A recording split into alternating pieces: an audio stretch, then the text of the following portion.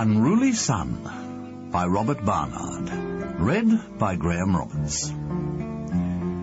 Side 1. It was Saturday night, and the saloon bar of the Prince Albert was nicely full. There was plump and jolly Mrs. Corbett from the new estate, whose laugh, gurgling with gin and tonic, periodically ran through the whole pub. There was her husband, her teenage daughter looking bored, and her old mother looking daggers, all on a family night out. At other tables there were would-be smooth young men and their silly girlfriends, fat men with fishing stories, and thin men with fishy handshakes. And in the corner there was the inevitable sandy-haired man on his own, with his single whisky and his evening paper. From the public bar came the dull, horrendous thud of the jukebox, concession to a civilization in decline. But on good nights the saloon bar could make enough noise to forget it, and tonight was a good night. Jim Turner, the publican, had early cottoned on to the fact that nobody cares any more about the quality of beer in a pub, and that all they are interested in is pub food. Thus, on a Friday and Saturday night, he did a roaring trade in pies, plates of beef and turkey, Scotch eggs and sizzling sausages, all washed down with a brew that looked like dandelion juice and tasted like poodle's urine. "Here's a nice bit of breast for you, sir," he would say, bustling up with a plate, "and I can't say fairer than that, can I?" Around the bar stood little groups of men and their wives and ladies, telling stories and waiting to tell stories. But at the end of the bar, nearly squeezed into a corner, was one solitary young man, his eyes concentrated on his pint mug. He was quite well dressed in his way. His dark suit was new, almost sharp. His shirt good quality, though not very clean. He was good-looking in his way, too, but it was not a very well-defined way. His lips were full, but self-indulgent, without line or determination. His cheeks were unfurrowed, almost hairless, and his eyes were large and liquid, so large and liquid that he seemed, as he stood there, to be near to tears of self-pity. He was, in fact, rather drunk. This was his 4th pint of best bitter, and though it was not very good, he had declined Jim Turner's suggestion that he go on to stronger stuff. His trips to the lavatory had become frequent, and last time he had nearly knocked over Mrs. Corbett's glass, and had been given a piece of that lady's tongue. He talked to no one, read no paper. He merely stood or sat on his stool, contemplating his glass as if it were his curriculum vitae. Now and then he smoked, nervously, carelessly, and always stubbing out the cigarette before he was halfway through it. At the nearest table to him, a local couple from Hadley had met up with foreigners from Brecon. Brecon was a new town, 35 miles away. It was full of Londoners and Northerners, all of whom could be treated with friendly contempt by locals when they motored out of their brick and glass Elysium and stopped for the evening at a real pub. Tonight, Jack and Doris were doing the honours of the vicinity, and Ted and Vera from Brecon were being quiet and humble. "Of course, a lot of the old places have been bought up for cottages," said Doris. "Places I knew when I was a girl. Real run down and awful. Well, they've been bought up by outsiders, you know, and you wouldn't believe the prices."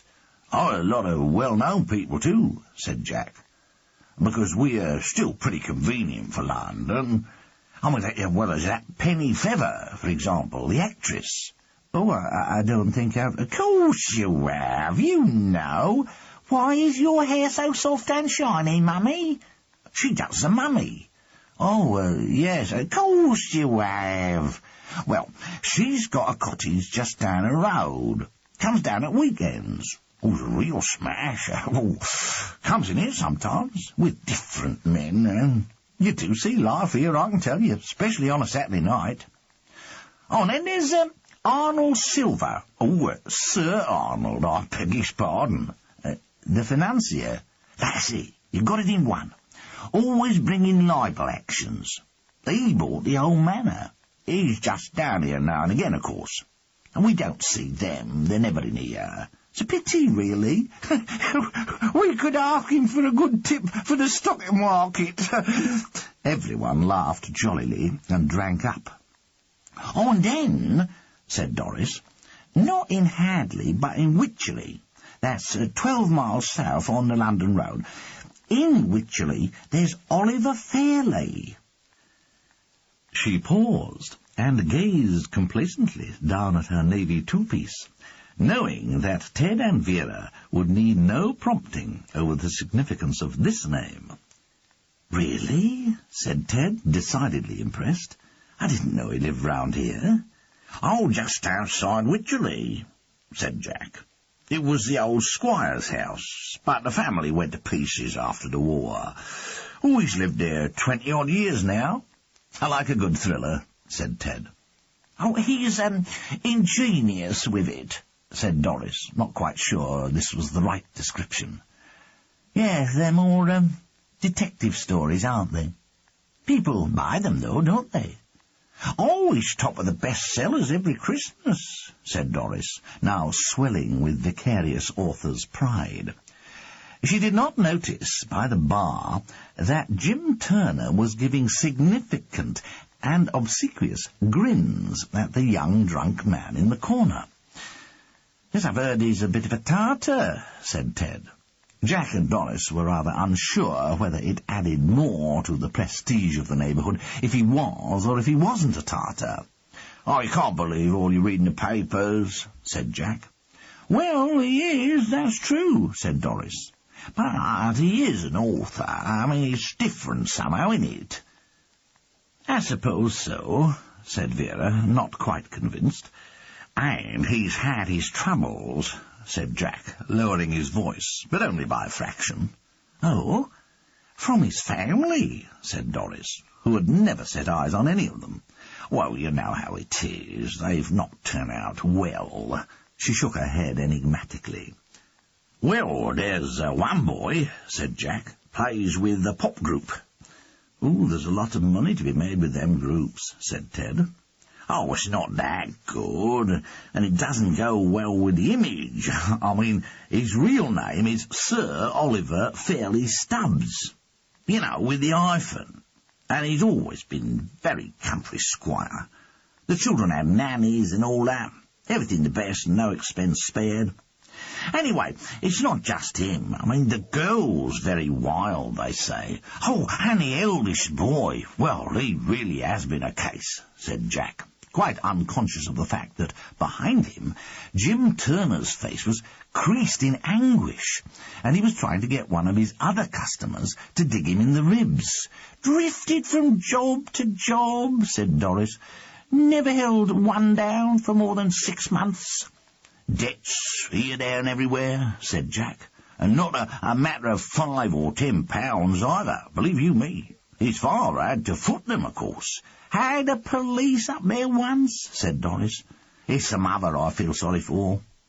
He's a hopeless case, they say, a real ne'er-do-well. Still, it's often the way, innit? Makes you think, though, doesn't it? Young chap like that, with everything going for him." And they were interrupted by the crash of an overturning bar stool. The young man from the corner lunged in their direction, paused unsteadily in mid-lunge, and then came to rest with both hands on their table, gazing, red, blotchy and bleary, into their eyes. "He had everything going for him, did he? Well, he had his father going for him 24 hours a day, that's true enough." He gulped, his speech became still more slurred, and the lakes that were his eyes at last overflowed. "You don't know what you're talking about. You never met my famous father. If you had, you'd know he was "You swine! He's a bastard! He's the biggest goddamn bastard that ever walked this bloody earth!" He turned to stand up and make a pronouncement to the whole bar, but he failed to make the perpendicular and crashed back onto the table. "My father ought to be shot," he sobbed. Sunday. Sir Oliver Fairlie Stubbs sat in the back seat of his Daimler, surveying the world through bulbous, piggy eyes. Over his knees, and over those of his wife, who sat beside him, was a rug, although it was June and the sun was shining. Sir Oliver, though still enough to the casual glance, was far from asleep. His eyes were noticing everything, and sometimes sparkling, as if in anticipation. From time to time he pursed his mouth up, or blew out his cheeks. At others he let out little grunts, like a sow in ecstasy. Lady Fairlie Stubbs knew the signs and sighed. Oliver was intending to be difficult, perhaps to make a scene. Against her better judgment, for she knew that nothing she said was likely to have any effect on her husband's behaviour, except to make it worse, she said, "Such a nice couple, the Woodstocks." "Who?" Or rather, an interrogatory grunt was the reply. "The Woodstocks. And charming of them to invite us to lunch." The grunt, this time, was just a grunt. "They're poor as church mice," said Lady Fairlie Stubbs. "Must want something," said her husband. "I mean, so brave to set out on a writing career at the moment when things are so difficult." "Not brave, bloody ridiculous," said Sir Oliver. "Deserves to land himself in the poorhouse, if, by the grace of God, we still had them." He puffed out his cheeks to give himself an expression of outrage. Lady Fairlie Stubbs sighed again. "Drive slower," barked Sir Oliver suddenly to Surtees, the chauffeur. "I want to look at the trees." As the car slowed down, he let his great treble chin flop onto his chest and closed his eyes. "Oliver, we're here," said his wife, a thing he knew perfectly well. He opened his eyes wide and surveyed the landscape as if he had just got off an international flight. "Oh, not that," he said, as the Daimler pulled up at a wicket gate. "Good God, I thought artists' cottages went out in my youth." "They've knocked two together and done them up," said Lady Fairlie Stubbs, as if that excused the decidedly twee effect. "I think it's awfully pretty. I gather this is one of the few bits of property the Woodstocks have left." When Surtees came round to open the door, Oliver Fairlie remained seated in the car for a full minute, his hands spanning his monstrous tummy, gazing with distaste at the orange-painted cottage, and knowing perfectly well he was being observed from inside. Then he climbed puffily out and stood by the gate. When the front door opened, the minimum acknowledgment that he was looked for, he condescended to open the gate himself. "You've got no hollyhocks," he bellowed to the young couple in the doorway. I beg your pardon?" "You've got no hollyhocks," he repeated at twice the volume. "Cottages like this have to have hollyhocks." He gave his arm to his wife and stumped into the house, past his hosts and straight into the living room. "Eleanor," said a washed-out-looking lady by the fireplace, coming forward to kiss her. "So good of you to come. And Oliver, how well you're looking." Oliver Fairlie Stubbs surveyed the elder Mrs. Woodstock. Her gentility, like the colours of her woollens, seemed not to have been fast, and to have come out in the wash. "I have got gout, impetigo, and athlete's foot," he announced. "But no doubt to the casual observer I look well." He sank into the best armchair and looked ahead, as if contemplating mankind's extinction with gloomy relish. "Harold Drayton you've met," said Mrs. Woodstock vaguely. Oliver fairly grunted. Harold Drayton was a walking gentleman, a tame nobody who could be counted on to make up a lunch party, one who valued a reasonable meal more than he disliked the company of Oliver Fairley. There were few such. He was worth, in the estimation of the guest of honour, no more than a faint grunt. By this time, the host and hostess were back in the room, having been exchanging glances in the tiny kitchen. Benjamin Woodstock was tall and willowy in the Rupert Brooke manner, though without the good looks. In fact, like his mother, he looked indefinably mangy. Celia, his wife, was, at that moment, looking, frankly, terrified. However, with the offer of sherry, Oliver Fairley's mood changed. He sat back in his chair, beaming in his porcine way at all and sundry, and responding to conversational advances. His voice, something between a public school sportsmaster's and a sergeant major's, was not adapted to polite conversation, but nevertheless everyone in the room began to relax a little, except Eleanor, his wife, who knew him too well. "They tell me you write, eh?" boomed Sir Oliver, baring his teeth at Ben Woodstock. "Well, yes, just a little," said Ben, and then, thinking this did not sound too good in view of his purpose in inviting the great Oliver Fairley, he added, but I'm hoping to make a living out of it." Oliver Fairley left for him quite a short pause. "Oh, yes? What at? Eh?" "Well, I've just had a detective story accepted." Oliver Fairley snorted. "Detective stories? No money in 'em. We'll starve in 6 months. Now, write a thriller." "Oh, do you think so?" "Write a thriller. One of those documentaries. Somebody trying to shoot the Pope. That kind of nonsense. Fill it full of technical details. Those are the things people buy these days." "Well, I'm not sure about the technical details. I don't think I'd be too good at them." "Make 'em up, dear boy, make 'em up. Only 1 in 100 knows any better, and he won't bother to write and correct you. You'll never get anywhere if you overestimate your public." "Oh, trying to shoot the Pope. That does sound a good idea," said the elder Mrs. Woodstock meditatively. Oliver Fairley turned to her urbanely. "Ah, you feel strongly about birth control, I suppose." He looked at her in a frankly appraising way, and then laughed. Well, this comparatively bright mood lasted Sir Oliver just into lunch, as his wife knew it would.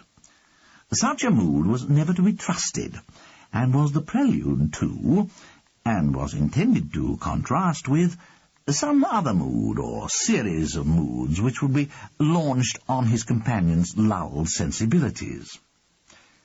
The fish was a very uninteresting little bit of place, hardly able to support the circlet of lemon on top. Everyone went at it as if fish were a duty which there was no point in trying to make into a pleasure. Not so Oliver Fairley. He gazed at it with a beam of anticipation, and then set about masticating it with an elaborate pantomime of savouring every succulent mouthful. He devoted himself to the miserable triangle of nutriment with all the zest due to a classic French dish. Periodically he wiped his mouth and beamed with simulated enthusiasm round the table, as if to ensure that the other guests were properly appreciating the gastronomic distinction of it. They looked at him in dubious acknowledgment of his sunny temper. His wife looked at her plate. Over the crumbed cutlet that followed, a new performance was enacted. Oliver Fairlie sank into a mood of intense depression. He gazed at the cutlet as if it were a drowned friend whose remains he was trying to identify at a police morgue. He picked up a forkful of mashed potato, inspected it, smelt it, and finally, with ludicrously overdone reluctance, let it drop into his mouth, where he chewed it for fully 3 minutes before swallowing. Conversation flagged. It was the wine Ben Woodstock was worried about. Oliver Fairlie was acknowledged a connoisseur of wine. Every other book he wrote was studied with some item of wine lore, or some devastating judgment designed to wither the ignorant. He was consulted by experts, and had been quoted by Cyril Ray. As he took up his glass, Ben's heart sank. It wouldn't be right. In spite of all the advice he'd had, all the money he'd spent, it wouldn't be right. Sir Oliver looked, frowned, sipped, frowned, set down his glass, and stared ahead of him in gloomy silence. Once or twice he made as if to say something to his host, sitting beside him and looking more meagre than ever, but each time he stopped himself, as if he had second thoughts. Finally, he took up his glass and downed the contents in one go. Over the pudding, something spongy, which had gone soggy, Ben Woodstock felt the weight of the silence had become too heavy to bear, and began at once to make conversation with his guest of honour. I suppose you find it's very important to establish some kind of routine when you're writing, don't you, sir? Eh? What? What do I find important? Routine. Who says I find routine important?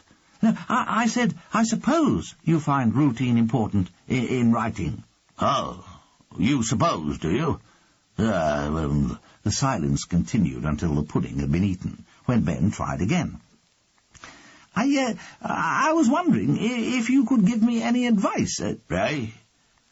I was wondering if you could give me any advice.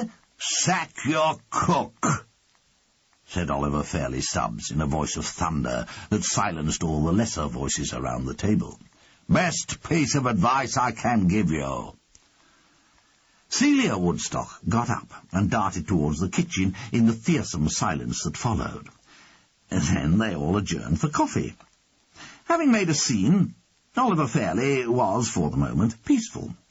Ben Woodstock noticed the change of mood, and, knowing the reputation for brevity of his guest's good tempers, he felt he had to take advantage of it. Greatly daring, in view of the quality of the coffee, he approached the subject which the meal had been intended to lead up to. "I was wondering about publishers, sir." Oliver Fairlie fixed him with a stare. "Thought you'd got a book accepted," he said. "Well, yes, I have actually, by Robinson and Heath." The firm in question was tiny and of no repute. Oliver Fairlie grunted. "Of course, I'm terribly grateful to them, taking a chance on an unknown author and all that, but naturally I'm thinking a little of the future, too. I mean, I know you're Macpherson's author yourself, and I was wondering—" "Quite exceptionally good firm, Robinson and Heath," interrupted Oliver Fairlie, with unusual energy. "You're in really good hands there. Oh, nothing like these small firms for taking care of you. Keep out of the hands of the big boys. Never know where you are with all these amalgamations. Next thing you know, you're being paid in dollars or Saudi Arabian yashmaks or God knows what. No, you stick to Robinson and Heath, my boy. You're in real luck if you're in with them." He rose, panting and snorting, to his feet. "Come, Eleanor, we must be off." He made for the door, and accepted gracefully the ritual gestures made to a departing guest. "So nice to have a meal with old friends," he boomed. "Goodbye, Mr. and he gazed at Harold Drayton for a moment, as though trying to think of a reason for his existence. bared his teeth at the elder Mrs. Woodstock, and then sailed out through the door. As he shook hands with his young host and hostess, he grunted his thanks, and then fixed the luckless Ben with an eye of outrage. "One thing I wanted to say, my boy," he said in his voice of thunder. "That wine, that wine you served, it was, The pause ran on, and Ben Woodstock remained transfixed by that terrible eye, unable to stir a muscle. "Very good," concluded Oliver Fairley. "Quite exceptionally fine. Come to dinner with me next Saturday, eh? You and your wife. We'll expect you." And he turned and made off to his car. As they drove home, Sir Oliver folded his hands once more over his ballooning stomach, shook now and then in delighted self-appreciation, and stole glances at his wife out of the corner of his eye. "I'm glad I told that lie about the appalling wine," he said finally. "It does one good, once in a way, to make simple people happy." Monday. Oliver Fairley Stubbs sat in his study, glaring resentfully at a glass of water on the table by his side. At his feet sat his boxer dog, Cuff, grunting periodically. In this, and in other respects, Cuff resembled his master, and had in fact been acquired with a view to his providing a canine variation on the Oliver Fairley theme. So he grunted, snuffled, snapped periodically at inoffensive callers, and generally gave people to comment on the well-known idea that dogs grow like their owners, which was unfair, for, taken by and large, Cuff was a harmless animal.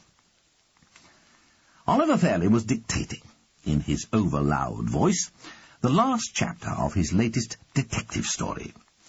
It was one of his Inspector Powys ones, and it had to be with his publishers before the week was out, if they were to make the Christmas market. "The thing that nobody has remarked," said Inspector Powys, wagging an admonitory finger at his fascinated audience, "is the curious position of the body. Now, Mrs. Edwards was cutting bread, look you." Oliver Fairley paused. "Have we had a look you in the last 3 pages, Miss Cozzens?"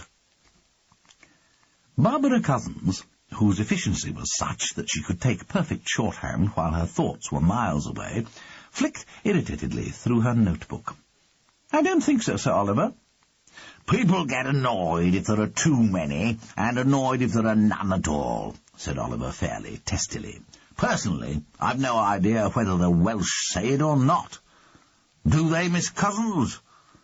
"Well, all the Welsh people I know are very anglicised," said Barbara Cozzens distantly, adding rather acidly, "It's a bit late in the day to start worrying about that." "True, true. I'm stuck with it now, just as I'm stuck with the oversexed little Welsh idiot who says it. Where were we? Mrs. Edwards was cutting bread, look you, to take upstairs for the family supper. Now, to cut bread, you perhaps would not be aware of this, Lord Fernyhill, but I assure you it is so. The body must lean forward. Many a time I've watched my old mother doing it, God rest her soul. Now, Mrs. Edwards was a heavy woman, and she was stabbed from behind, and yet she fell backwards. Now—" For the next hour, Miss Cozzens let her thoughts wander. When she had first come to work for Oliver Fairley, she had followed his works with interest, had been eager to hear the solution, and had once pointed out a flaw in Inspector Powys's logic. But only once. Sir Oliver had fixed her with his gobstopper eye and said, "Any fool could see that, but my readers won't," and he had gone on dictating, unperturbed. Well, that was a long time ago. Then Miss Cozzens had often read detective stories for pleasure. Now she shied away from them at station bookstores and hated the sound of the name Powys. She sat there, upright, her hand making dancing patterns over the paper, her mind full of a mouthful last summer, the widower who had made advances to her there, and the sensitive novel she was writing about the episode. A fragile, delicate story, gossamer light, every adjective chosen with loving care, and Roger's thesaurus. And as Inspector Powys drove back along the stately drive to Everton Lodge, he shook his head at the pity of it, and smiled his sad, compassionate smile. Ah, the end. Well, that's it. Thank God I've done with that Welsh twit for another year or two. Next time it'll be a Mrs. Merrydale murder, or I'll just have a common or garden policeman. A drink, I think, Miss Cousins. The doctor? Damn the doctor! Roared Sir Oliver, kicking Cuff to make him growl in sympathy. I don't take orders from any quack. I don't get shot of Inspector Powys every day of the week. Now, unlock the bottom drawer, there's a good girl, and we'll both have a nice glass of sherry. You know where the glasses are. With a sigh, Miss Cousins complied. If Sir Oliver was going to start this sort of thing regularly, he'd be well on the way to killing himself. At least nobody could say she hadn't warned him. She found the concealed bottle, got 2 glasses from the cupboard, and poured 2 not quite full glasses. "Full!" roared Oliver fairly, like a baby in a paddy. Cuff got laboriously to his feet and growled at her in an ugly manner. Miss Cousins, with another sigh, filled her employer's glass, and, after a moment's thought, her own too. Then all 3 of them settled down to a rather frosty celebration.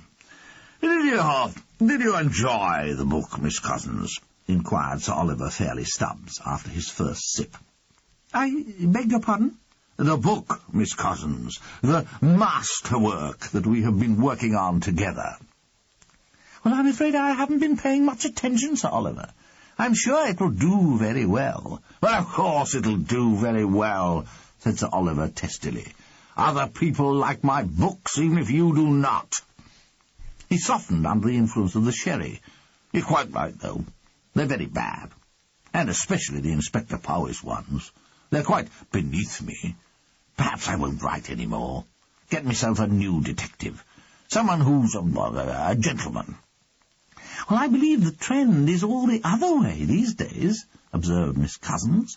"I set my own trends," roared Oliver Fairlie. He impressed Cuff, but Miss Cousins declined to jump, and went on calmly sipping her sherry. "The best thing," went on Sir Oliver, as if he had never raised his voice, "would be to write just one more, and kill the little beast off in the course of it." Miss Cousins nodded her approval. "Inspector Powys's last case," she said.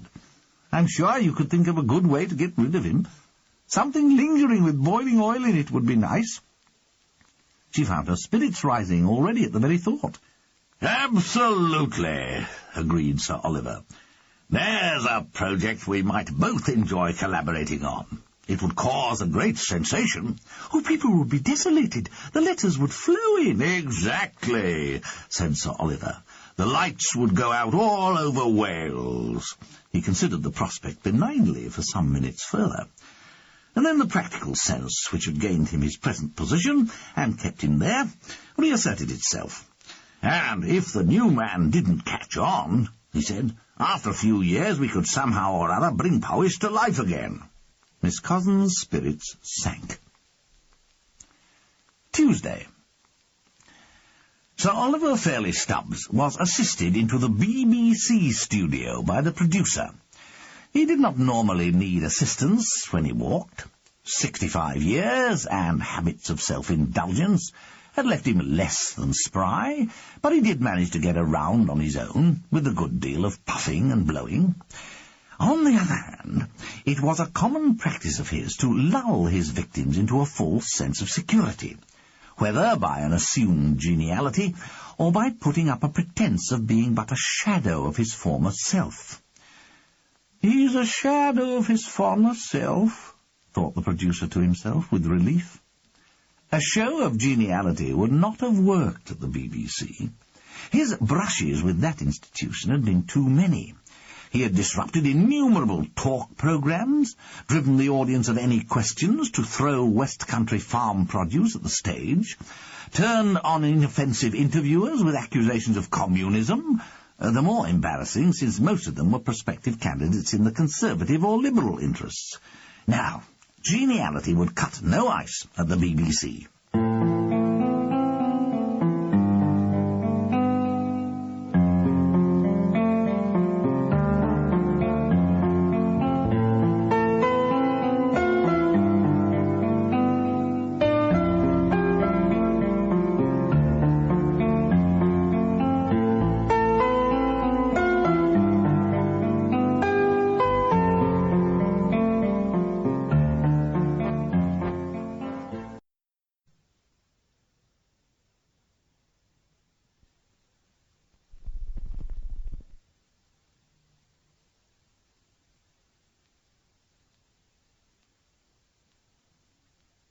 Unruly Son by Robert Barnard, Side 2.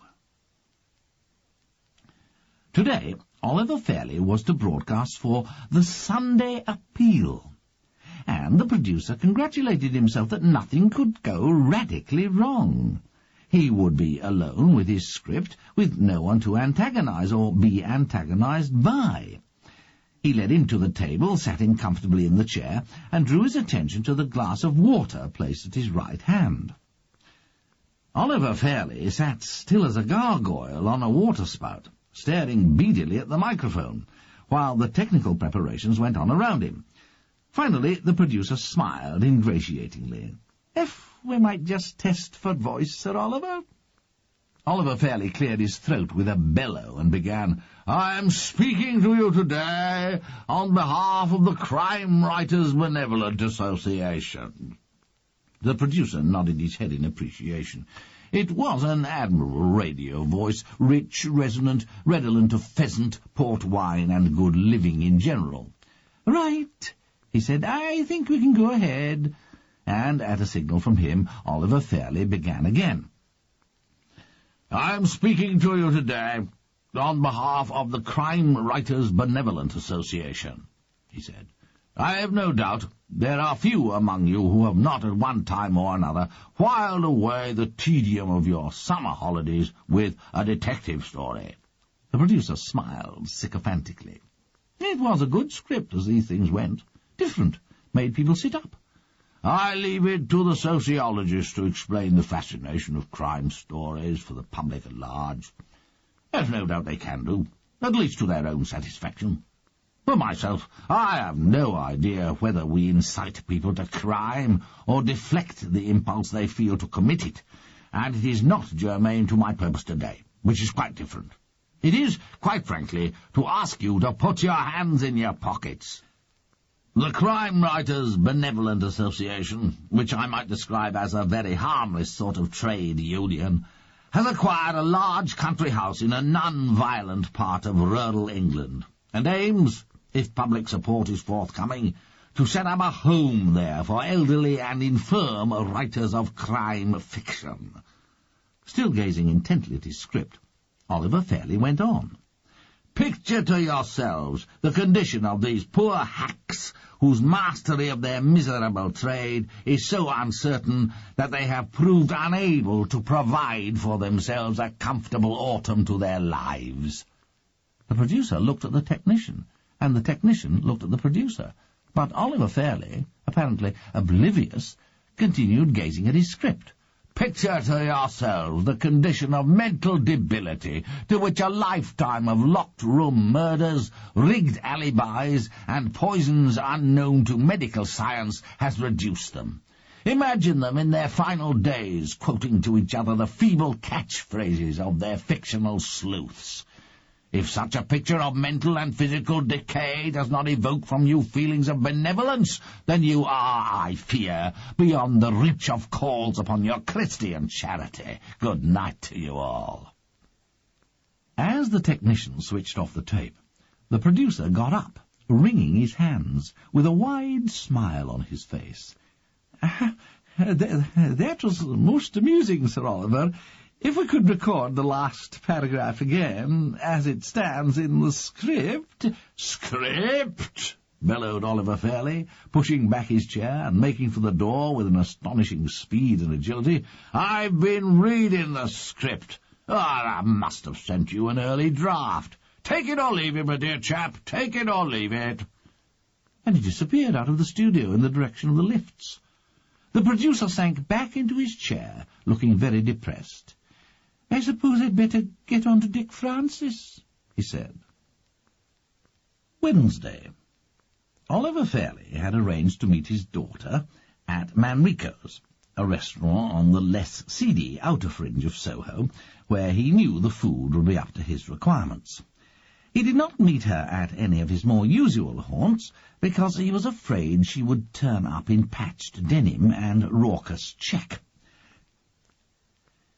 As it was, Bella turned up crisp and delectable, in ravishingly close-fitting shirt and slacks, which cried aloud of fashion and expense.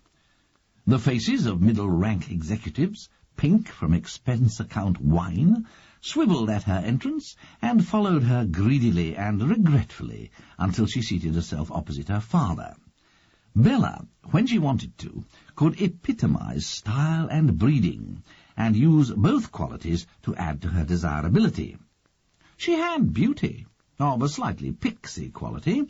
She had a glorious mass of auburn hair. She had a body which moved confidently, knowing it would be admired, and that a chair would be there when she sat down.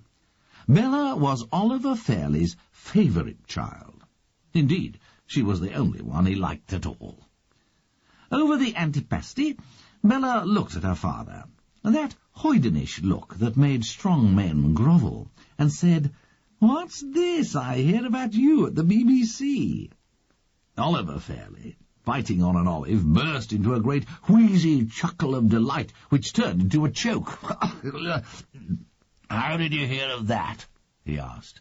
"We in the newspaper world hear everything. You should know that by now," said Bella. "Newspaper world?" snorted Oliver Fairley.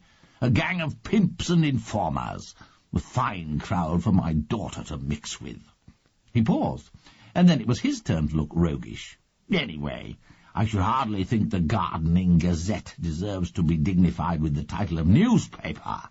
"It's a start," said Bella, shrugging with indifference. "One makes contacts." "Yes," said Oliver Fairley, looking displeased.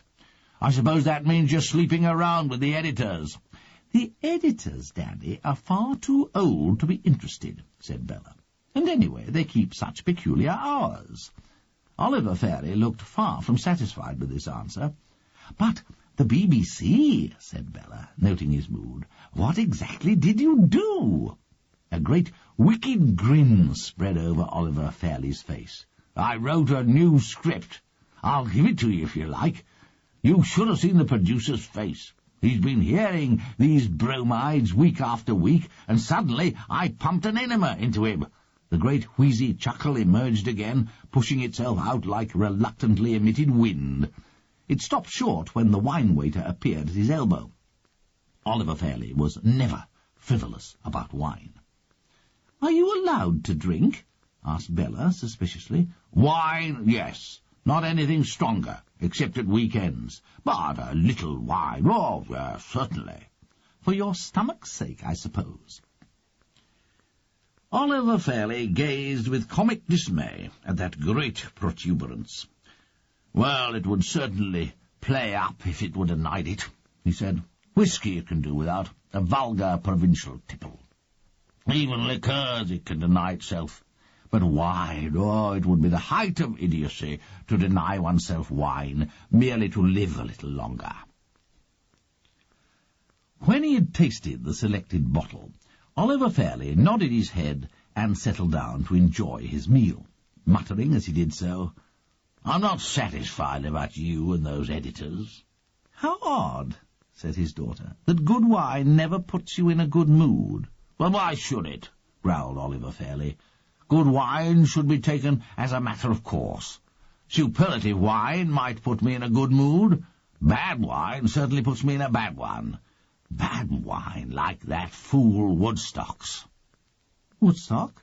Do You mean Ben Woodstock? Well, there's some such name. I didn't know he was back in Wycherley. Living in a damn fool artist's cottage. Looks as if he expects Henry James to drop by any minute and swap ambiguities with him, but he got me instead. He pursed out his lips in delighted remembrance of the occasion. "Oh, poor Ben," said Bella, watching him closely. "I suppose you scared the living daylights out of him. You used to when he was a boy." "I think," said her father, "that they'd do a term in the prisons of President Amin rather than go through that again." "Oh, Daddy, you are appalling. You're a monster. Why'd you do it?"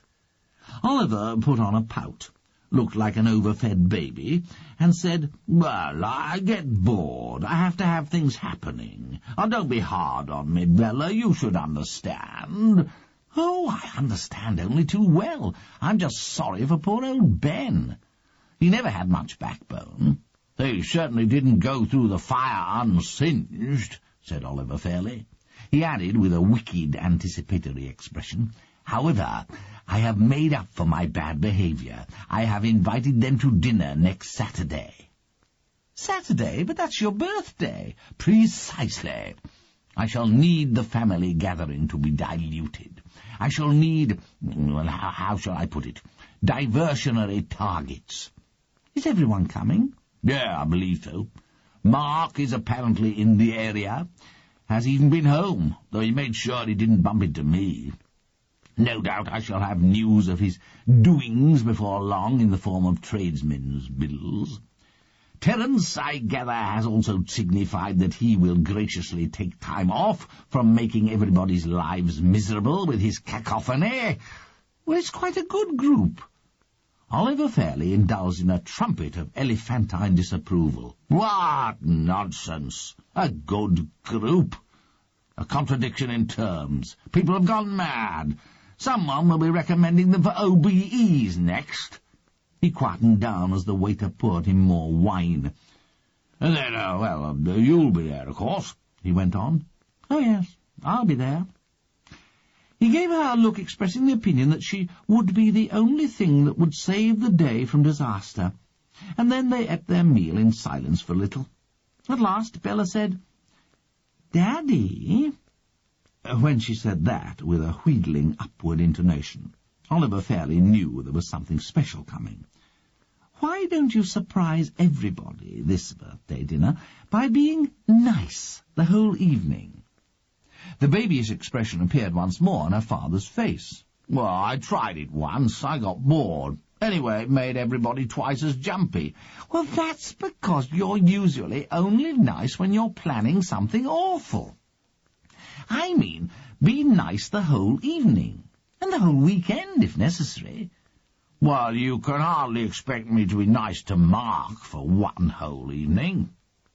Terence I might just manage it with, but Mark—" "Well, yes, Mark as well, and Ben too." "And Ben's mousy little wife." "Oh, does he have a wife?"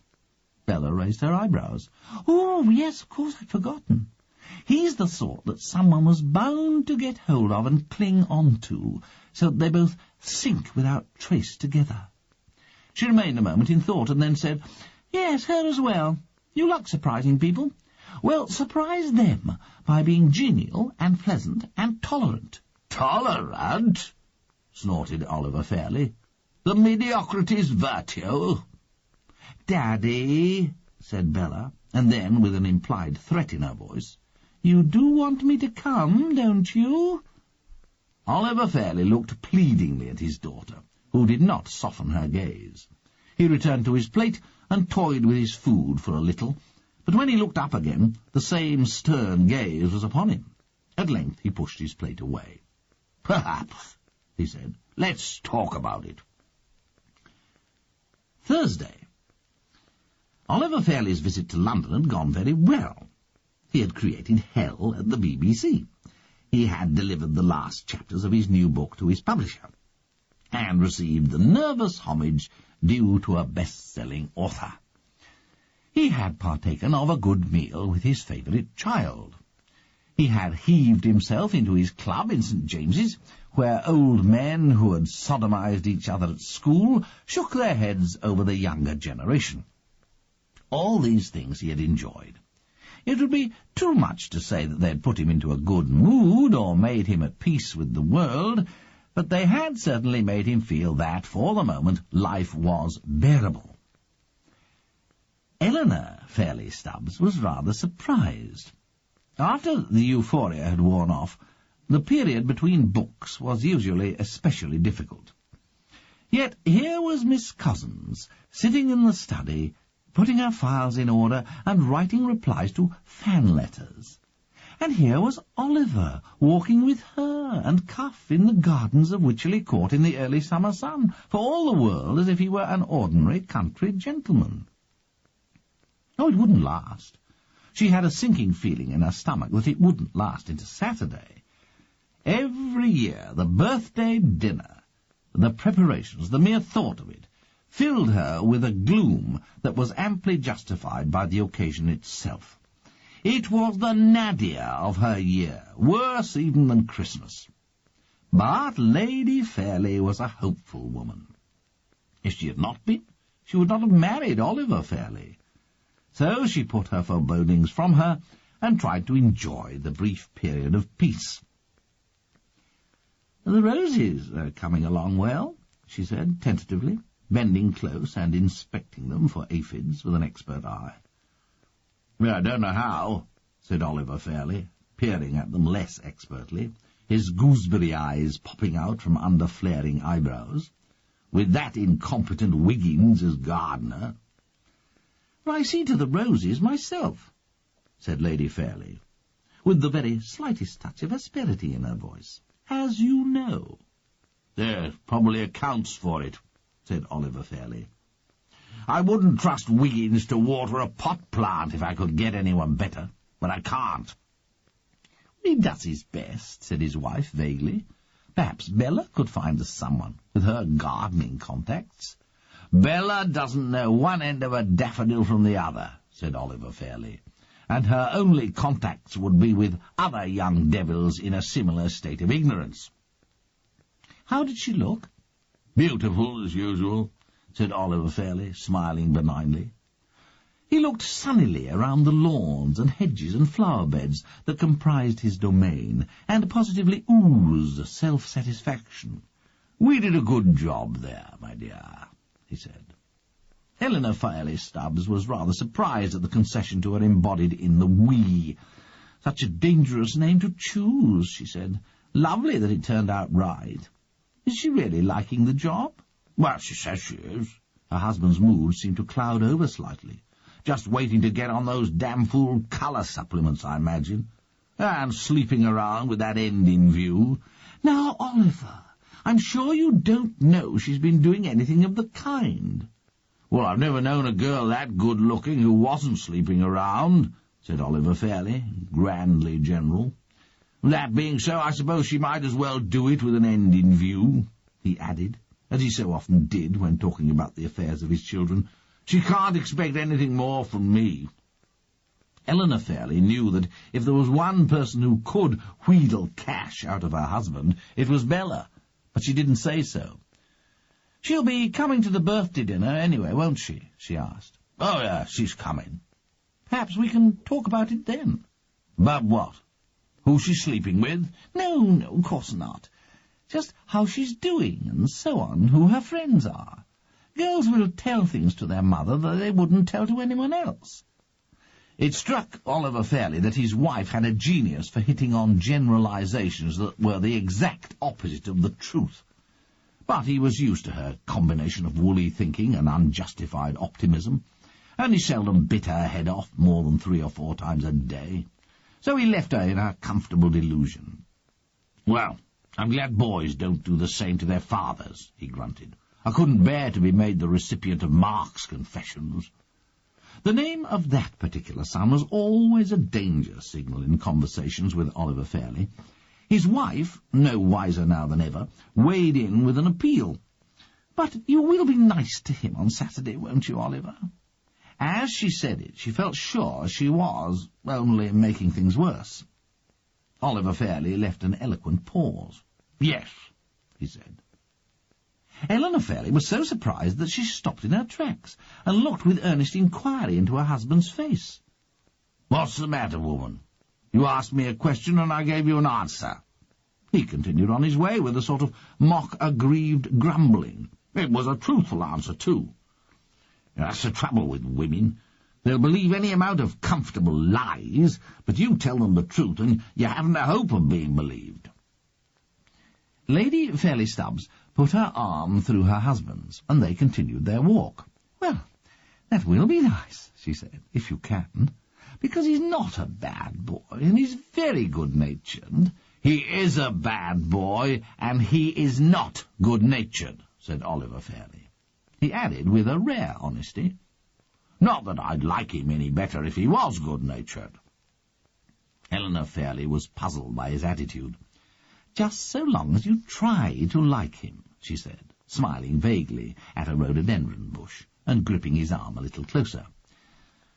"I am most certainly not trying to like him," said Oliver Fairlie, irritated by the grip on his arm, which seemed either proprietorial or conspiratorial. "I said I would be nice to him on Saturday. That is the limit of my oath." "Well, it's a start, anyway." "Sunday I do not vouch for.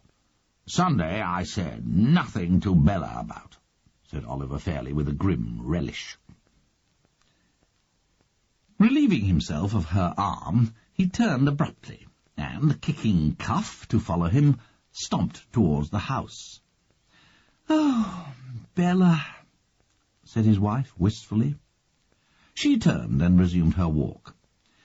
The garden was looking lovely, though of course Oliver was the last person in the world to appreciate it. A garden to him was a sort of backdrop to his own performance.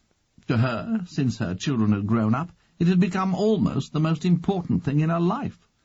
She walked around more briskly now that Oliver had gone, noting what was coming on well and what had not recovered from the drought last year. Finally she made for Wiggins, relaxing over his spade, and gave some directions about the flowers to be cut to decorate the house for Saturday. "Whole family do then at that?" asked Wiggins, who had only been with them 6 months. "Yes, Sir Oliver's birthday. All the family will be there, Bella and Terence and Mark." "Oh, Mr. Mark too?" asked Wiggins, and it struck Lady Fairlie that he gave her a rather odd look. "Yes," she said firmly, "Mr. Mark too," and she turned and went towards the house. When she walked into the kitchen to see, in her vague way, for food didn't interest her, except as a way of keeping her husband in equable mood, what was happening about lunch, she knew at first glance that Mrs. Moxon had something to confide in her. Mrs. Moxon was ample, reliable, and talented, and her only drawback was an insatiable curiosity and an unstoppable tongue. It was not just that one could not avoid hearing the affairs of everyone in Wycherley retailed in inordinate length. There was the question of what went in the other direction, from the manor to the rest of the village, and that worried Lady Fairlie intensely. Not that it did her husband. He liked being talked about. "I was sorry to hear about it, madam, I really was," said Mrs. Moxon, rubbing her doughy hands on her apron and putting on an expression of sympathy profound enough for a family death. "Sorry, Mrs. Moxon? There's nothing to be sorry about. Nothing has happened." "Oh, then you've not heard about it then, madam?" "Well, I'm sorry I mentioned it. I really am. Just that I thought you looked worried, so I suppose you must have heard." "Heard what, Mrs. Moxon? Please don't be so mysterious. Come straight at it." "Well, it's Mr. Mark, my lady. What he said at the Prince Albert in Hadley last Saturday." "Oh, he was drunk, was he?" said Lady Fairlie Stubbs with a watery smile. "Well, you've been with the family long enough to know that's nothing new, Mrs. Moxon. And he is still young." "Oh, no, it's not that, ma'am. Of course I know all about that, and locking the spirits away and all, though never a word has crossed my lips, of course. But it's what he said, screamed through the whole pub, they say." "Well, what did he say?" asked Eleanor Fairlie, her heart thumping against her ribs.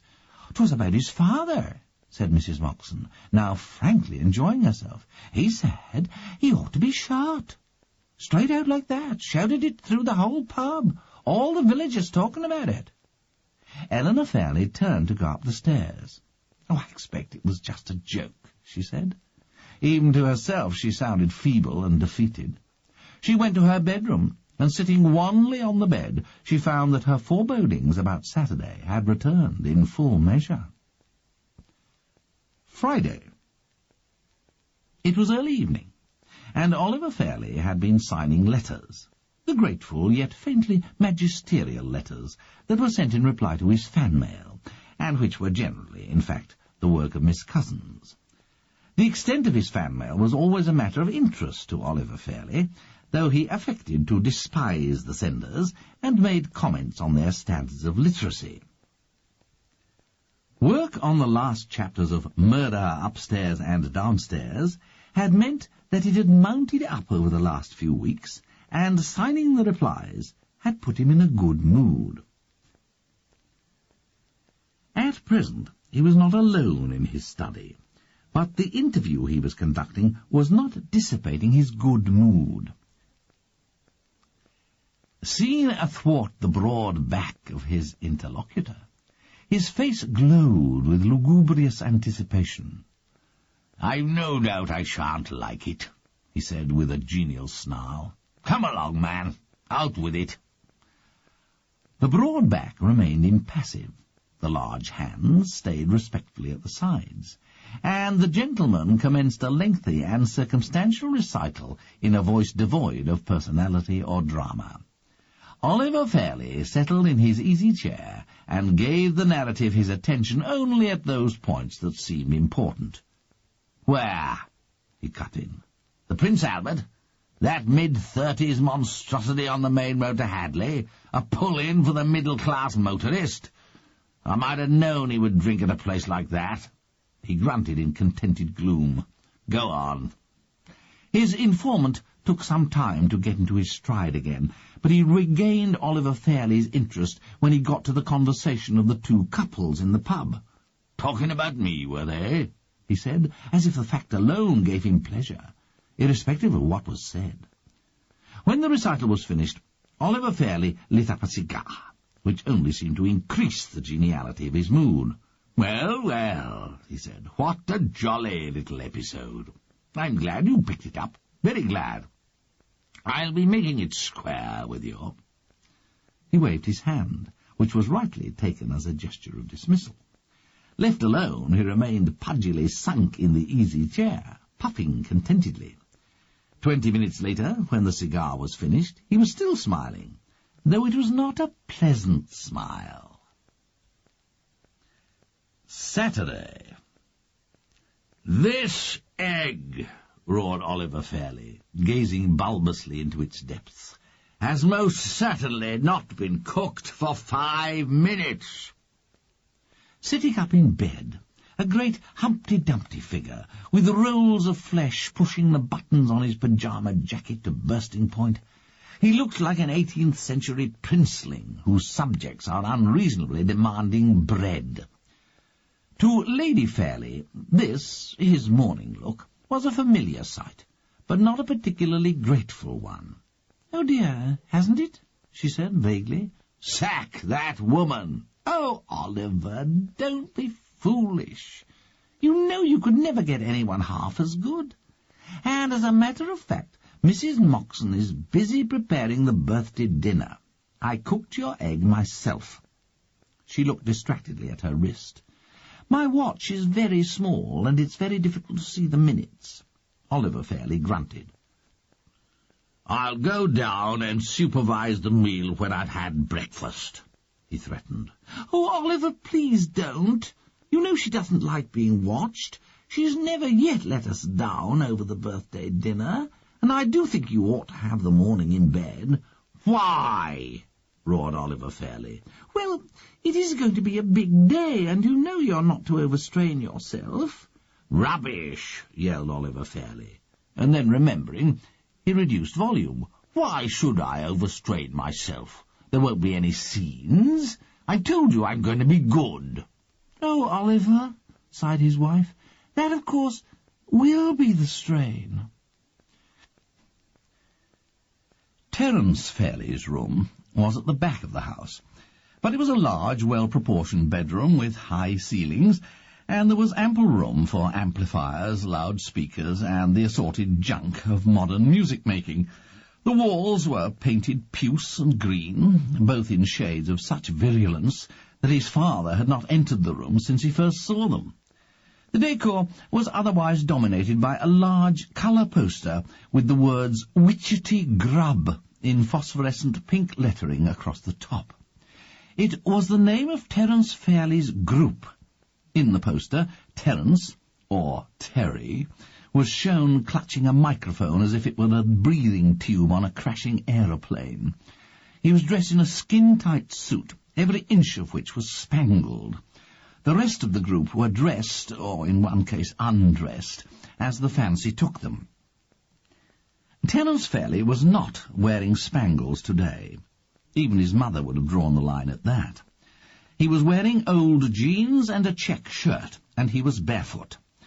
His mother did rather dislike the bare feet, but she said nothing about them. Today was Oliver's birthday, and she was trying to look on the bright side, and believe that for once, just once, the thing would go off without a hitch. What was more to the point than hazy optimism, she was doing all she could of a practical nature to ensure that Oliver's promise of good behaviour was not put to the test by any of the more predictable family phenomena that were the usual cause of thunderclouds. "You will dress properly for dinner, won't you, dear?" she said, looking at her son anxiously. "Well, of course, Mum. The whole hog, if necessary." "Well, it is the birthday dinner. I think your father would rather like it." "Well, then, the whole hog it shall be," said Terence, carelessly flipping through a magazine. "And polite conversation throughout dinner, not a word of slang more recent than 1925, not an obscenity, not a mention of music, and not a political opinion 1 centimetre to the left of Genghis Khan." Terence looked at his mother, fair and open, his bright blue eyes utterly guileless. "I know it'll be a strain, dear, but it would mean such a lot to me to have a happy birthday for a change." "Yeah, I doubt whether it'll suit Dad. Why else have we kept up the custom but to have a satisfying occasion for fireworks in the middle of the year to balance Christmas at the end? And, of course, it is his birthday. Still, I'll do what I can. And then there's Mark." Terence held up his hand. "Mum, I can exercise self-control, but I'm not a miracle worker. Mark will have to take care of himself." But that's what he can never do. If you could keep him away from the drink—" "Mum, there's no way in the world of doing it. He's got a nose for it sharper than a beagle's, and ways of getting at it you and I couldn't begin to fathom. If you lock it away in this house, then he'll get it outside. Is he here yet?" "No." "Then it's a near certainty he'll arrive sloshed. The best thing you could do would be to put him to bed." "Oh, but I wouldn't want to do that. Your father promised to be nice to him all day." "Oh, Christ, what's gotten into the old man?" As he looked at his mother inquiringly, his frank blue eyes took on an expression that was almost crudely speculative. He promised me." A disinterested observer might almost have fancied that Lady Fairley Stubbs was jealous of her daughter, so deliberate was her concealment here, "that he wouldn't let anything provoke him today." "OK," said Terence, "problem solved. So what are you worrying about?" "Well, you can't always rely on your father's promises, you know. I think we should do our part, too, not do things that we know annoy him. And if we could get the idea through to Mark, well, it might be a new beginning." Her voice had a vague wistfulness, as if even she could not believe such a thing possible. Terence smiled at her encouragingly, but as she left the room he lay back on the bed, stared at the ceiling, and furrowed his brow. Fancy his father promising good behaviour for 1 day. What was he up to? Or had the situation changed? Was this the result of some rapprochement between him and Mark? If so, what was Mark up to? Well, this needed watching, he said to himself, still gazing at the ceiling with his innocent blue eyes. Ben, do we have to go tonight? Asked his little wife in the kitchen of the little cottage without hollyhocks. It is really a family affair. We'll only be in the way. No, we'll have to, Celia. He asked us specially, and there are not many people get asked there these days. Not many who'd go, I shouldn't think, said his wife. Well, of course he's a terrible old monster, I don't deny that, but he could be useful to me in 100 ways. Oh, Ben, I realise that, said Celia Woodstock. But the point is, will he? He hasn't exactly shown evidence of goodwill, has he? And I know I shall be so nervous and frumpish and clumsy. I'll annoy him every minute of the evening. I did last time. And I'm so nervous now, it'll be much worse tonight. Well, we don't have to stay long after dinner, said Ben, wiping up a brown-veined plate that looked as if it might have been part of a large family service, but had seen better days. And then we can fade away. It's a long time since we saw the whole family together. We? Oh, no, you don't really know them, do you? But it will be nice to see Bella and the boys again. Our families used to be quite close. It's not a family I would want to be close to, said his wife, quite waspishly.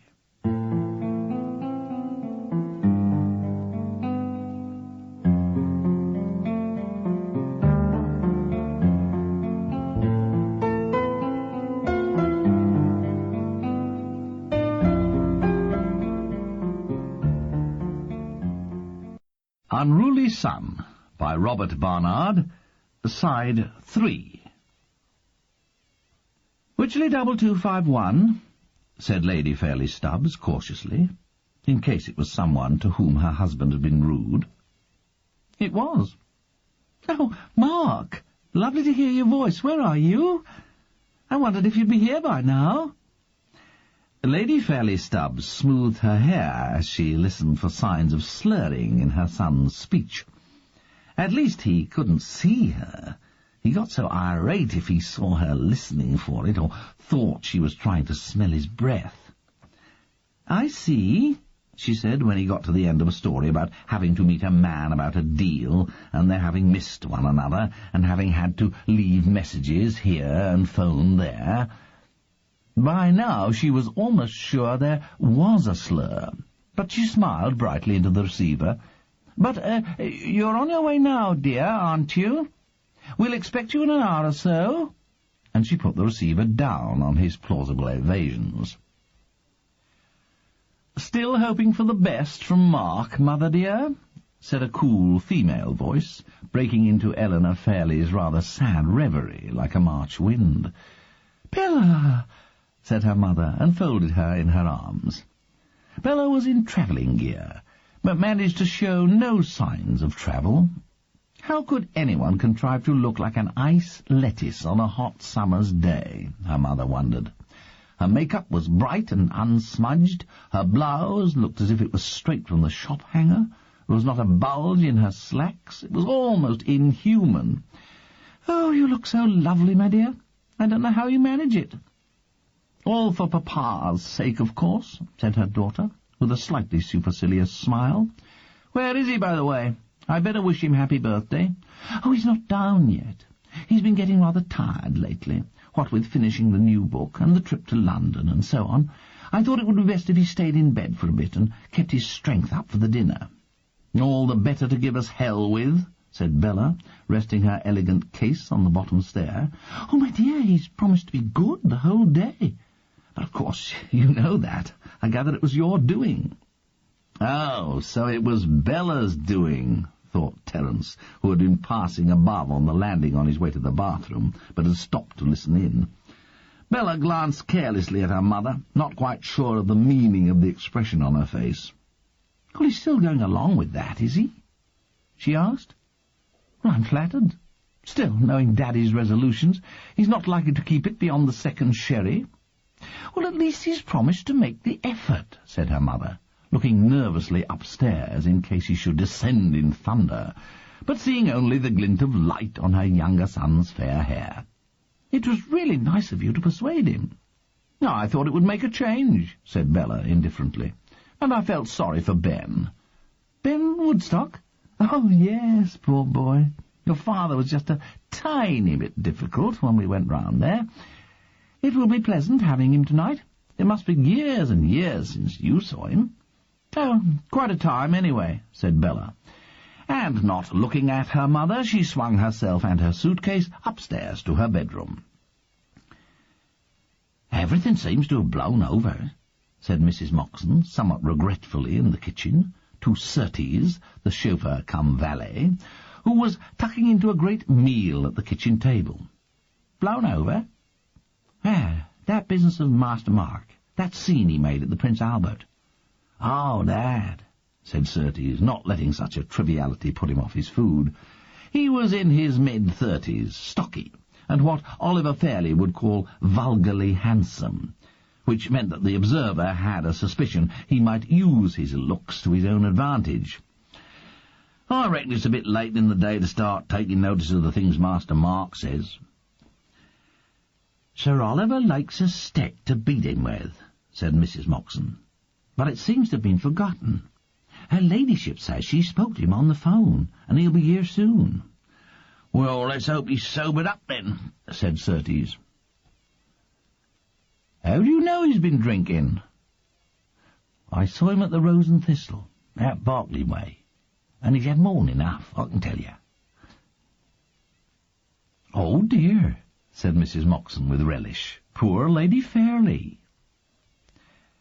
Wycherley Court was an early 18th century manor house, built by a gentleman who had done well out of the French wars. Like the great Marlborough, who had done even better, his instinct was to plant himself heavily on his native soil, as if daring God, or the Supreme Being, to uproot him. The manor he built was rectangular and solid, a matter of straight lines and angles at 90 degrees. When Oliver Fairley's rotund figure stood in the doorway, he looked like the circle in the square. Architecturally, the Brighton Pavilion would have suited him better. It was 5 o'clock when Mark Fairley's Fiat drove through the gates and up the splendid circular drive to the front entrance. He was driving too fast, and his steering was too uncertain for comfort. The car skidded to a stop in front of the house, and there was an ominous pause before the driver got out.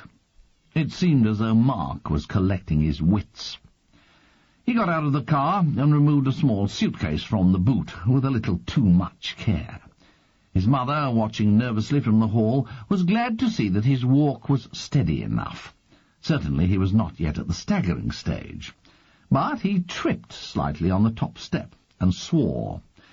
By then his mother had opened the door to him, and he looked hazily embarrassed. "Mark," said his mother, not embracing him, because he would suspect her of smelling his breath, but nevertheless distinguishing on the breeze a mixture of gin and menthol chewing gum, which she found unpleasant and ominous. "You are looking well," she said. Mark certainly had a kind of bloom, though it was not the bloom of health. His cheeks and temples were flushed, and his eyes did not seem to focus properly. At the moment they were straying around the large oak-panelled hall of Wycherley Court, apparently looking for signs of his father. But Oliver Fairley was never just there. He always appeared, always had to make an entrance. Today, when he strode in, attended by Cuff snuffling, there was a new effect.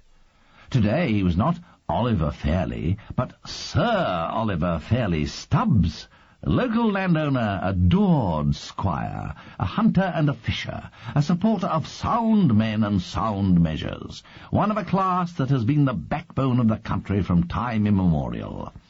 Odd that this impersonation should have faint overtones that reminded one of mine host at the local on Saturday night.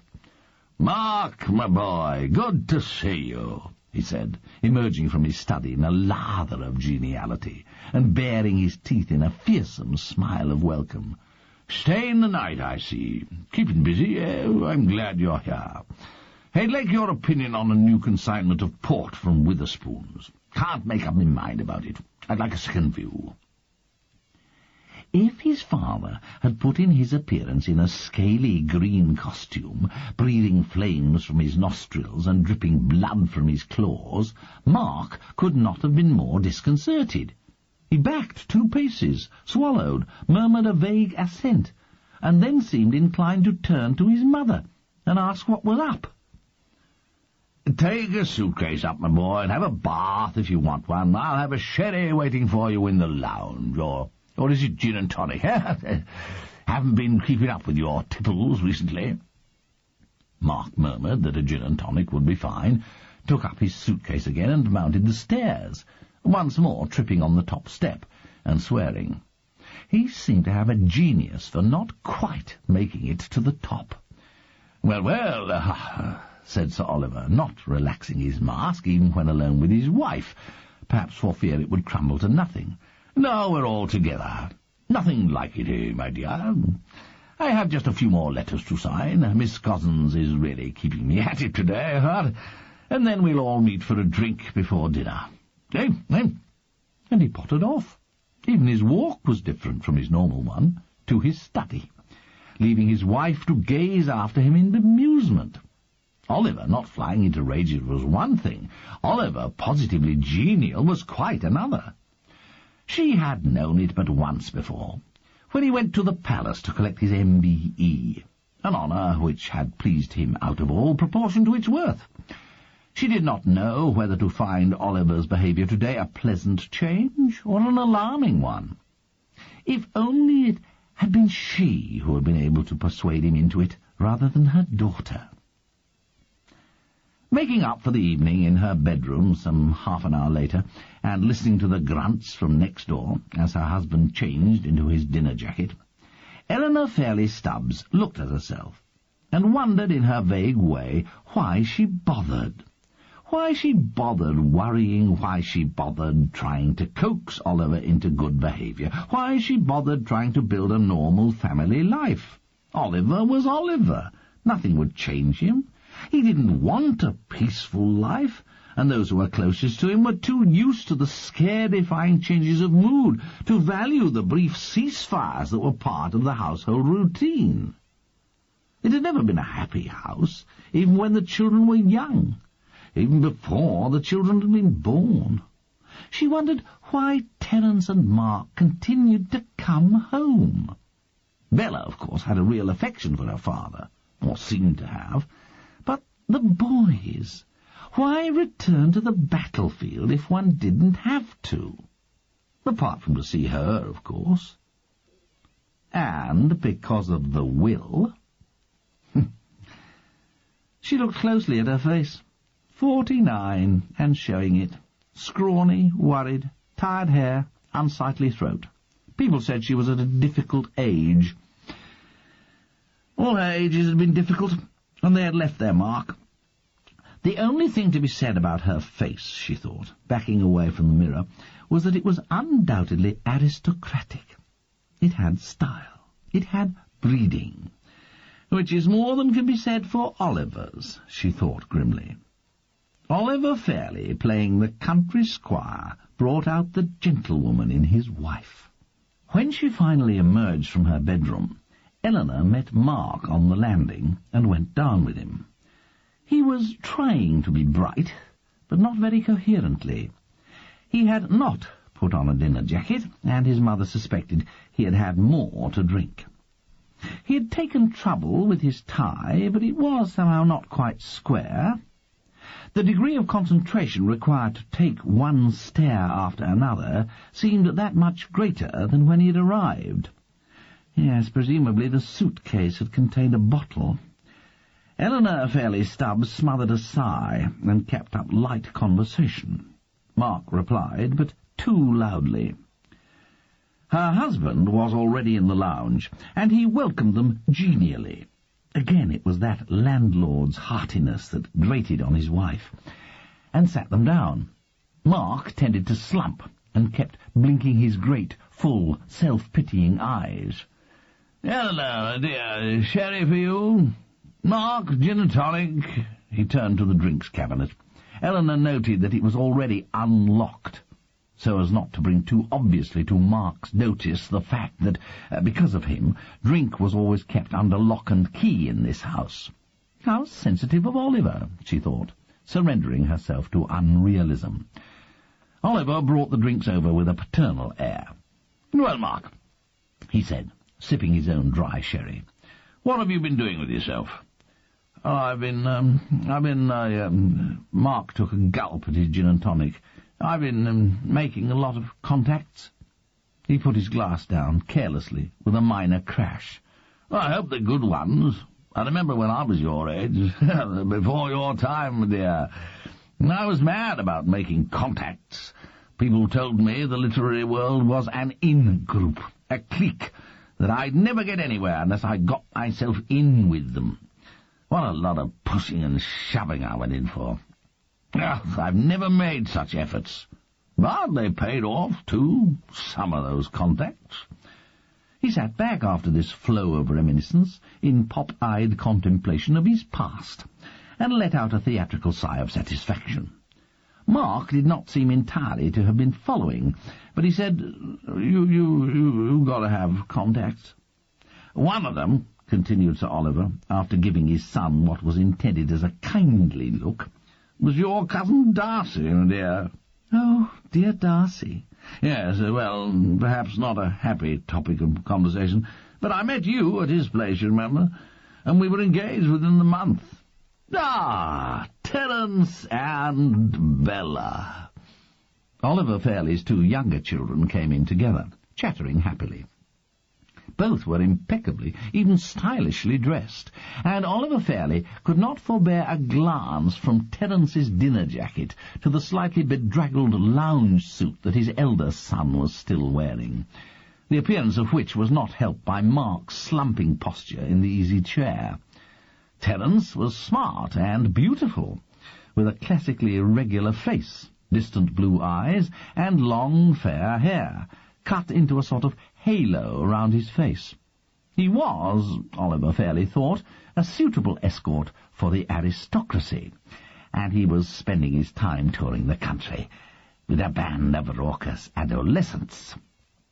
At any other time this thought might have prompted him to an apoplectic outburst against his hair, or whatever grievance might be most conveniently to hand, but today, apparently, he was grateful for small mercies, and his surface geniality was undisturbed.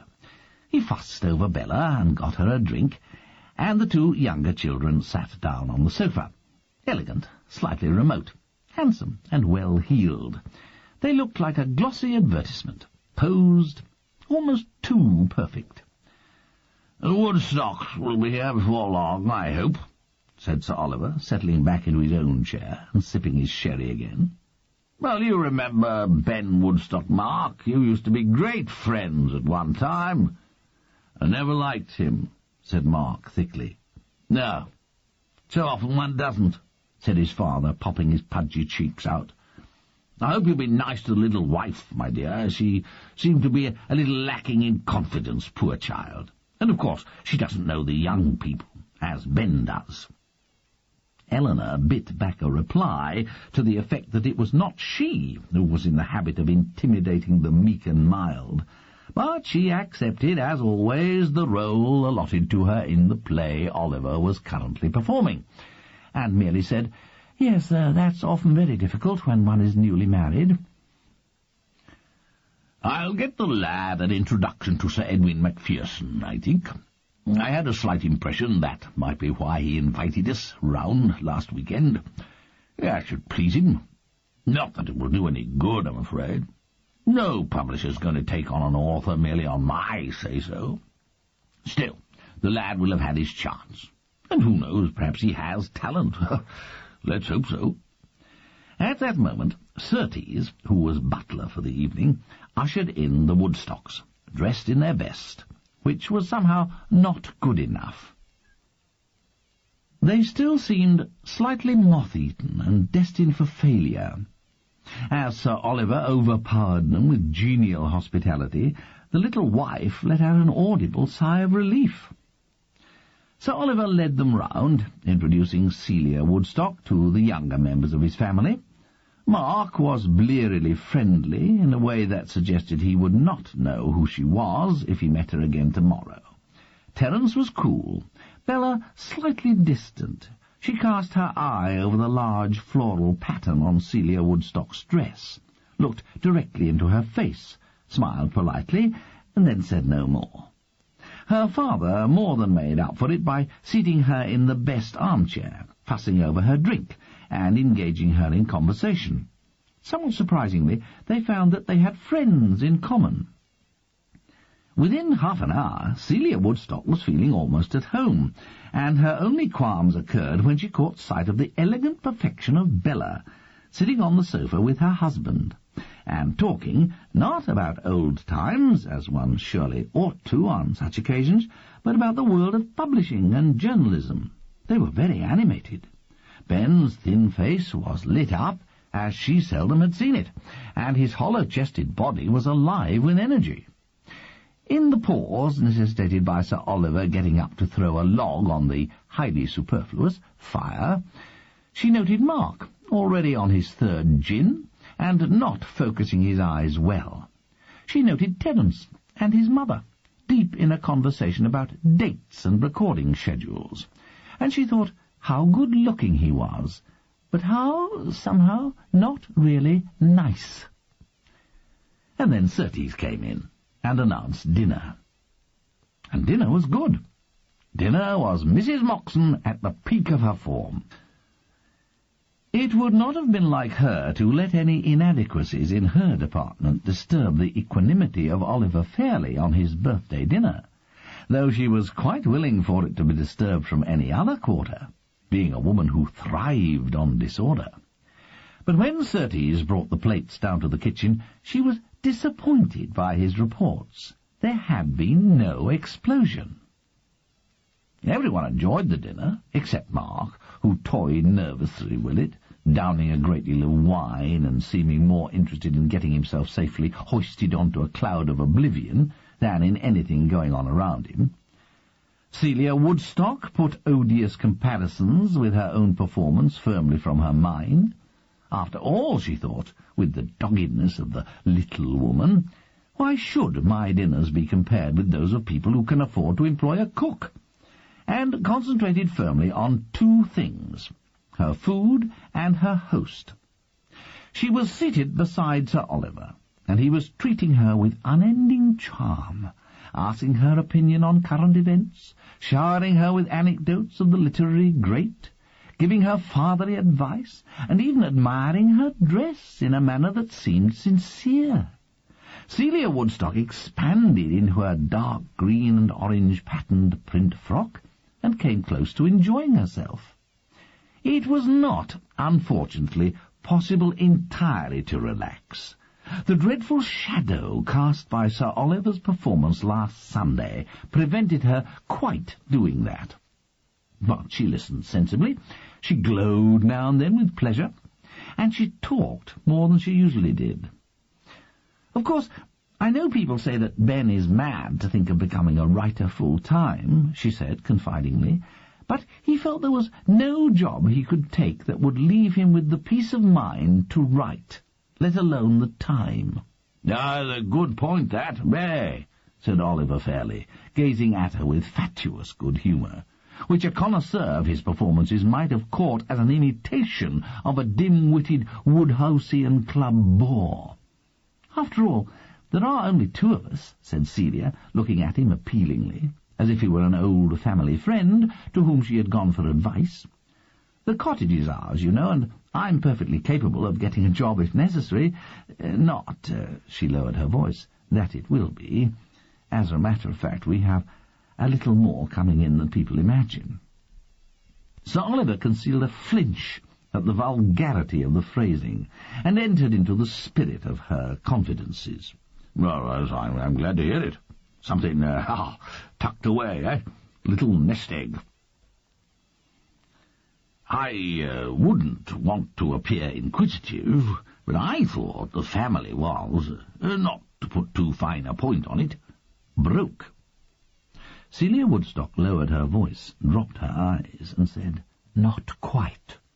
Good, said Oliver Fairley, horribly avuncular. "An independent income's the saving of a writer. Not a large one, necessarily, of course." "Oh, it is not large," said Celia hurriedly. "But enough, eh? Well, I have a little surprise for you, my dear." He patted her hand, and she looked down at his pudgy scrivener's paw in some consternation. "I thought it might help if I introduced your husband to Sir Edwin Macpherson. Got the idea he wanted something of the kind. I don't know why. So I thought I'd take him to lunch sometime in the next week or two. Just the three of us." Forestalling her little whinnies of pleasure, he directed his glance down the table. "Ben, my boy!" At the roar from his host, Ben Woodstock looked up hastily and apprehensively from his low and intense conversation with Bella Fairley. "I'm just telling your little wife, Ben, that I'm hoping to take you to lunch with Eddie Macpherson, if you could manage it. Do you think you could, eh?" Ben Woodstock blushed pink, stuttered his thanks, and, as Sir Oliver turned his attention back to his food, looked inquiringly at his wife. Bella looked coldly in the same direction, but found Celia Woodstock gazing back at her, perfectly straight, with something close to a smile of triumph on her face. "Of course," said Sir Oliver, turning to her again, and lowering his voice from a lordly bellow to a lordly whisper, "beyond the lunch there's nothing much I can do. I mean, people think I can, but I can't. Can't force a man to publish a book if he doesn't want to. I mean, you're a sensible woman, you understand that. But we'll hope for the best." "Oh, this is kind," said Celia sincerely. "Ben is so pleased, I can see that. And his mother will be, too." "Yeah, nice woman," said Sir Oliver, licking his fat lips. "Had a hard time of it. Sad to see the old families go down." "Oh, it is, dears. The Woodstocks used to be the first family round here, so Ben says. Still, you never know. Ben always says the gentry have great staying power." "Does he?" said Oliver Fairley, gazing without any overt irony at Ben Woodstock's unimpressive form. "I think over the years they've developed ways of holding on to what they've got," said Celia Woodstock, conveying regretfully to her mouth the last of her bœuf bourguignon. "Bella," said her mother from across the table, anxious to disentangle her from the low, intense conversation with young Woodstock, which she could see was worrying his dull little wife. "We were wondering if you could help us to get a new gardener." Bella raised her head and looked at her mother with something close to disdain. "Mother, dear, I suppose if you met Elizabeth David you'd ask her to find you a cook." "Well, I don't see why not," said Eleanor Fairley vaguely. "I'm afraid that, though I'm working on a gardening newspaper, I have no contact whatever with gardeners. In fact, no one I meet has the slightest knowledge of gardening. We just put the paper together, and we hardly see the people who write it." "Oh, what a shame," said her mother. "So impersonal, somehow. The best way to get a good gardener, Mother, is to pay well," said Bella, and turned back to Ben Woodstock. There was nothing for it for Eleanor but to talk to her sons. Are you still thinking of moving, Mark?" she asked her eldest. "Sorry?" Mark had been looking dully at his plate, still well filled, and jiggling his glass to attract Surtees' attention. "Are you still thinking of moving, dear?" "I've moved." "Already, dear? Where to? You will leave me your new address before you go, won't you?" "Islington," said Mark, as if he hadn't quite heard. He thought for a bit, looking drearily ahead, and then he said, "It's smaller. I didn't need all that space." "Well, I'm sure it will be better, dear. After all, it will be less to keep clean." Mark looked at his mother as if she were crazy, but was diverted by the sight of Surtees with a full bottle in his hand. "Mark," said Terence from his mother's other side, is not particularly interested in keeping his place clean. Nor will I be when I have somewhere permanent of my own. Cleanliness is very low on my list of priorities. Oh, but you can't like living in squalor, protested his mother, pleadingly. Of course he does, came the genial roar from the head of the table. Oliver Fairley was gazing in their direction with an expression of fearsome good cheer on his face, like a field marshal visiting the Christmas Day dinner in the NCO's mess. Everyone should live in squalor when they're young, eh, Ben? I'm sure you did, before you did the sensible thing and got yourself married. Well, said Ben weakly, I'm not a tidy person. I should hope not. Filthy, I shouldn't wonder. That's what makes people get married, being fed up with it. Don't let your mother provide you with dusters and vacuum cleaners, Mark, my boy. She cleaned me up, but she shouldn't try it on you. Squalor is part of a writer's stock in trade. I'm not a writer, said Mark thickly. I know, my boy, said his father equably. I was referring to myself, though stranger things have happened, of course. I'd rather die than be a writer, went on Mark, oblivious of the pressure of his mother's hand on his right sleeve. Bloodless, sadistic bastards, always taking people apart, pretending to understand. God, they're the last people to understand. His great dark-rimmed eyes watered with self-pity, and he looked with dull resentment at his father. Self-satisfied oafs, he said, think themselves bloody little gods, playing with people, never leaving people alone. I'd rather die than be a writer. He subsided into a comatose silence and looked at his untasted dessert. He had effectively doused the festive atmosphere. Oliver Fairley's eye glinted dangerously as he looked in his direction, and there was an edge to his voice as he tried, in a parody of the tactful host's manner, to fill in the surrounding silence. Well, of course, he has a point, he said generally, looking around the table. Wouldn't you agree, Woodstock? We are a pretty bloodless lot, I suppose, watching people, storing it all away, eh? All the little details that fall into place later, all the little mannerisms that give people away. I mean, it must seem a pretty inhuman sort of existence to people outside the charmed circle. He lowered his voice and addressed Celia Woodstock alone. He's had a little bit more than is good for him, you know. He's not used to it. And then, as conversation seemed to be slow in starting up around the rest of the table, he said, shall we adjourn to the library? Surtees has put out the coffee there. I've one or two things I'd like to show your husband, my dear. He'll have to humour a bibliophile's whims for a little while, I'm afraid. And they all got up, the Woodstocks saying all the right things, and the little party trooped off towards the library. With one exception.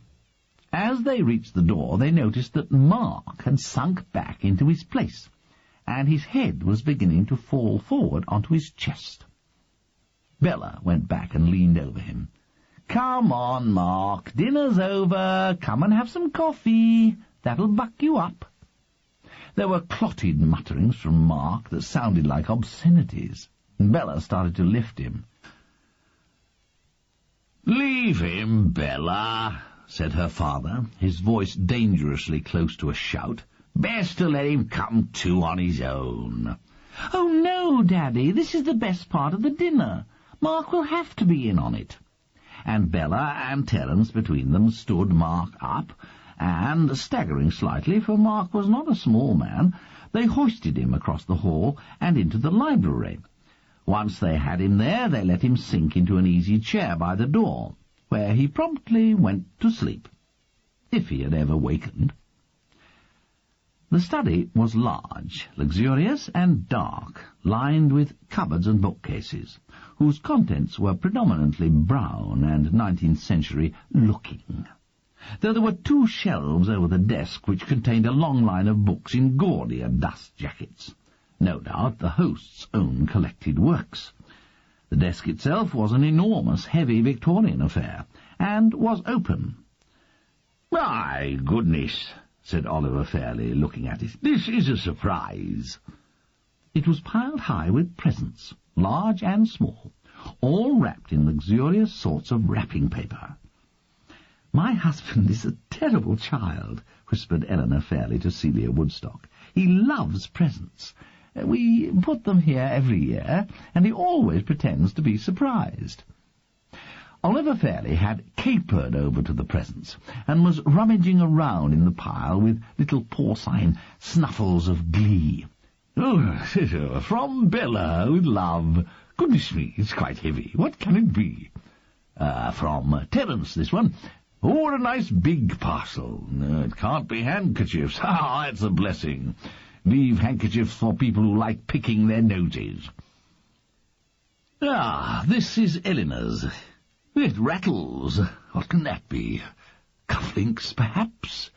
Not a lighter, anyway. I'm not supposed to smoke, Celia, my dear." He drew Mrs. Woodstock into the family group by the hand. "And my wife would regard a lighter as an encouragement. Oh, and here's one from Miss Cozzens. Oh, very friendly. Oh, perhaps I should have invited her to be with us tonight. Do you think it was remiss of me, Eleanor, my dear? Will she hold it against me?" Oliver Fairley's voice trailed away as he finished inspecting the pile of presents. There was an awkwardness as everyone realized that there seemed to be one lacking. Oliver Fairley looked towards Mark. He said nothing. Then, rubbing his hands, he flashed his teeth into a rather frightening smile. Celia Woodstock remembered last Sunday and shivered suddenly, and said, "Now, Eleanor, if you'll be so good as to see to the coffee, I'll pour the liqueurs." "Oh, Oliver, should you? Why don't you open your presents first?"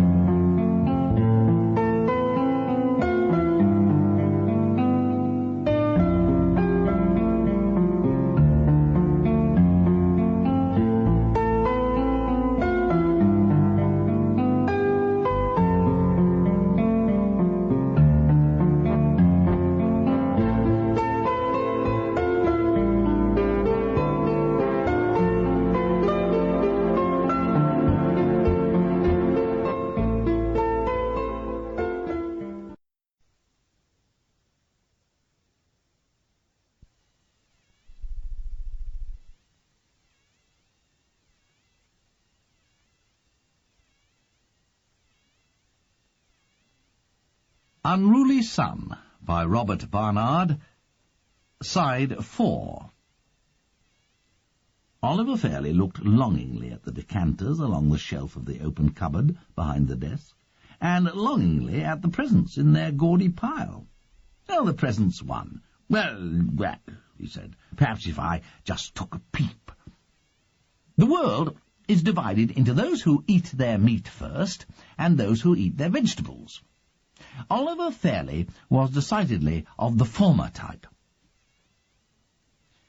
Ignoring Miss Cozzens' small square box, he dived for Bella's present, and handled it lovingly, a substantial, heavy, and interesting parcel. His podgy fingers struggled with the wrapping, and when he had got it off, he dived down to look at the contents, screening them from the gaze of the little knot of people round him. Little snorts of delight and appreciation were heard, and ecstatic shakings of the shoulders. "Oh, look!" he said, "look!" The others regarded this as a license to swoop down around him, only Bella standing a little aloof, smiling to herself. "Caleb Williams," said Oliver Fairley. "The first edition. Oh, what a find!" He straightened and turned to Celia Woodstock. "It's the first detective story, you know, or more or less. Bella, my dear, you are a dreadful daughter. You must have spent 3 months' salary." I have an awful presentiment that I shall be forced to subsidize my own birthday present." He kissed her heartily, and she put her arms elegantly around his thick publican's neck. "Well, you're very unfair, Daddy. I haven't asked you for a penny since I started work." "That," said Oliver Fairley, who never lost his realism and money matters, "is because you know how to work me up to offering it you whenever you find you need it." Terence's present was a substantial and handsome silk dressing-gown, beamingly received. Eleanor's was indeed cufflinks, traditional and solid, and she was given a husbandry kiss of thanks. Miss Cozzens was handkerchiefs. "Oh, how fortunate I didn't ask her tonight," said Sir Oliver. "It would have been very embarrassing. And what could I have said? You know, one of her great advantages as a secretary is that she has no imagination, so it would be very ungrateful of me to complain." By now the group around the desk had dispersed around the room, and Sir Oliver surveyed them all with a cheek-popping beam on his face. "A wonderful birthday," he said genially. "The best for years. So kind of you, Celia and Ben, to come and share it with us." He turned and took a cigar from a box on top of the desk, ignoring an inarticulate protest from his wife. "Tomorrow we must go out somewhere, for a meal or a drink. I feel the need to spend something on my family, after all their generosity." He lit his cigar and puffed away at it appreciatively. "And where shall we go?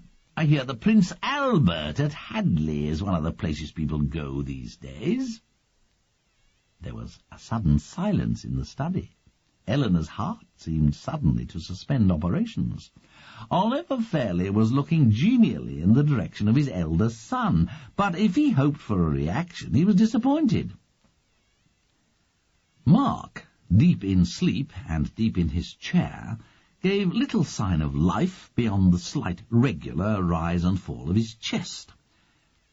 For a few seconds the host of the evening savoured the silence in the room, savoured the infinitesimal look of inquiry that passed from his daughter Bella to his son Terence, noticed that the embarrassment of the Woodstocks made it perfectly clear that the village gossip had got to them. Then he rubbed his hands and turned back to the desk. "Now, Eleanor, perhaps you will pour the coffee.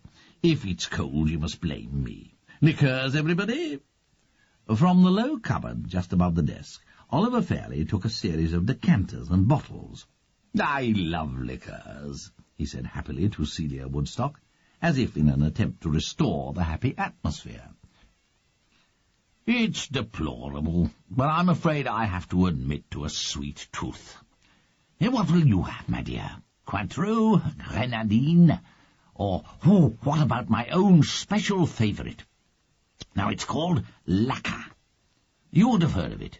It's Finnish, and it's made from cloudberries. Quite delicious." He took the stopper from a decanter with a small quantity of yellow liqueur in it. "It's awfully sweet, disgustingly sweet," said Eleanor. "You might not like it. We have to get it specially from the Finnish tourist place. I'm sure no one else in Britain drinks it." "I think you may be right," chortled Oliver Fairley happily. "Except expatriate Finns with sweet tooths. Or should that be sweet teeth?" Everyone smiled nervously. It was now clear to all, even the non-family members, that it would not do to be too sure of their man. "Now, my dear," he inquired, smiling ingratiatingly at Celia Woodstock. "I think I would prefer Cointreau," she said, in the nervous voice of one who knows nothing about liqueurs and doesn't expect to like them. "Very well. Cointreau it shall be. And the same for Eleanor." Oliver Fairley poured a succession of little glasses and handed them round. By now they had all managed to seat themselves around the heavy, glowering study, except for Ben Woodstock, who had been drawn to the bookshelves, or perhaps who had felt he ought to show an interest in his host's collection.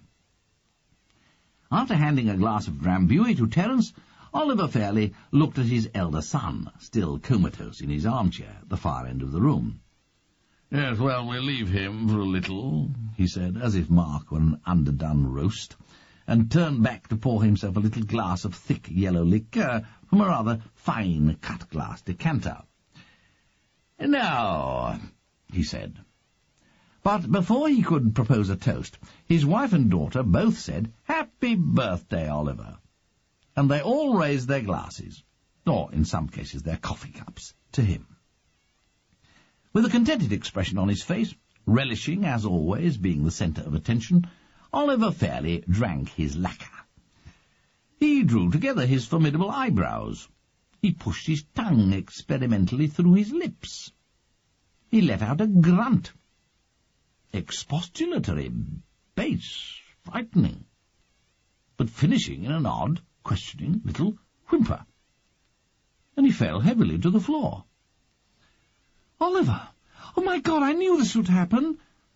His wife had jumped from her chair, upsetting the table beside it and the coffee cup on it.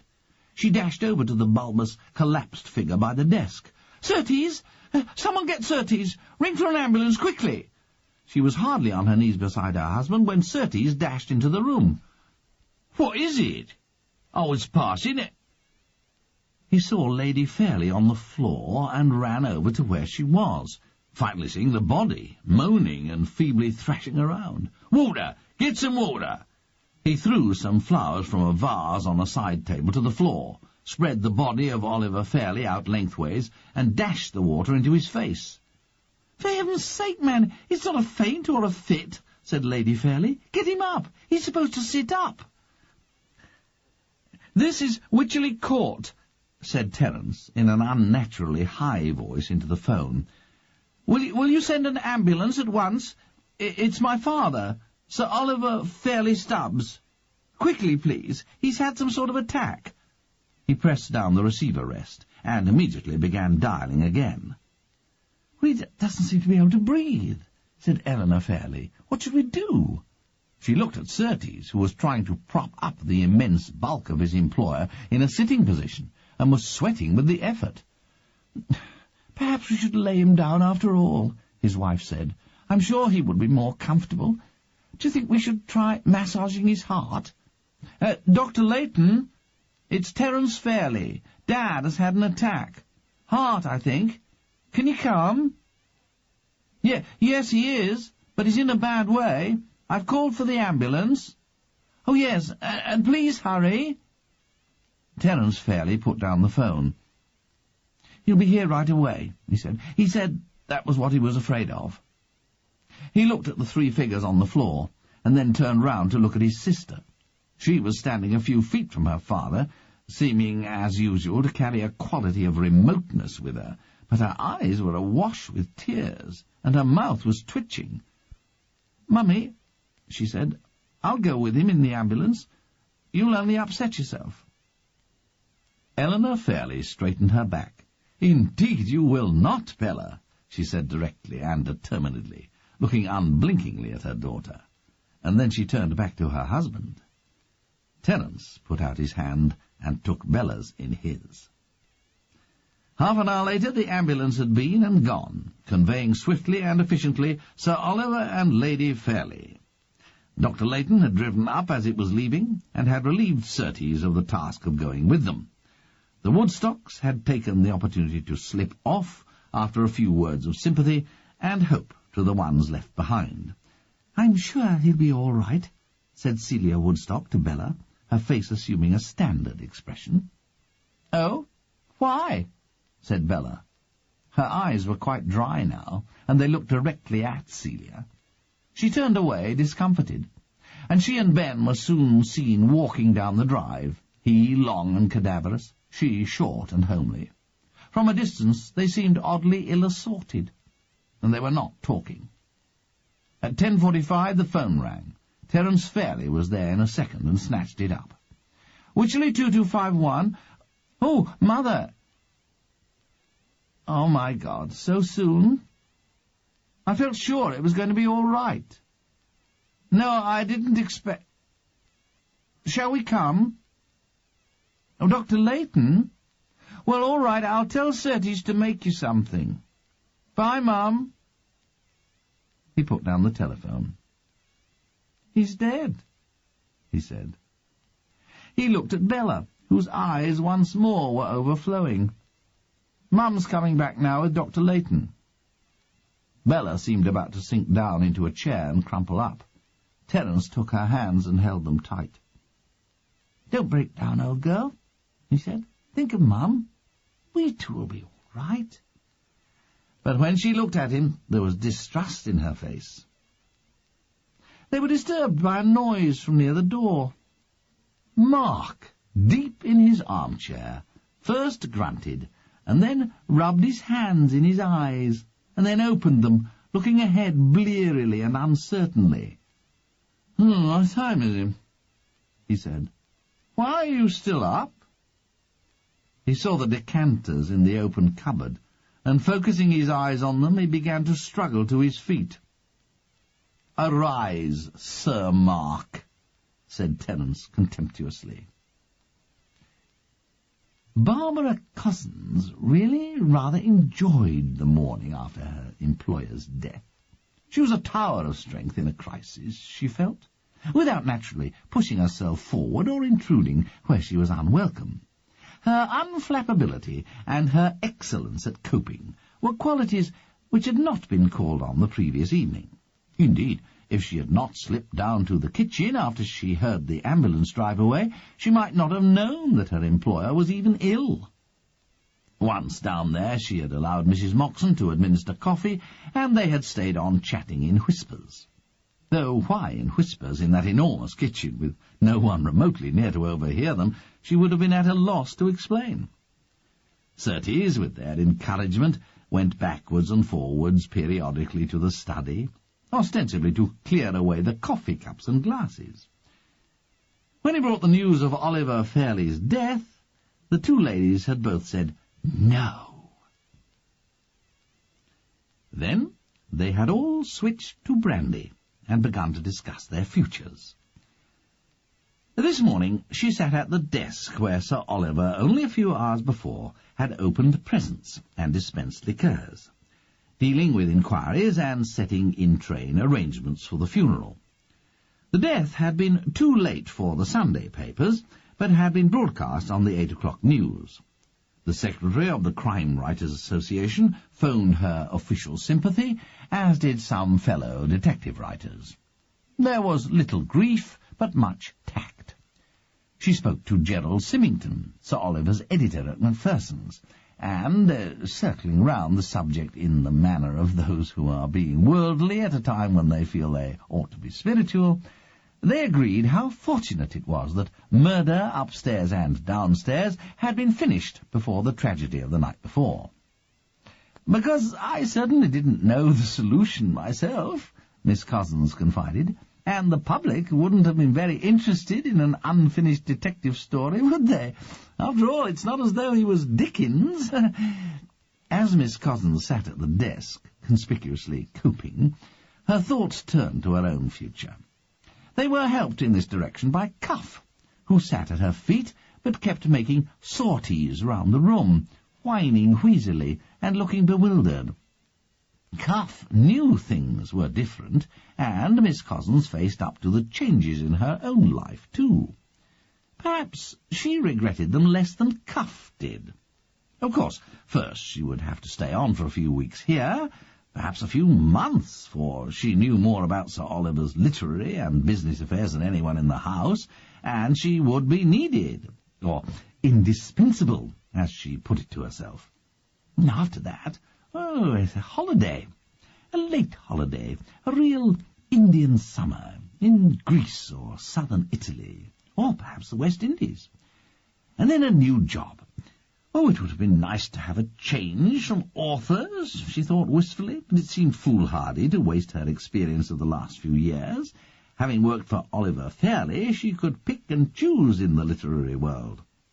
And, after all, she could not be sure that a businessman or a politician would turn out any better. She would be careful what kind of writer she engaged herself to, of course. Nothing would induce her to consider employment with a romantic lady novelist, for example. Candy-coated sarcasms and slavery for a pittance were the fate of those who let themselves fall into that trap. But a biographer would be nice, a sort of popular historian. Her capacity for research had never been properly exploited in her present job, especially as Sir Oliver had been so criminally careless over details. The sort of person who wrote biographies of the romantic poets, or the Queens of England, would suit her down to the ground, thought Miss Cousins, warming her feet on cuff. She was in the middle of constructing this particular aerial edifice when she was interrupted by the ringing of the telephone. She set her face in an expression of containable grief and took up the receiver. "Oh, Dr. Layton, how good of you to ring." "No, Lady Fairley is already up and taking it very well, considering." "Well, it's not as though it's entirely unexpected, is it?"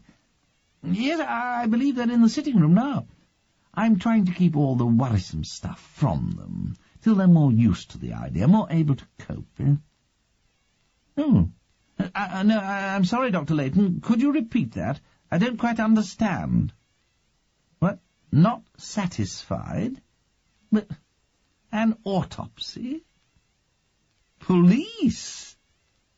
But now, are you sure you wouldn't like to tell Lady Fairley about this yourself, Dr. Layton?" "Well, of course, if you wish it, I'll tell her."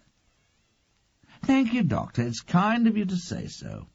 I'll tell her straight away." But when she put down the phone, she sat for some time staring ahead of her, her face still wearing the mask of decorous grief, but her forehead slightly creased. And then she got up, squared her shoulders, and walked resolutely to the door. "Of course, one keeps saying it's not unexpected," said Eleanor Fairley, putting down a cup of strong coffee and looking round at her children. "I'm sure Miss Cousins is saying that to everyone at the moment.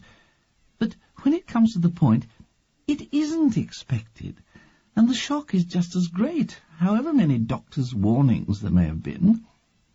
"Still, it's not as though Father was an easy person to keep in order," said Terence, his voice on a very even keel. "Doctors' warnings didn't mean much to him." "Well, but he did try, you know," said his widow. "He very seldom smoked, and he had cut down on his drinking an awful lot.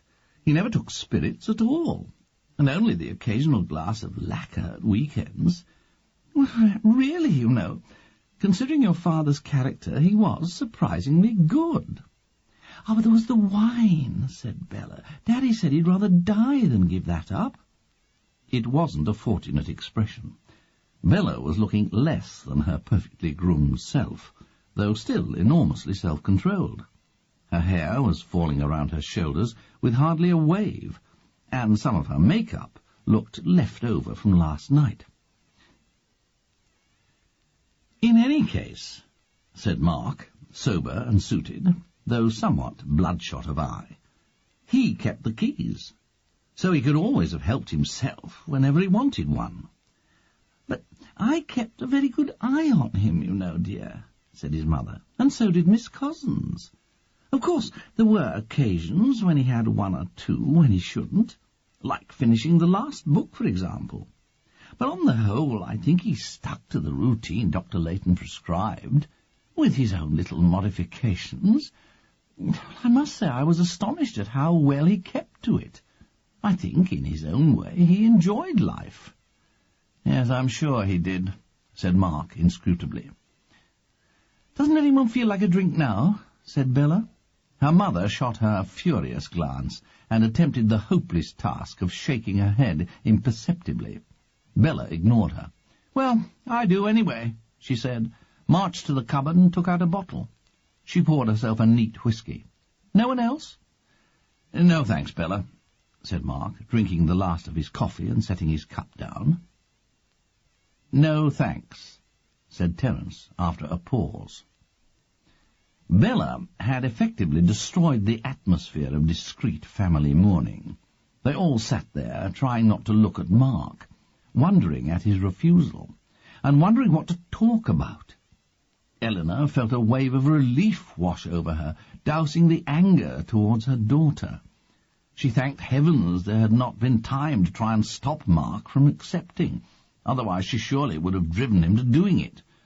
The others juggled feverishly with possible topics of conversation. Money, of course, was out. It had to be something with reference to father, but without reference to his will. It was not easy. "I hope his last book is good," said Bella at last, perhaps feeling a mite repentant. "It will be so much better to go out with a bang, and so much more like him." As if on cue, Miss Cozzens came in with the bang. "Lady Fairley, I wonder if I might talk to you for a moment," she said. "But is it anything the children can't hear, Barbara?" "Well, no, I suppose they'll have to know. But it's a little difficult to explain. Dr. Layton has just rung. Oh, so kind. He's been so very good all the time. And he says they are not completely satisfied at the hospital about the cause of death." "The cause of death, Barbara? But it was a heart attack. I told them about Oliver's heart." "They are not quite satisfied about the cause of the attack," he says. "They're not quite sure that it was caused naturally." Miss Cozzens was so embarrassed that she could hardly look at them straight as she said it. Eleanor Fairley Stubbs looked at her in increasing bewilderment, and then looked round at her children. "Naturally? But how can a heart attack be natural? I don't understand what—" "Mother," said Bella in a flat, brutal voice, "did you never read any of Daddy's books? They think someone killed him." "Bella!" Her mother's mouth gaped, her eyes filled with tears, and she seemed to crumple up. "Now, please, Lady Fairley, nothing whatsoever has been said about any such thing," said Barbara Cozzens briskly. "There is merely a question of an autopsy, to determine the cause of death with complete certainty. I'm sure we're all much too sensible to jump to conclusions, aren't we?" She threw a disapproving glance in Bella's direction, but Bella continued sipping her whisky and staring straight ahead. Miss Cozzens thought to herself that she seemed to have lost a lot of that quality of coolness which had always been her great weapon. "Miss Cozzens is right, Mother," said Mark. "I'm sure it's just routine. It will all be cleared up in a few hours." "And if it's not?" said Terence significantly. "Terence," said Barbara Cozzens sharply, addressing him for the first time for some years by his Christian name. "I should have thought you'd have had more sense." "If it's not," said Mark, not avoiding his gaze, "we in this family ought to know what follows." Eleanor Fairley, who had been gazing wide-eyed at all her children, at last broke down into sobs. Her tall, strong-boned body heaved up and down, and sounds came from her that were at once heartbroken and terrified. Mark went over to her chair and sat down on the arm. "Now, come on, Mum," he said, putting his arm around her. "They're just being silly. You know how we are sometimes. There's no question of anyone having killed him. Just bear up. You've had all the strain. Come on, Mum. Don't break down now." "Really," said Miss Cozzens, the approaching termination of whose employment seemed to have loosened her tongue, "you two should be soundly spanked." "For facing facts?" said Bella. She looked challengingly at Barbara Cozzens, and then beyond her to the door. Surtees was standing there, and behind him, keeping in the shadow, was a man in uniform. They were obviously considering how to break in on the scene, and Bella wondered how long they'd been there. "Excuse me, m'lady," said Surtees, "but this is Chief Inspector Meredith." He seemed to want to say more, but couldn't get it out, so he retreated into the murk of the hall, where other uniformed figures seemed to be waiting. "I'm sorry to have to trouble you, Lady Fairley," said the Chief Inspector, his mouth set in an expression of grief, but his eyes dancing and sparkling, as if they belonged to another play. "But it's perhaps best to talk to you all together." Miss Cousin's heart gave a strange leap, as if she'd been here before, for the voice, pleasant and musical, had an unmistakable Welsh lilt. Inspector Meredith was a chunky man of middle height, who could once have been a rugby scrum half, but had not acquired the bruiser's face that sometimes goes with the game. He was in his early 40s, his hair still light brown, untouched by grey, his face mobile and candid, and his eyes dancing with pleasure and mischief and joy in life. Whatever effects a policeman's lot had on other members of the force, it did not seem to have robbed Inspector Meredith of a boyish zest for experience. Even when the rest of his face was trying on other expressions for size, his eyes said he was enjoying himself hugely, rippling like a lake in a spring breeze. At the moment he looked more as if he had just solved a difficult case, instead of being just about to begin one. The eyes, darting lithely, took in Bella and Terence, both apparently relaxed in their chairs, but looking at him tensely. Took in Mark, indefinably crumpled, but managing a certain dignity as he sat comforting his mother. Took in Miss Cousins, and the odd mixture of respectability, disapproval, efficiency, and covert enjoyment somehow mingled in her face and stance. Took in Lady Fairly Stubbs, struggling to wipe away the tears from her long, mobile, distinguished face.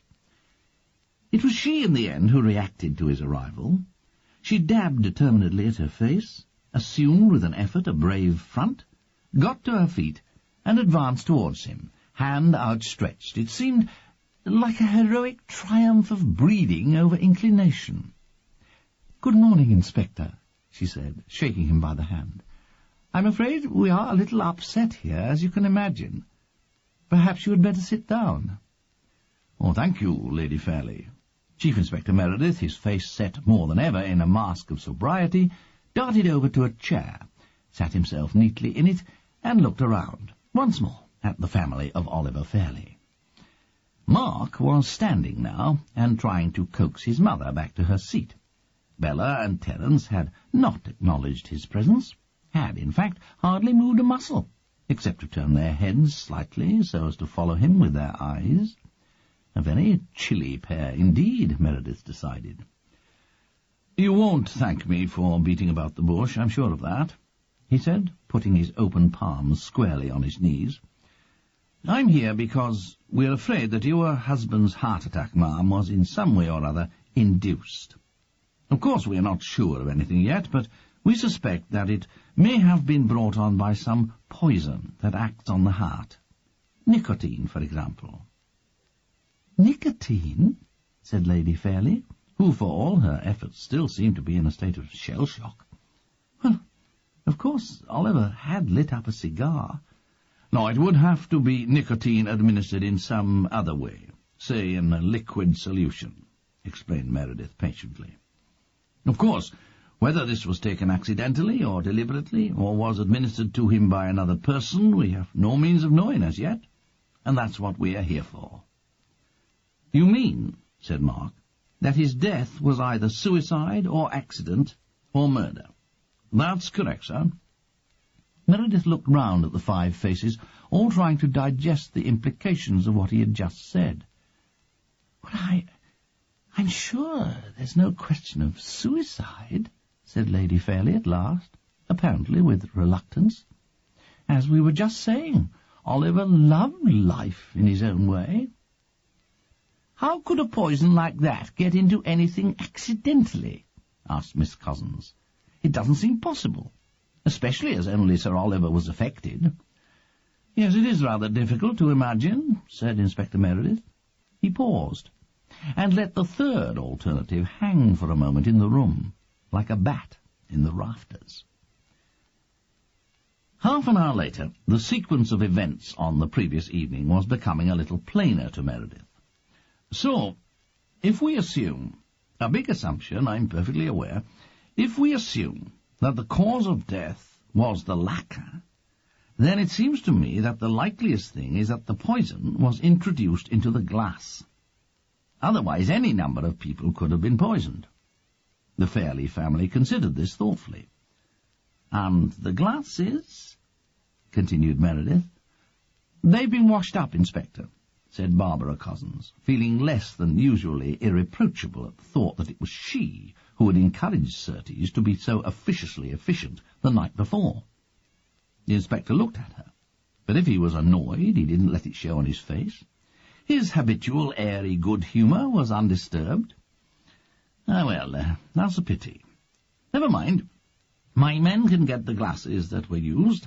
There's no telling what tiny traces may still be clinging to them." "But, you know, Inspector," said Terence, who had dropped his passive hostility, "I don't remember too clearly. We'd all had quite a lot to drink at dinner, but I think Dad poured out his lacquer and took it up in his hand immediately. And then we toasted him and he drank it down. Isn't that right?" He looked round inquiringly at his mother and sister. "Yes, it is, dear. I remember it distinctly," said his mother. "He drank it almost immediately. So you see, it's quite impossible, Inspector."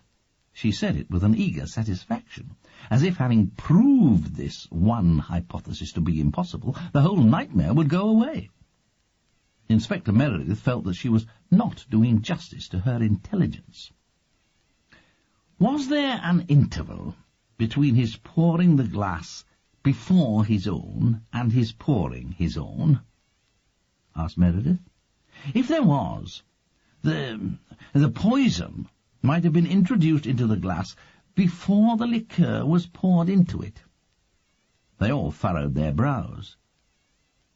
"Well, I think there may have been," said Bella finally. "Was it your glass he poured before his own, Terry?" Terence shrugged. "Search me. It's not the kind of thing you would remember, is it?" "I think it was," said Eleanor Fairley, "but I couldn't be sure."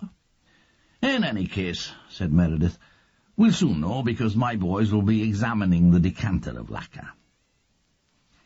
"If the poison, if there was poison, was put in the decanter, there wouldn't have been any great risk," said Terence. "None of us would have touched the stuff. Only Dad drank it." "Ah, but you had guests," said Meredith. "Of course," said Terence carelessly. "I'd forgotten the Woodstocks. They are rather the sort of people one tends to overlook." Meredith noted a glance pass from Bella to Terence, of what meaning he couldn't guess. Lady Eleanor was thoughtfully continuing on the same track. "Of course, yes, I remember now, Oliver did press little Mrs. Woodstock to try the lacquer. How lucky she refused." "And of course," said Meredith, "if the poison was put into the decanter, it could have been put there at any time since the last occasion anybody drank the stuff.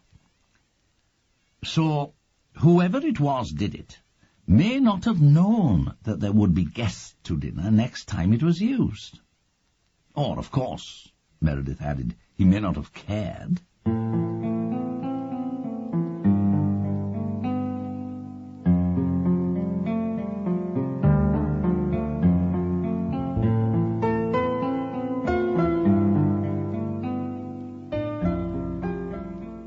Unruly Son, by Robert Barnard, side 5.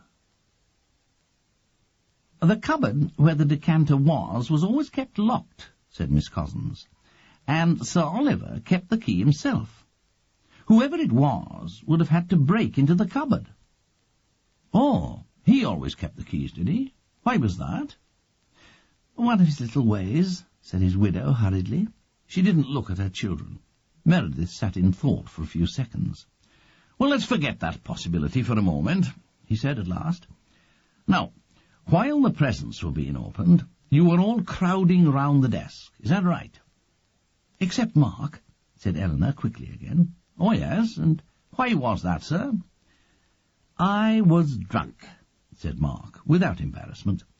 "You'll have to ask the others what I did. I don't remember anything after dinner. When I woke, I was in the chair by the door. That I do recall. But by then he was dead." Mark looked round, wide-eyed and inquiring at his brother and sister. Inspector Meredith sensed in them a certain reluctance to offer testimony on this point.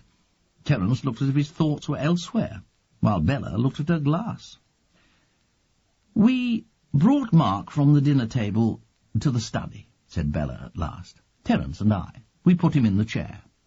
"And did he leave it at all during the festivities?" "I don't think so." "Bella, you know perfectly well he didn't," said her mother, her voice rising. "Why, I didn't see him leave it," said Bella, with an edge to her voice, too. "I wasn't paying any attention to him. Why should I? I was looking at Daddy and the presents." "He didn't get up," said Eleanor, in a forceful, landed gentry voice. "I was watching him." "The whole time?" said Meredith suavely, not taking his eyes off her. "Why was that?" "Because he was drunk. Any mother would be worried." "I see." It occurred to Eleanor in a flash that the inspector knew that her son was an habitual drinker. It occurred to her, too, that he had heard of the incident at the Prince Albert at Hadley, and she groaned inwardly. But then he was bound to hear before long. If the servants didn't tell him, Terence or Bella would. "Well," said Meredith, getting up, "I must go and see how my men are doing, and ring the hospital. I think that will be all for the moment, but I presume you will all be staying in the house?" He looked, raising his eloquent eyebrows, particularly at the 3 children of Oliver Fairley. They all nodded. "Well, that's all right, then, because I shall probably need to see you later in the day." "If they do find poison," said Eleanor, shakily defiant. "If, as you say, my lady, they do find poison." "Excuse me, Lady Fairley," said the voice of Surtees from the doorway. "Mr. Widdicombe is here." The family exchanged glances, and then, conscious of Meredith's eyes on them, wished they had kept them to themselves. "Will you show him in, Surtees?" said Eleanor Fairley. Mr. Widdicombe, it was clear to Meredith at first glance, could only be a lawyer. Meagre of form, pin-striped as if by nature, his face cautious, unemotional, non-committal. He looked like a dyspeptic bird with whom life had not on the whole agreed. He acknowledged Meredith's presence without surprise. Clearly Surtees had told him of the state of affairs, or else he had heard of it before setting out, by some mysterious lawyer's channel. "Perhaps I could see you afterwards," murmured Meredith at the door. Mr. Widdicombe assented by a sharp little bow of the head, and Meredith slipped out of the room. All Mr. Widdicombe's movements were precise and unobtrusive. He advanced towards the family group in a manner almost mechanical. "A sad occasion, Lady Fairley," he said, in a voice devoid of all passion and grief, high and desiccated. "We shall all be the poorer for his going." This last remark, so patently untrue as far as the dead man's family were concerned, caused a smile of cool amusement to waft briefly over the face of Terence Fairley. The phrase was one Mr. Widdicombe was accustomed to use of dead clergymen and other putatively indigent worthies, and his use of it now suggested that the news of the police investigation had marginally upset him, for it was very unlike him to put a foot wrong on these occasions. He compressed his lips, and looked with some annoyance at Terence Fairley. Lady Eleanor acknowledged his professional sympathy by a droop of the eyes, and gestured him to a seat. "Yes, thank you. Thank you." He perched rather than sat, clutching his briefcase to his abdomen, and darting looks around him with bright, unsympathetic eyes. I need not say I am anxious to spare you all the worry I possibly can, Lady Fairley. Though as far as the police are concerned, there are, of course, limits to what one can accomplish." "Well, I'm sure they will realize their mistake very quickly," said Eleanor. "It will all be cleared up in no time." "Yes, no doubt, said Mr. Widdicombe, not bothering to put any conviction into his voice. In his experience, the police did not begin investigations into cases of suspected murder without being fairly sure of their ground first. "If you'll excuse me, Lady Fairley," said Miss Cousins, glancing tactfully towards the door. "Oh, yes, Barbara, of course," said Lady Fairley distractedly. Mr. Widdicombe's stainless steel eyes registered her going and the punctilious closing of the door. Miss Cousins was a type of which Mr. Widdicombe, in his bloodless way, approved. Yes, now, as I was saying, should you need me in the next few days, regard me as absolutely at your disposal. Yes, absolutely. The police can be unduly high-handed in such matters, though I intend no judgment on the inspector in question, who is unknown to me. But it is as well to be prepared, upset as you already are." He looked around him, as if to assure himself that they were upset to just the decorous degree, then opened his briefcase and began taking papers out of it. Mark quietly got up and moved a side table to beside his chair. "Thank you, Sir Mark," said Mr. Widdicombe. Unnoticed by him, or at least not obviously noticed by him, a glance passed between Terence and Bella at the bestowal of the title, a glance not of the most pleasant. "Now," said Mr. Widdicombe, placing his briefcase meticulously down by the chair and laying out the abstracted papers on the side table, "I take it that, in general terms, you are all familiar with the contents of Sir Oliver's will?" "No," said Terence. "My husband usually kept such things to himself," said his mother. "It was not the sort of thing that he felt should be discussed in the family." Is that so?" said Mr. Widdicombe. Well, it is a perfectly straightforward document, perfectly straightforward, drawn up by himself, I may say. He merely sent it to me to remove ambiguities and such like. I mention this because the phraseology is hardly as I would have liked it myself. I have noticed that in his charming books Sir Oliver was, however, de mortuis. Yes, well, let me see. The will is dated September the 10th, 1976. 9 months ago, in fact. 9 months, said Bella. Yes. Now, there are some preliminary small bequests, £250 to Barbara Cousins, I quote, "my secretary of several years' standing, to compensate her for the exquisite and prolonged boredom of transcribing my literary works." It's a very characteristic touch, that, a delightful sense of humour. Mr. Widdicombe glanced over his spectacles at Oliver Fairley's family, and decided they did not show the same appreciation of the dead man's humour as he professed himself.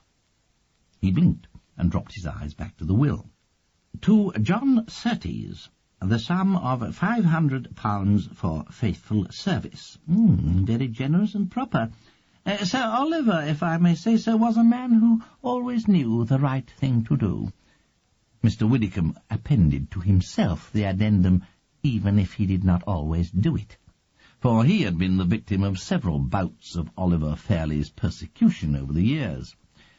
Now, to my dear wife Eleanor, who has her own sufficient income, I bequeath all my personal chattels and the copyright of my novel Black Widow for her lifetime, in testimony of my gratitude for nearly 30 years of devoted companionship. Mr. Widdicombe bobbed his head in Lady Fairley's direction. "Yes, most moving." "It was what I expected," said Eleanor, looking round at the children. "Of course I have more than enough for my own needs.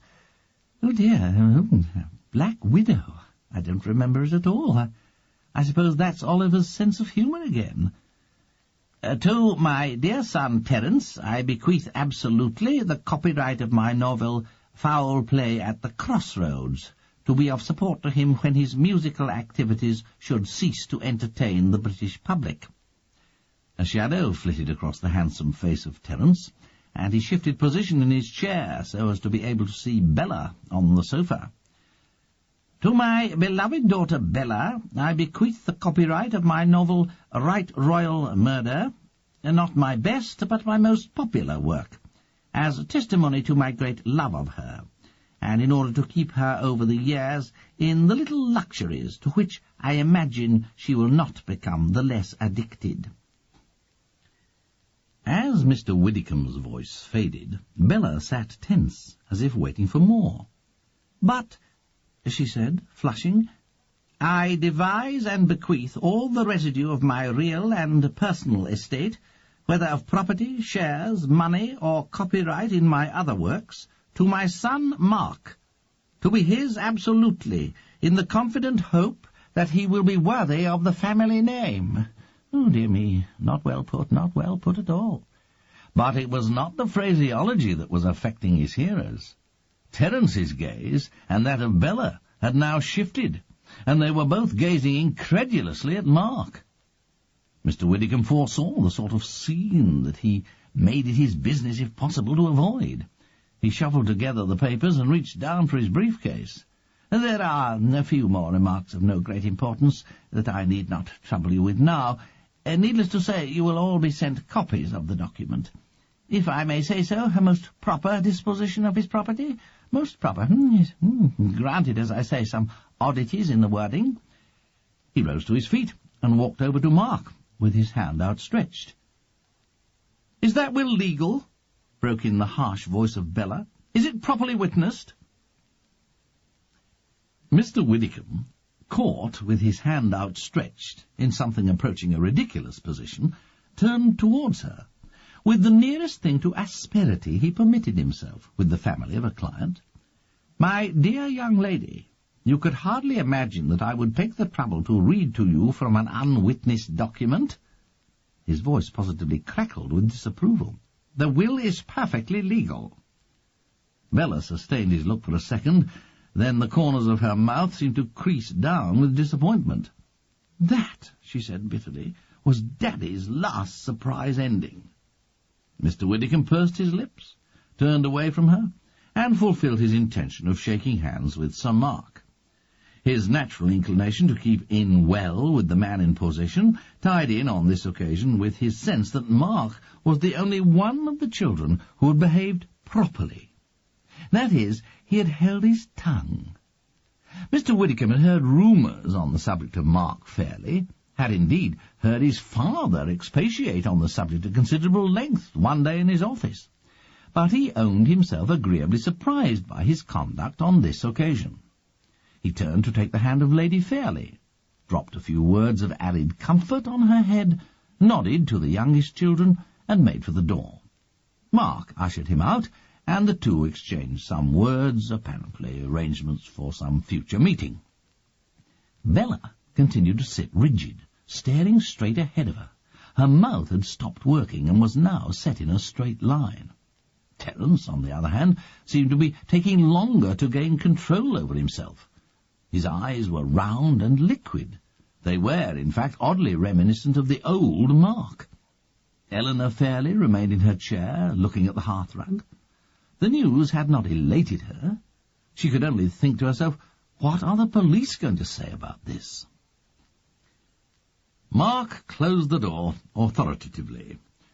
Walking back to the little group, a disinterested observer would have sized him up as a presentable, well-brought-up young man who had gone through a difficult time. His manner was good, his bearing and expression public school, but not offensively so. The whole set of his body seemed to say that at the moment they might all be going through a tough time, but that he was now in charge, and would see them through it all right. His gaze, though still slightly bloodshot, was perfectly serene. "Nearly lunchtime," he said quietly. "I'm sure you could do with a sherry, Mother. I should think we all could. Is it dry for you, Bella?" And he walked confidently over to the drinks cabinet. "God damn you to hell, Mark!" shouted Bella, her face crimson with fury as she flung herself from the room.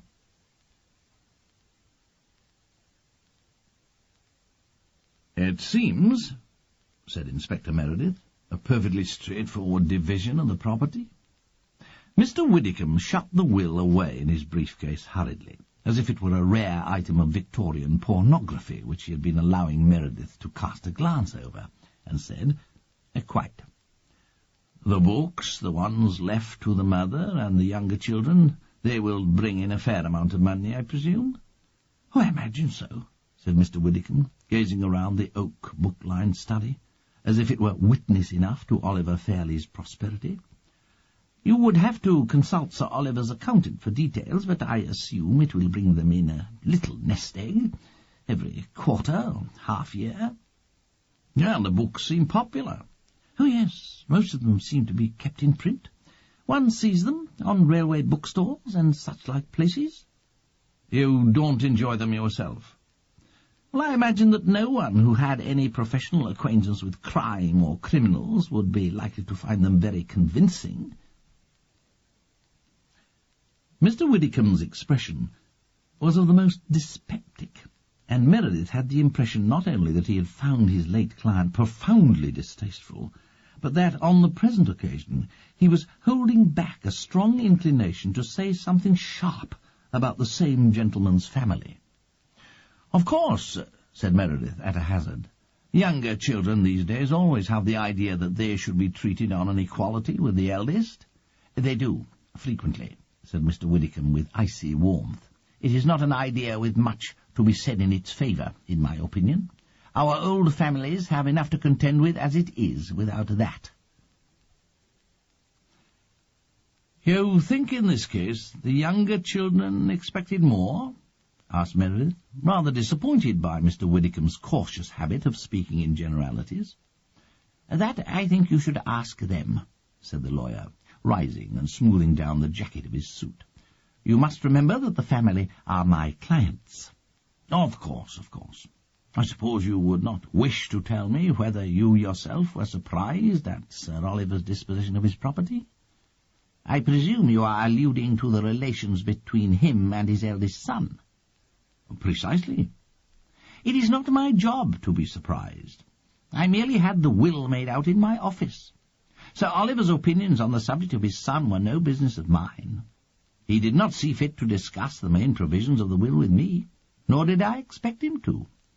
But you did have direct dealings with him over the will? Oh, certainly. He signed it in my office, where it was witnessed by 2 of my staff. It was, in fact, substantially the same as Sir Oliver's previous will. The provisions for Miss Cozzens and Surtees were new, and the book, whose copyright was given to Bella, was changed. That, as I remember, was all. Why was the book changed? But I imagine it was a more popular title than the previous choice. Right Royal Murder came out last year, you remember, in good time for the Queen's Jubilee. A catchpenny idea, if you want my opinion, and quite unworthy of an author of Oliver Fairley's standing, but the book proved very successful. No doubt that was the reason for the change. Yes, well, now, if you will allow me, Inspector—" and Mr. Widdicombe made for the door. Mr. Widdicombe thought it while Meredith, to himself, tried to have it both ways, to be at once an oyster of the old school, and to make sure that his opinions, especially his disapprovals, were known and felt. Meredith had the impression that, should the need absolutely arise, he would get quite a lot out of Mr. Widdicombe. Meanwhile, what he needed was someone more obviously loose-tongued, to fill him in on the sort of family background that the family themselves were unlikely to be forthcoming about. He had rather liked the look of Surtees when he had shown him in, or rather, he had liked the look of him as a potential witness. He looked at his watch. Probably he would still be occupied with lunch. On an impulse, he took up the phone and dialed headquarters. "Any results yet?" "Oh, just come in, eh? I see. No, the decanter, one of the glasses." "Oh, interesting. A solution. Strong enough to kill a normal man?" "I see, yeah.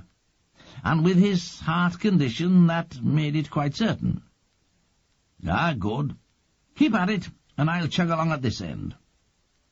He put down the receiver, fireworks of anticipation in his eyes. Now he had a case. Now everything could be open and direct, without the ifs and on the other hands. Nicotine poison. An unusual method, but easy enough to obtain, if you knew the way. It always terrified Meredith, in fact, to think how very easy poison was to obtain, if you knew the way. Luckily, very few people did, or there would probably be far more murders which were cheerfully accepted as death from natural causes. Meredith slipped out into the hall and stopped to speak to Sergeant Trapp, massive and rural, who was stationed there to coordinate the work of the detective constables in the various parts of the house. Trapp was being watched beadily by Cuff, who seemed to regard sergeants as a sadly deteriorated race of men. "We have a case, Jim. It was nicotine in the decanter. I want your boys to get hold of the clothes everyone wore that night, and put the forensic chappies onto them.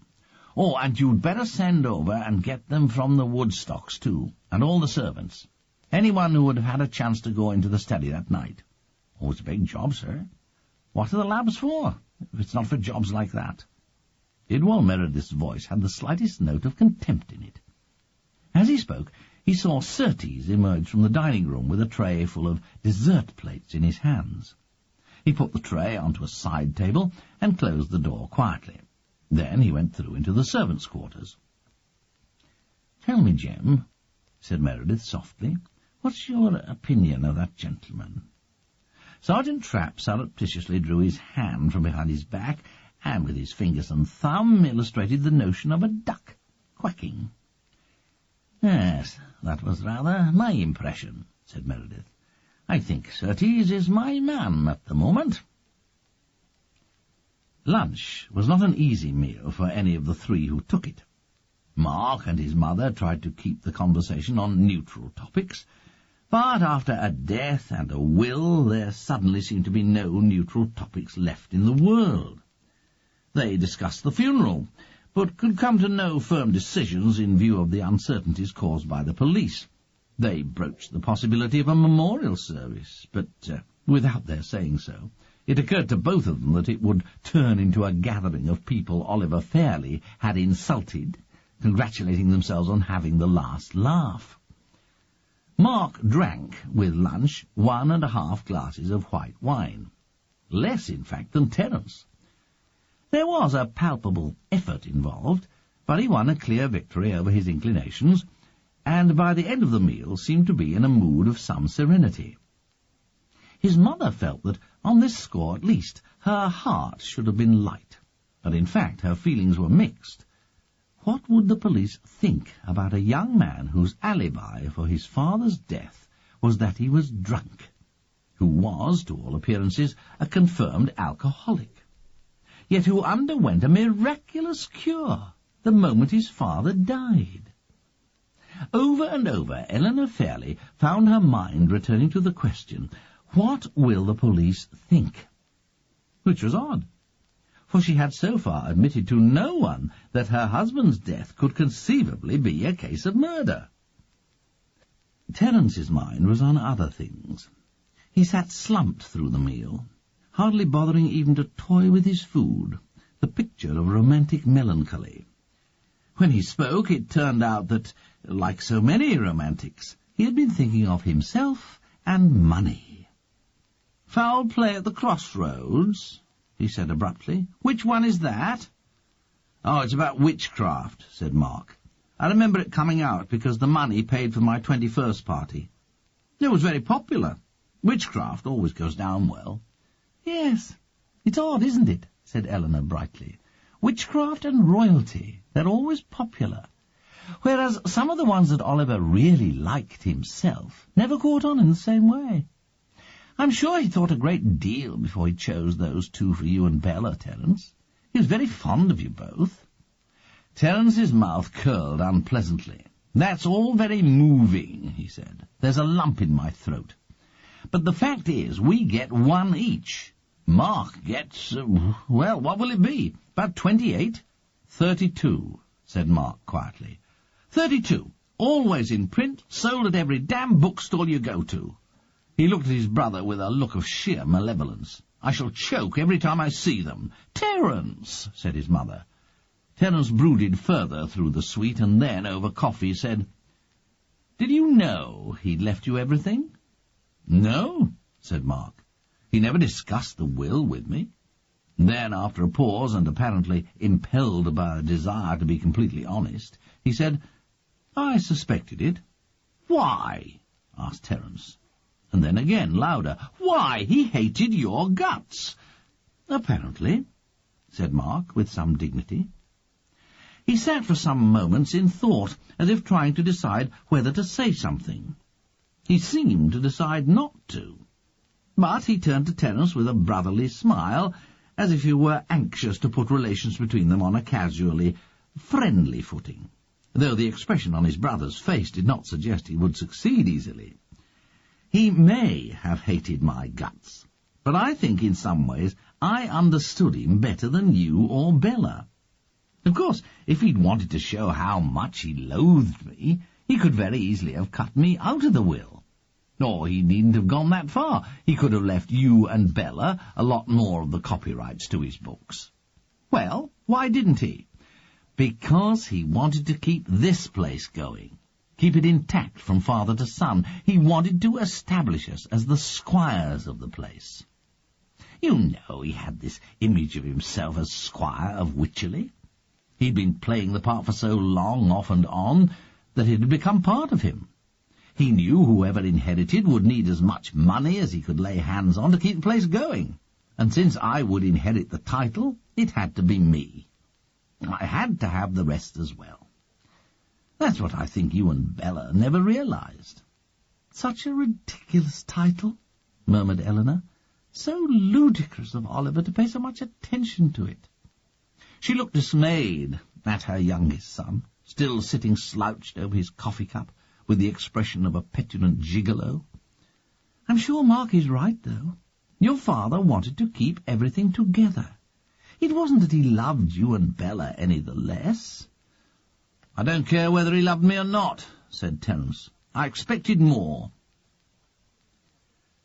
"I don't think father would ever have cut me off, however he felt about me," said Mark, still admirably cool and collected, "unless I had been involved in something really disgraceful, something criminal." He gave his brother a long, meaningful look. "Perhaps in your heart of hearts you did realize that, Terence." For a second, Terence's mouth dropped open like a schoolboy caught out in a lie. He squirmed in his chair and seemed about to run from the room. To fill in the awkwardness, his mother said, "And of course, now Mark is head of the family, he'll naturally feel an obligation towards you and Bella, if you should get into difficulties or want to branch out in any way. I'm sure he'll always be only too glad to help you." "Of course," said Mark, "within reason." Later, walking in the garden and watching Wiggins weeding the herbaceous border with highly unsteady hand, he had been selling the inside story of the Wycherley Court murder to a succession of customers at the local, who were sceptical of his information, but willing to pay for the privilege of being the first to hear it. Lady Fairlie Stubbs meditated on the new Mark. There was an almost frightening, sudden maturity about him, a sense of responsibility, a calm capability that was both astonishing and welcome. There was also, it seemed to her, a cool calculation that lay quite outside her previous experience of Mark. She found it, she decided, disconcerting, almost frightening. By what quirk of genetics, she wondered, had the children of Oliver Fairlie all turned out to be such cool customers? Surtees was far from unwilling to talk. He was so willing, in fact, that he was reluctant to share Meredith with Mrs. Moxon, and took him into the room off the kitchen, which had once served as the butler's pantry, and was now apparently his own private nook. It was an untidy, unprepossessing room, with odd heaps of newspapers and weekly grub sheets scattered around, a portable television in the corner, and photographs sellotaped to the wall, some of relatives and old girlfriends, Meredith conjectured, and some soft-porn pin-ups, glossy, explicit, and anonymous. "We'll be more cosy-like in here," said Surtees ingratiatingly, ushering him in and throwing a threatening look behind him to Mrs. Moxon, as a warning against listening in.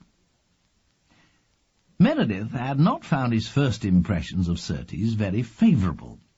Certainly he was good-looking, in a fleshy, heavy sort of way.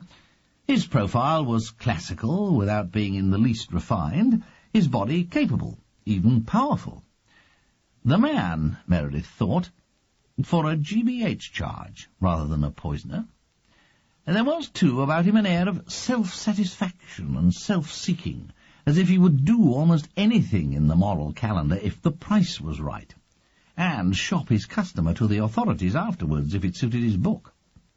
If he had been a policeman, he would probably have been in the vice squad. "I suppose you want to hear all about last night?" asked Surtees, "all the details, and what everybody did, eh?" "Well, that, first of all," said Meredith. "Well, of course, I didn't see it all, because I was in and out the whole time, but I'll tell you what I did see." Meredith found Surtees' narration absorbing. As far as reporting what he saw went, Surtees seemed an excellent witness.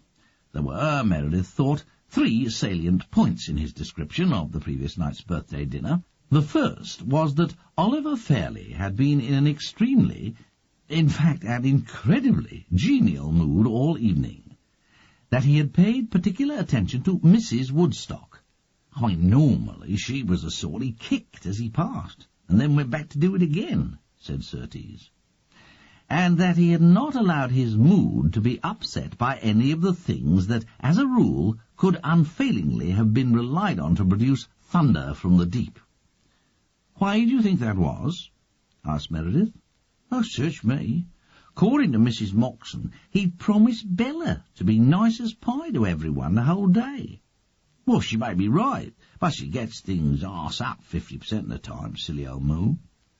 He brought out the shop-worn phrase as if it were a new coining of his own, smiled a greasy smile, and then drew his hand across his mouth in a man-among-men gesture. The second salient point was the behaviour of Bella Fairley. Surtees was in no doubt whatsoever that she had been making a dead set at Ben Woodstock from the moment he arrived. Well, can you be quite sure of that? After all, beyond talking, they can't have done very much at the dinner table. I know the signs, believe you me, Inspector. There are ways of talking and ways of listening, too. That dreary little bundle, his wife saw it, too, and has probably made the house too hot to hold him today. And I tell you, there's no mistaking things with our Bella. If she has her eyes on someone, they show the scorch marks pretty fast. Not that I can see what she sees in him, straggly bit of nothing, I'd have said. And John Surtees looked down at the fleshy bicep straining against his rolled-up shirt, and made no attempt to hide his complacency. "When you say you know the signs," said Meredith, himself now putting on his most deceptive air of man-to-man confidentiality, like 2 Welshmen Sunday drinking, "do you mean she'd tried out her techniques on you, eh?" Surtees smiled his oily smile. "Come off it, Inspector," he said. "I'm not the sort to kiss and tell." Though that, Inspector Meredith thought, is precisely the sort that you are.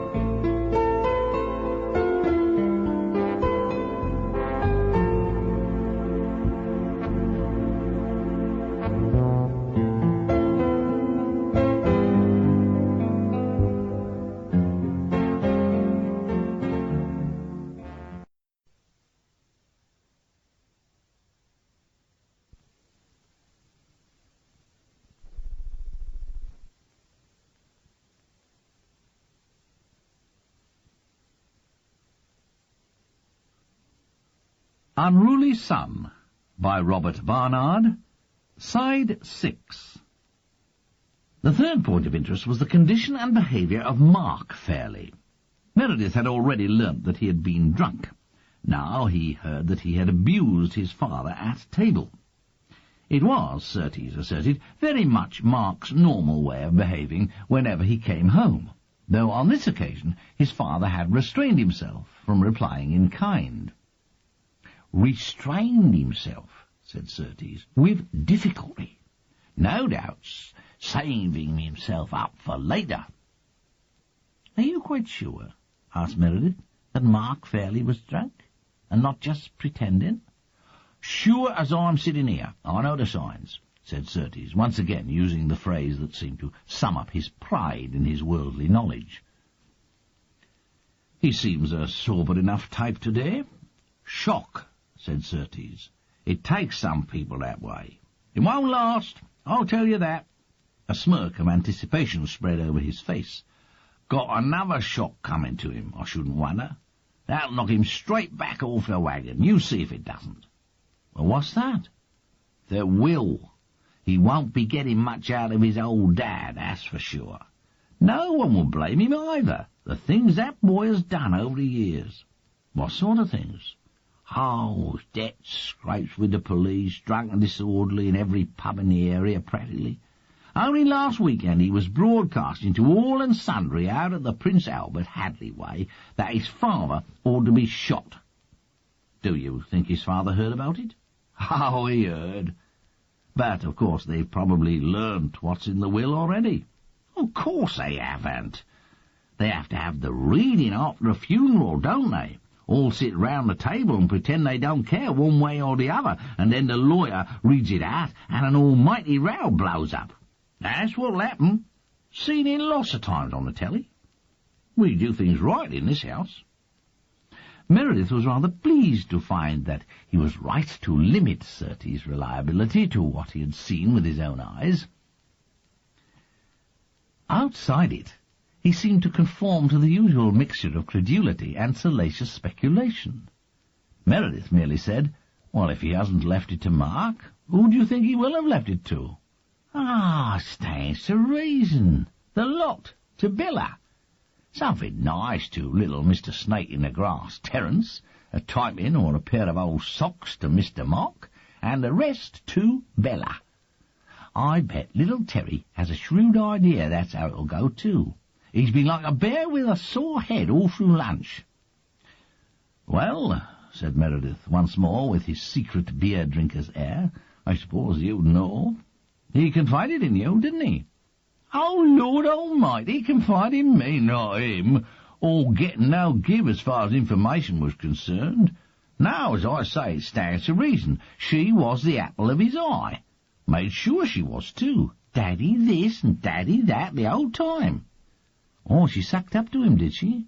"Well, not exactly that. Not in any obvious way, anyway. She just kept him interested, kept him watching her. It was more like a boyfriend she wanted to keep on the boil, if you ask me. But she had him in the palm of her hand, where the others bored him stiff." "You said he liked getting information. What did you mean? Information about Mark, for instance?" "Oh, yeah, him and anyone else. He liked to know things. He was a connoisseur of human nature, you might say.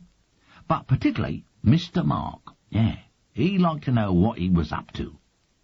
"Did you give him information yourself?" "Well, if I got any, why not?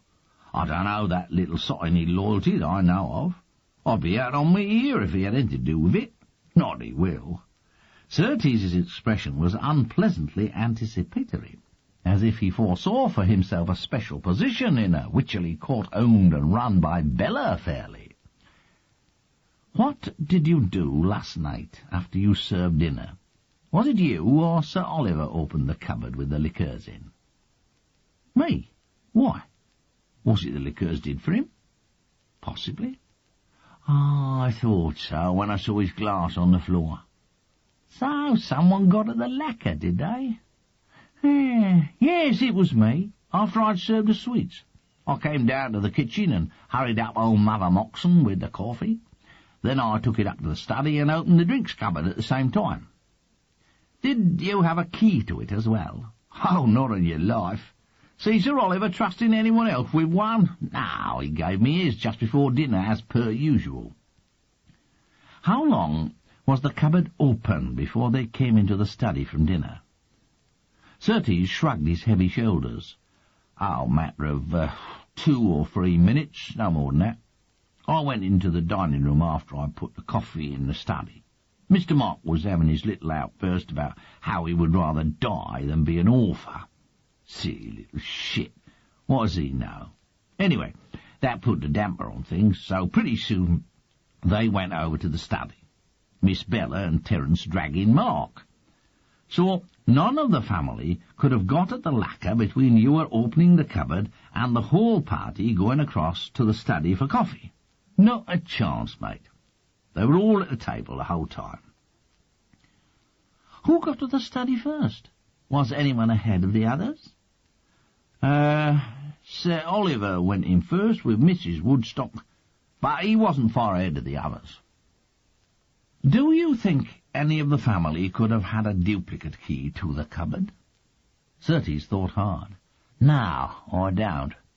The locks on the drinks cupboards, both in the study and the lounge, were changed a couple of years ago, when little Lord Fauntleroy was going through a bad period. Correction. When little Lord Fauntleroy was going through a particularly bad period. Because he hasn't had a good one since he was 19 or 20, so far as I've heard.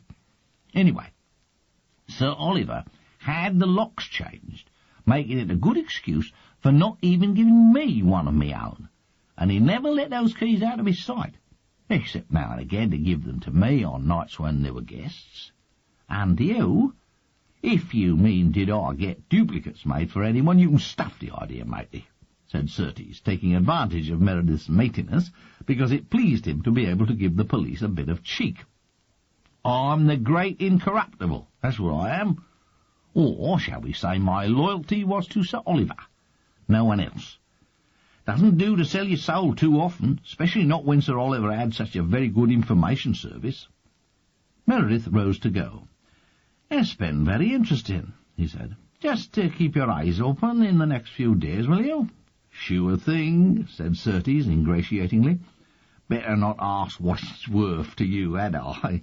You cops can turn funny about little things like that. Still, if I'm ever in trouble in the future, I can just quote your name, can't I? Of course, said Meredith at the door, mentally adding, you can try. Back in the study, Meredith tried to sort out his impressions. He had already had, before he came, a mental picture of Oliver Fairley, culled from local gossip. His morning in Wycherley Court had not radically altered that impression. The man seemed to have been an unpredictable and erratic tyrant, ruling a disunited and unsatisfactory family. Beyond the family circle, Meredith had no reason to doubt that Oliver Fairley was a man with so many enemies that a list of people who might have vaguely wanted him out of the way could easily run into 3 figures. Yet the man must have been more complex than this outline. There was, for instance, the will, the strange decision to leave everything, virtually, to a son he hated. Inspector Meredith idly went over to the shelf behind the desk at which Oliver Fairley had drunk his last toast. Here were ranged, he had already noted, the English first editions of Oliver Fairley's works. He took out Foul Play at the Crossroads. A photographic cover, sky blue, depicting a finger-post decorated with a skull, and a witch's broomstick in the foreground. A work full of eye of newt and toe of frog, no doubt. He looked for Right Royal Murder, and took it down. A purple plush background, on which was placed the crown of England, stained with blood. An excellent cover, he thought, and a sure seller. Both Macphersons and their star author had an eye for what would sell. He skimmed along the shelf for Black Widow. He missed it, and went back to read the 30-odd titles methodically. There was none called Black Widow. He crossed over to an obscure corner of the room behind the door, where he had reserved a serried mass of paperbacks and foreign editions. Here Sir Oliver had kept discreetly out of sight the more sensational editions of his works. Meredith went through them all, eventually having to get down on his hands and knees. There were so many. But there was no book called Black Widow. Oliver Fairley seemed to have left his wife the copyright of a book that did not exist. Emerging from the study, with a feeling of having discovered something without having the slightest idea what, Inspector Meredith caught sight of the capable figure of Barbara Cousins, purposefully cleaving away from the servants' quarters to the stairs. The brief glimpse he had had of her when he had arrived had suggested to him that here was a woman with no nonsense about her, so much so, perhaps, as to be now and then an uncomfortable person to be with. She was dressed for the day after a death, in depressing dark brown skirt and severe-cut blouse. Her hair was pulled back into an exemplary bun, and her make-up was sparse and utterly unflamboyant. On the surface, she looked like a shorthand-taking machine, and a totally conventional moral entity. But behind the glasses, savage little glints of intelligence were to be detected. "Oh, Miss Cousins, I wonder if—" "Of course, Inspector," she said briskly, hardly even turning round. "If you would like to come up to my office." The office, on the first floor, turned out to be a good-sized room. Needed to be, in fact, because one wall was lined with filing cabinets, and there was an enormous old cupboard on the opposite side of the room, whose doors were hanging half open, as if stuffed to the limits with manuscript, and aching to vomit some out. A quick glance from his darting eyes showed Meredith that this was indeed the case. "I'm sorry to have to bother you, Miss Cousins, when you must be very—" "Oh, please don't bother with the preliminaries, Inspector," said Barbara Cousins, gesturing him to the second chair, and sitting down herself at the desk, as if he were all in a day's work. "I haven't been Oliver Fairley's secretary all these years for nothing, you know. Slapdash he may have been, but inevitably one gained a few inklings of police procedure." "How many years, actually?" 6.5. I've been responsible for his last 7 novels and the 8th to come." "And lived here the whole time?" "That's right. I have a very nice self-contained flat. I'm completely independent." Miss Cousins seemed to insist on this. Was it to mark herself off from the domestic who lived in, or to lay emphasis on the distance between herself and the family? "I gather you were not at dinner last night." "No, indeed. It was a family affair. The birthday dinner always is. It was rather unusual for outsiders like the Woodstocks to be invited to it. As for myself, I have only dined with the family 2 or 3 times in the last few years. We saw more than enough of each other in the course of the day. More than enough. If I had been invited, I should not have gone." "Why?" "Well, I believe the birthday dinner was the day in the year when Sir Oliver felt that his position as pater familias gave him the right to be more than usually unbearable." Miss Cousins' lips slapped together at this into a kind of smile. At Meredith's involuntary raising of the eyebrows, she seemed to sense disapproval, and went on, "I'm being disloyal, do you think? But I think I'm safe in assuming that you will know a little about Sir Oliver's character and habits, either from the newspapers or from local gossip. You will hear all about his relations with his family from someone or other. As far as I'm concerned, the main thing is that you understand the situation at once, since it is obviously relevant to your inquiries." Frankness, then, was to be the order of the day. Meredith took the opportunity to ask her at once about the drinks cabinet. It was kept locked at all times, both it and the one in the lounge, because of Sir Mark, you know. A dipsomaniac, unfortunately. "But Sir Mark didn't live here."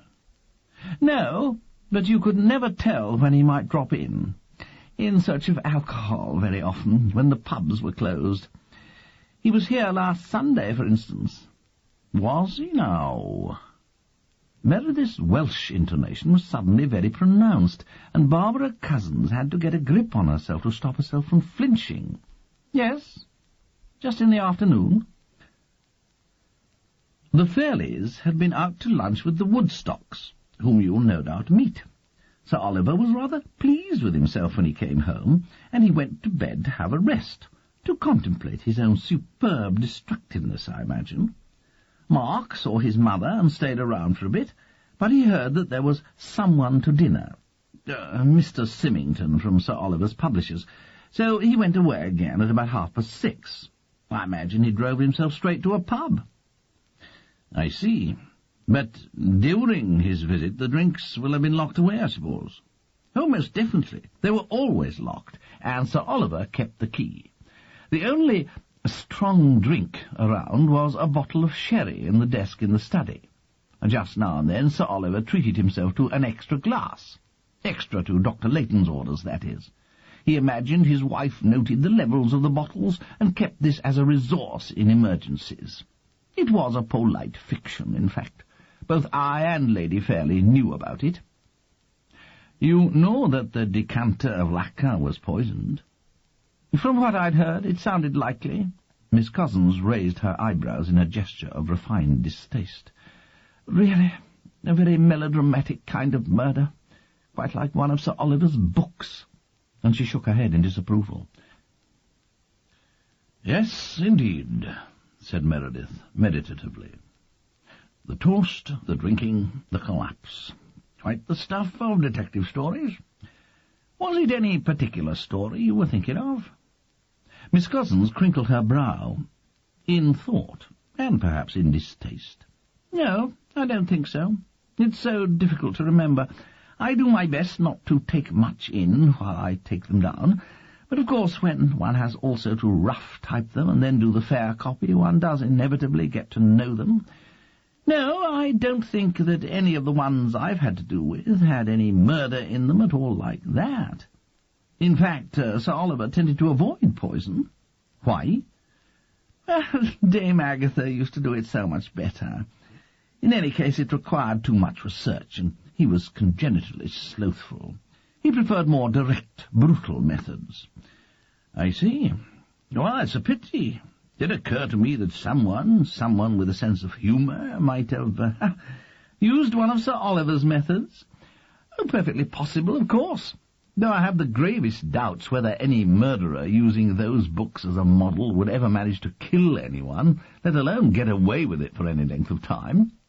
Seeing Meredith smile appreciatively, Miss Cousins preened herself on her sharp wit, and Meredith's quicksilver eyes saw her preening. In a second she was back to her business self.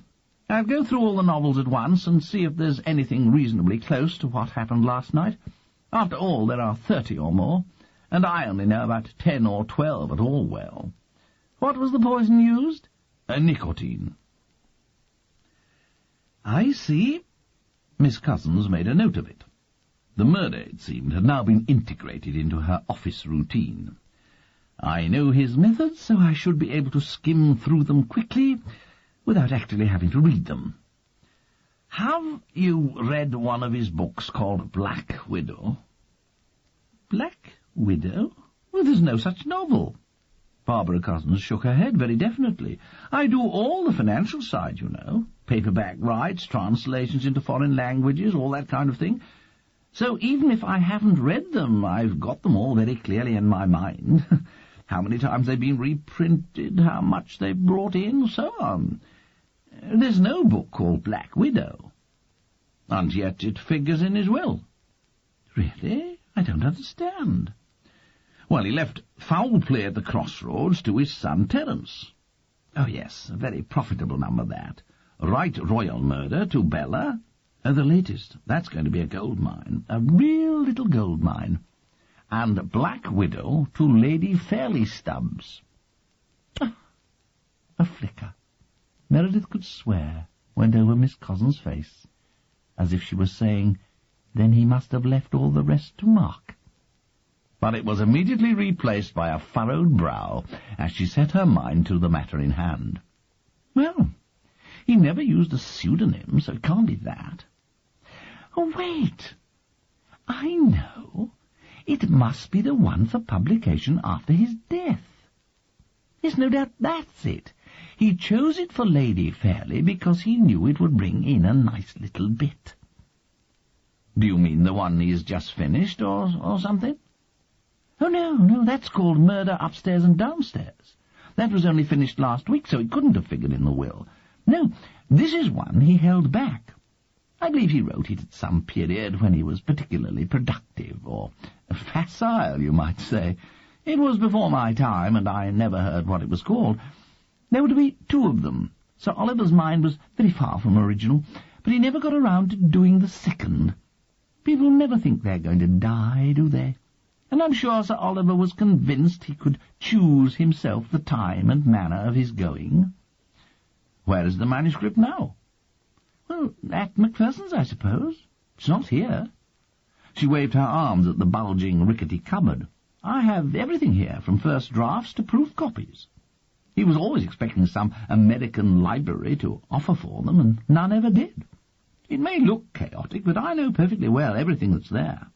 She thought for a moment. "Of course, it's just possible it's in the study." "Wouldn't you know about it?" "No, not necessarily. This room is mine, my office.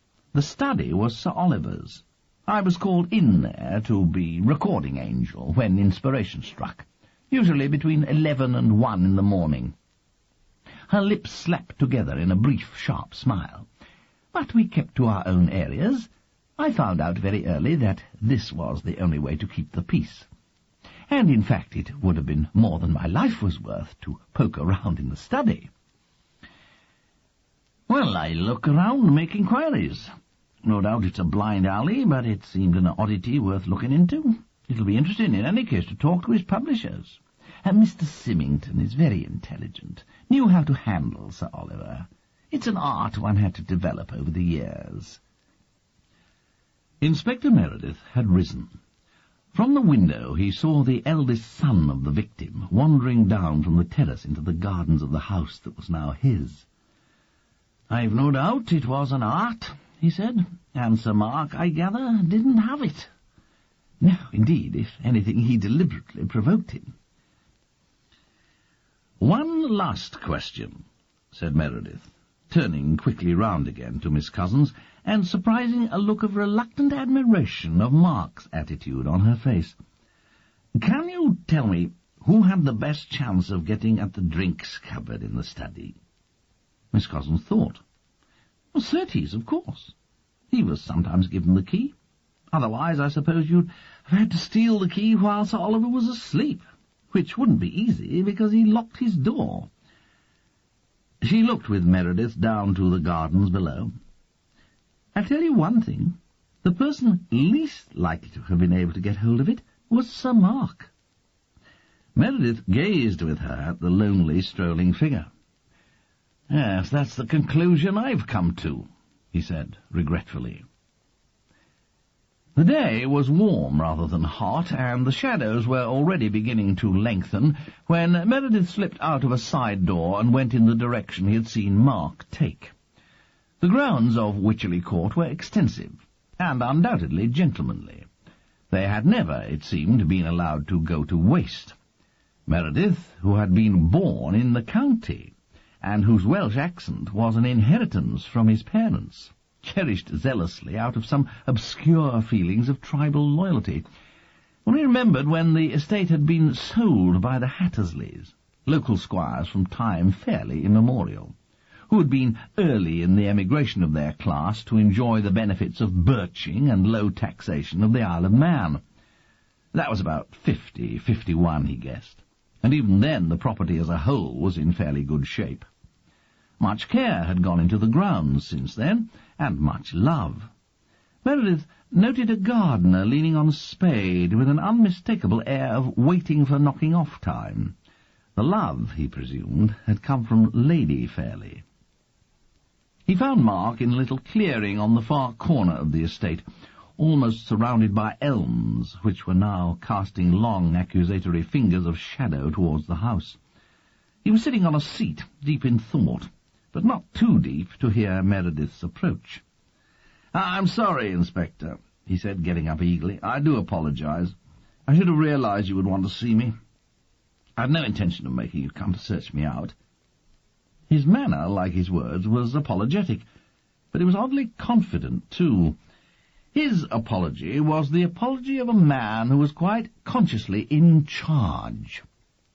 Suddenly his air was that of the public school prefect, grown up. Meredith shot one of his quick glances at the face.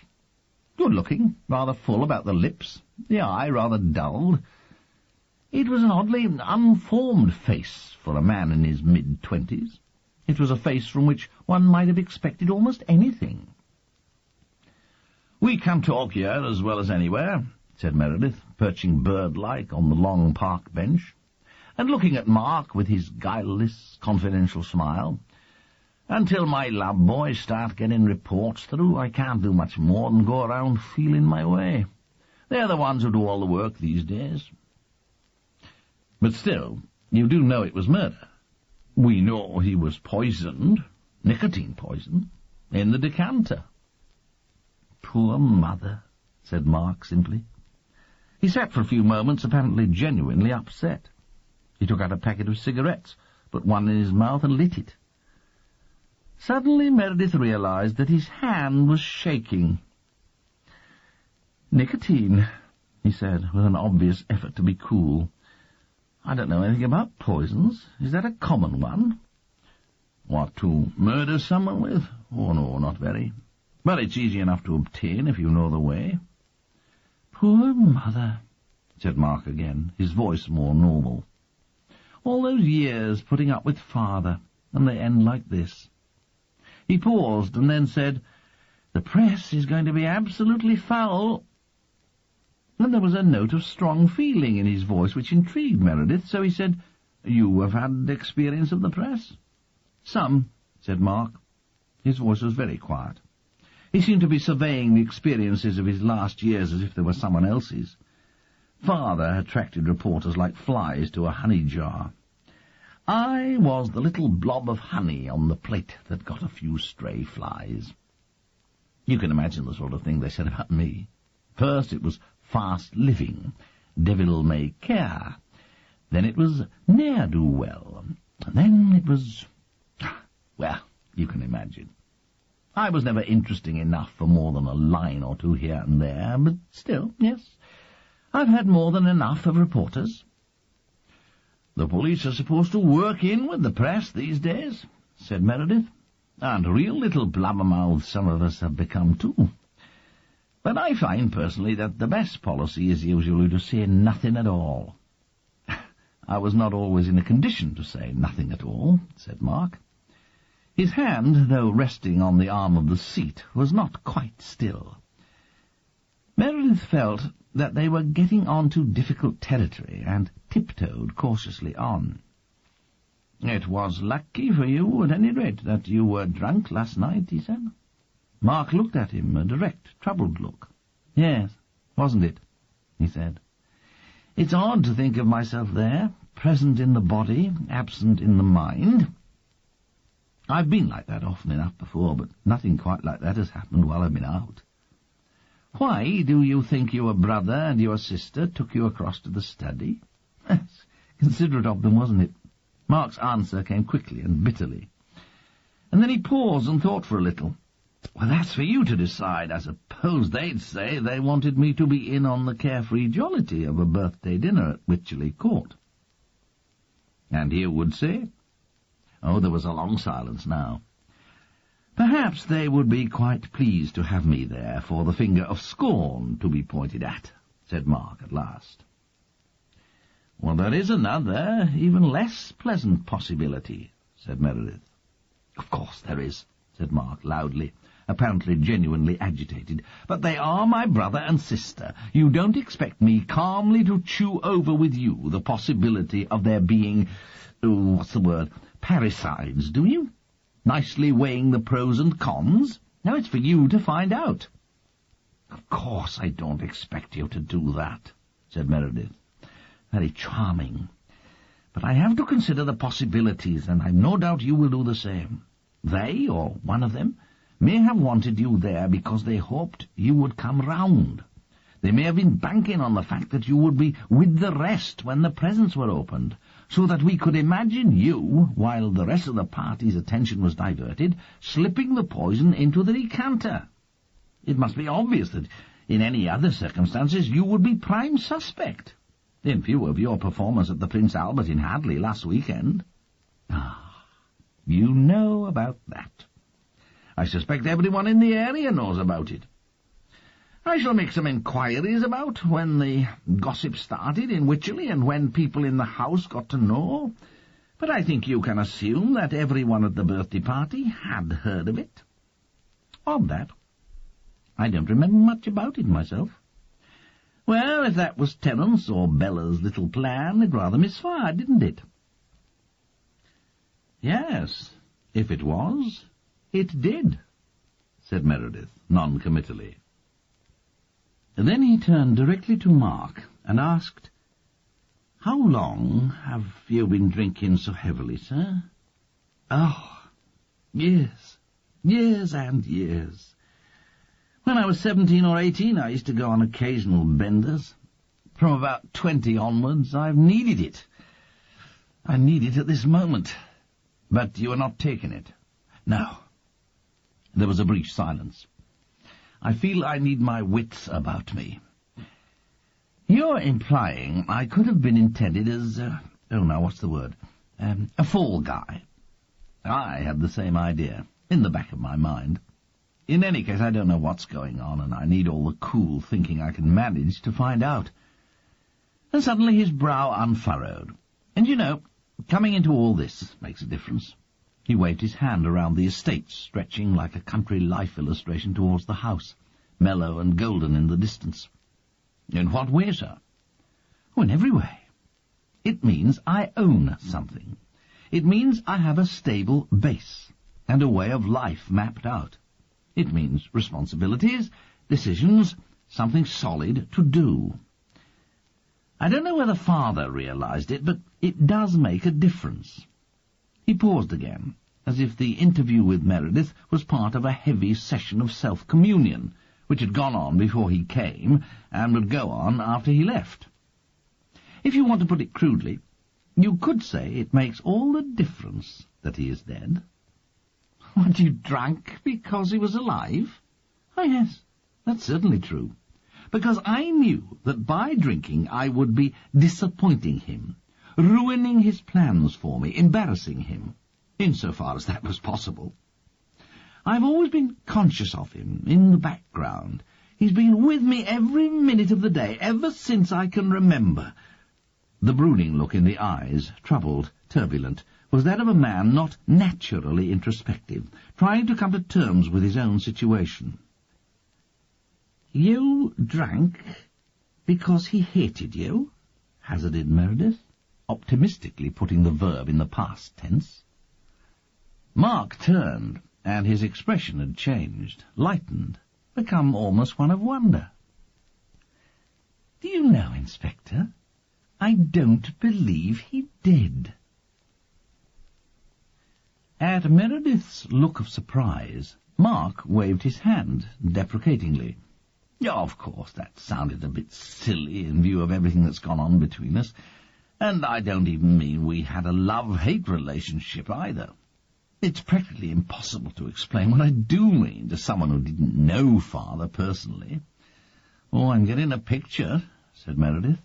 "Yes, but is it the right one? Or rather, is the emphasis right?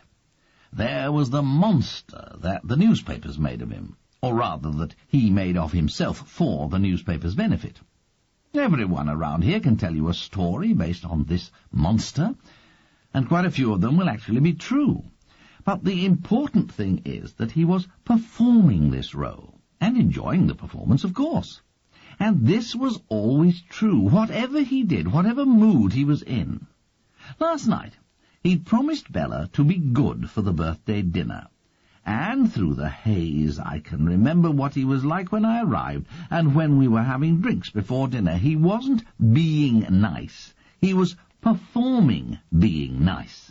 A galumphing, hearty performance. He was being the stage squire in a William Douglas Hume play. And the point about Father was that he loved roles, all sorts of roles. And if you presented him with a possible one, he grabbed it with both hands and hammed it up to the skies.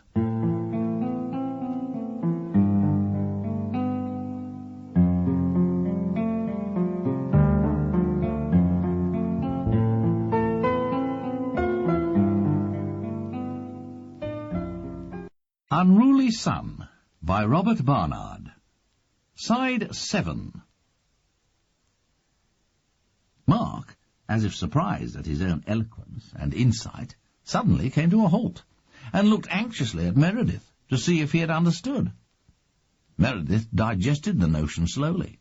He was wondering whether the picture was a true one, and wondering, too, what had given this rather ordinary boy such an acute perception.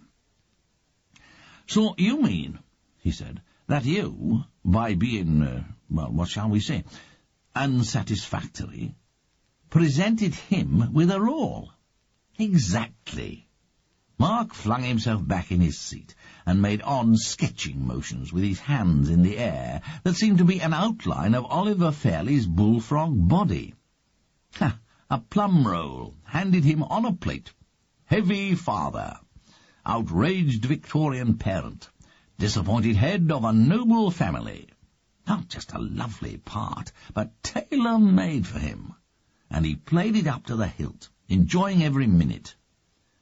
But you think he didn't actually feel anything? Any hatred or outrage? Well, that's what I've come to think. Mark crossed his legs and turned towards Meredith, like a salesman trying to put over a product. I don't think Father felt very much at all. He was fond of Bella, in his way. Perhaps of Mother, too. They would never have moved a muscle of his body out of consideration for her feelings. Beyond that, there was only himself, his comfort and convenience, fending off the boredom of life, creating fuss and kerfuffle, getting into the news, bullying and embarrassing people to prove himself in some way or another. But about me, I don't think he felt anything, one way or another. Nothing you could analyse and say, this is sincere. You've obviously thought about this a lot. Oh, I have. And I'm not sure I quite saw it like this yesterday, even. But that's how I think it was. And where does this leave you, sir? In what way? I mean, did you hate him? Yes. Oh, yes. There was no sign of reserve or hesitation as Mark stretched back in the seat and admitted this. I hated his selfishness, his cruelty, his ludicrous snobbery, his publicity-seeking. I hated everything about him. But in the end it may all come back to egotism on my part. I hated him because I sensed he felt nothing about me as a person, nothing at all, wasn't conscious of me, and couldn't care less. He made me cringe with loathing. The two men sat silent for a moment. Into the silence came an odd sound, like an asthmatic barrel organ tuning up. Across the clearing, waddling, came Cuff, snuffling along with his nose obsessively to the ground, his dim eyes winking with effort.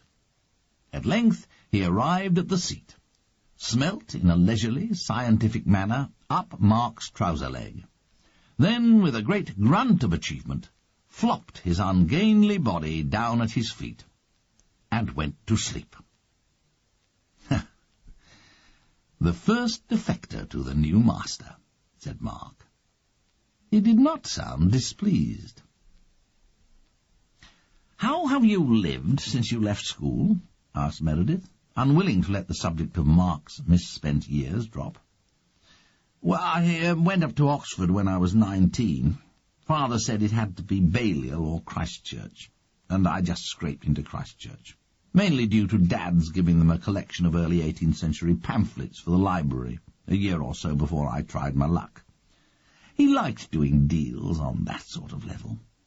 He used to say it was impossible to underestimate the power of self-interest.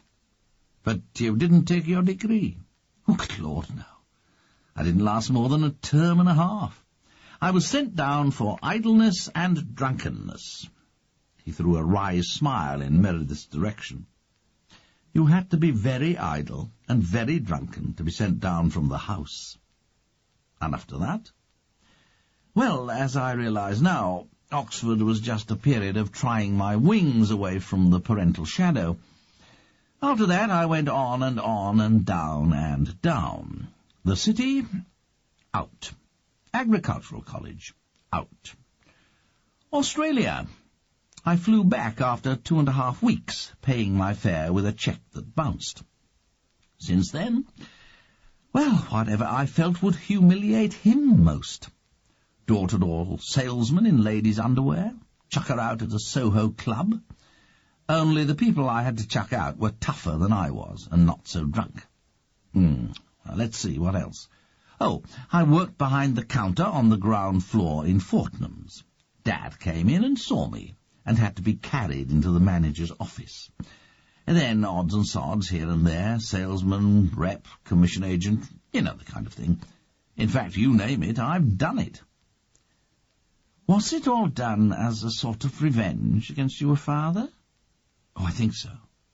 I've tried to pull myself together and make a go of something now and again, but the thought of his condescension or his sneers always sent me off again.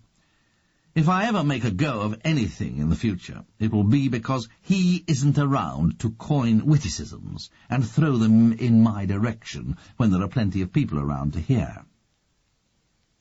"Ever been in trouble with the police?" asked Meredith, knowing very well he had. "Drunken driving, bad debts, disorderly behaviour," said Mark promptly. "As I'm sure you know only too well, Inspector." Meredith decided it would be as well not to underestimate Mark. He was, at any rate, too intelligent to be played with. But a flicker had crossed his eyes as he recited his offences. Had there conceivably been something else? "Your father had to pay the debts, I suppose?" he said. "Oh, frequently. Less so of late. People have been getting wise. And he put a notice in the Times disclaiming responsibility. So credit has been tough for the last year or so." "And your mother has helped you too?" "Oh, Mother is a brick. But she's no fool either. She's always been good for a small touch, but after the first couple of times she drew a firm line and stuck to it. Anyway, I always thought it was more fun to get it out of Father. But knowing that it would come to you in the end anyway." Mark paused before he replied, as if it might be a trap, suspecting that it would. "Because he would want the money and estate to go together with the title?" "Yeah, that's what I guessed. Which is pretty funny when you think of the title." When Meredith raised his crescent eyebrows, Mark just said, "Ask Mum about it. She's very good on the subject when Dad isn't around to hear her." He stopped and smiled, very naturally. As, of course, he isn't. "Well, well," said Meredith, stretching his legs. "I must be getting back to see what has come up. Oh, one last question. Did you have a duplicate key to the drinks cabinet in the study?" "No, of course I didn't, Inspector." "You'd have been questioning me in a very different tone of voice if you thought that possible." Mark smiled confidently, got up, and the two strolled towards the house, Cuff scrambling to his feet and following cumbrously behind them, sighing noisily at the restlessness of humankind.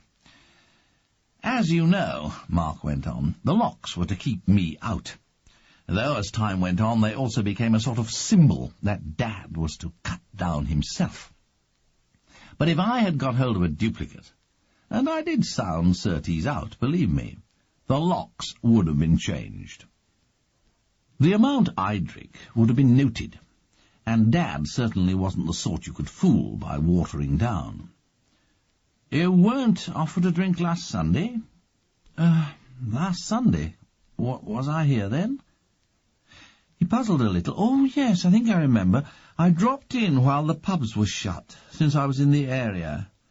Sunday's a horrible day for a man with a thirst. But Dad was asleep, and Mum couldn't have given me anything even if she'd wanted to. I stayed around for a bit, but I'd had pretty much, and I get gloomy, and it wasn't much fun for Mum.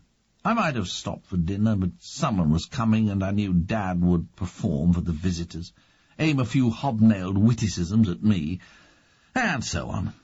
So I sloped off. When? About 6, I should think. Ask Mum. Mark turned and looked straight at him. Anyway, Father hadn't come down by then. None of the drinks cabinets had been opened, and I didn't come back. Is that quite clear?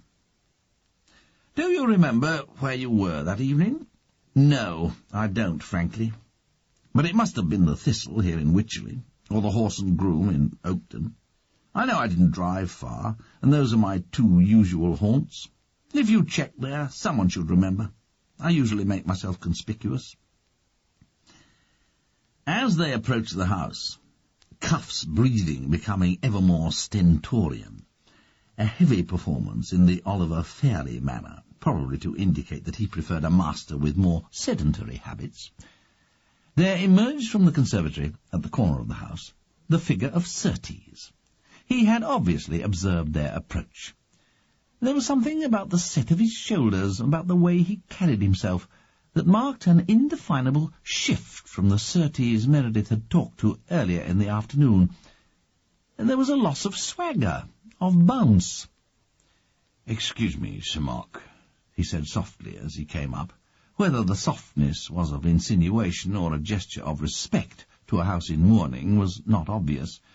"I wondered if you would like anything special tonight in the way of wine."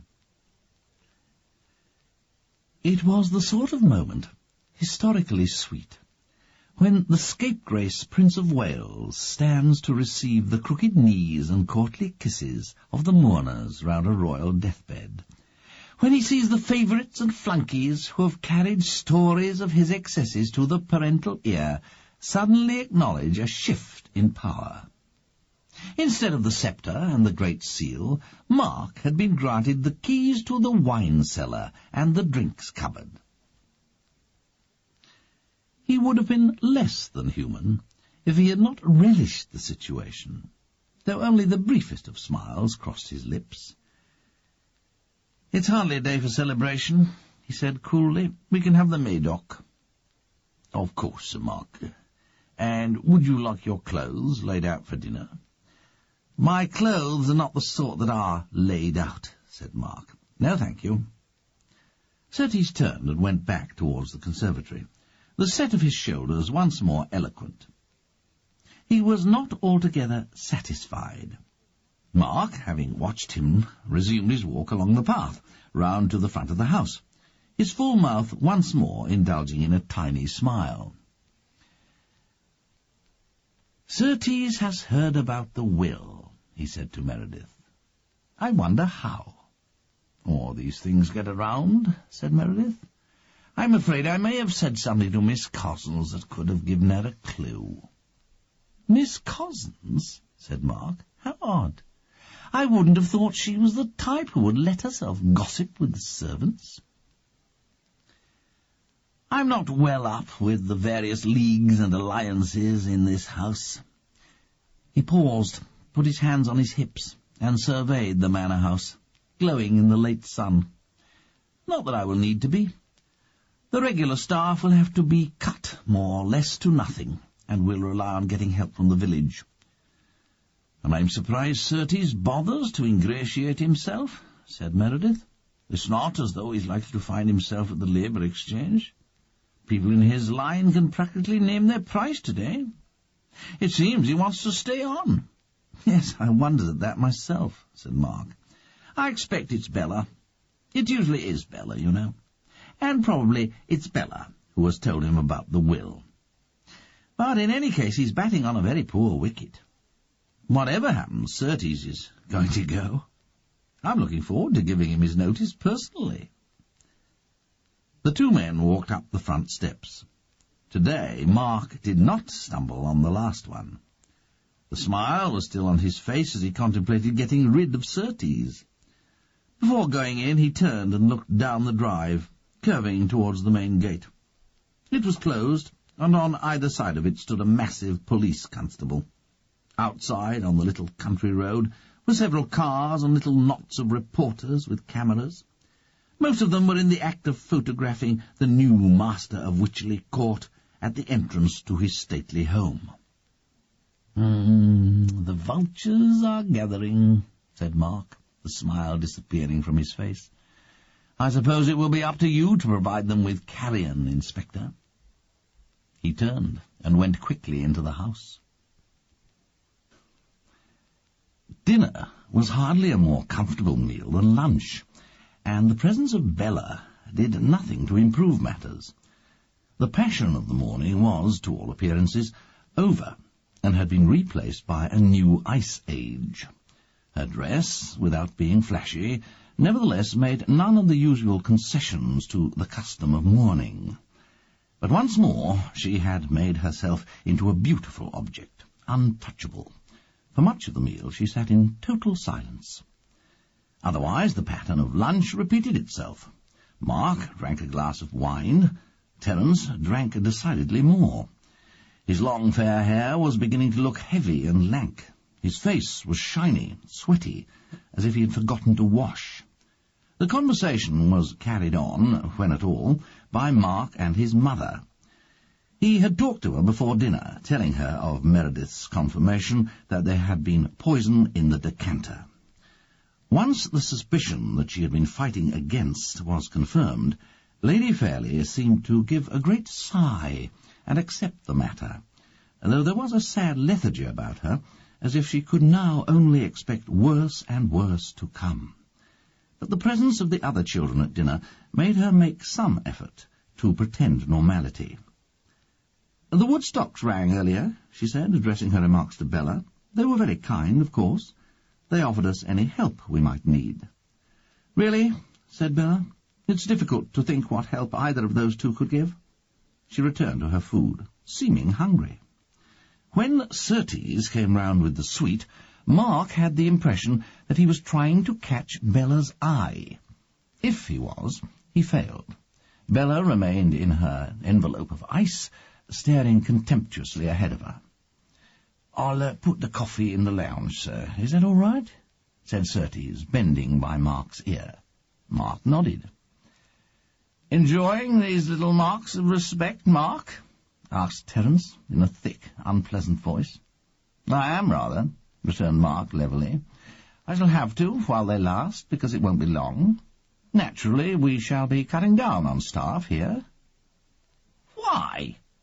said Bella sharply. Then, as if she had revealed something, she cut her voice down to its usual drawl, and said contemptuously, "There's no reason to, is there? The royalties will be coming in as usual." "Except, of course," said Mark, "that I shan't be writing a book a year to keep the flow going." The thought didn't seem to have occurred to Bella, and he elaborated. "One profession I do not think of entering is the mystery-writing trade." "Well, I hope things won't be too hard for you," said Bella, the cut of the voice making up for the heaviness of the irony. "I wouldn't want you to miss the royalties from my little legacy." "What an appropriate word, royalties," murmured her mother, whom family disagreements tended to send into fatuities. "In view of the subject matter," she added feebly. "Well, I think you should be very happy with right royal murder," said Mark, unruffled. "The Jubilee will soon be over, but probably every royal wedding and birth will lead to a reprint, and heaven knows there are likely to be plenty of them." "Thanks," said Bella. "Shall we have coffee?" said Mark, rising. By now his face was a little flushed from the effort of not drinking and maintaining conversation. Not being able to think of any way of asserting themselves, Terence and Bella trailed along to the sitting-room. Coffee was set on a side table, and the drinks cabinet stood open. The liqueurs from the study had, of course, been commandeered by the police, but replacements had been brought up, and several bottles of spirits had also been set out by Surtees in a tempting array. "Is it a bribe?" thought Mark, "or an invitation?" "Will you pour, Mother?" he said. "I'll have a whisky," said Terence. "Terence," said his mother. "Of course, Terence," said Mark, going over and taking up the bottle in his hand. "Anything with it?" "Neat," said Terence. "Mark, please don't give it to him." "Terence has had a bad day, Mother," said Mark quietly. "I'm sure it'll do him good." He poured into the glass a good stiff measure. "Anyway, there are far worse things than whisky, aren't there, Terence?" He straightened himself, the bottle still in his hands, and looked straight at his brother.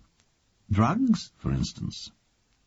Mark still stood, his hands automatically screwing on the cap, looking at his brother and sister. Terence's face, already fiery, seemed to grow purple and crumple. Bella's eyes opened wide, and she seemed about to say something to her younger brother.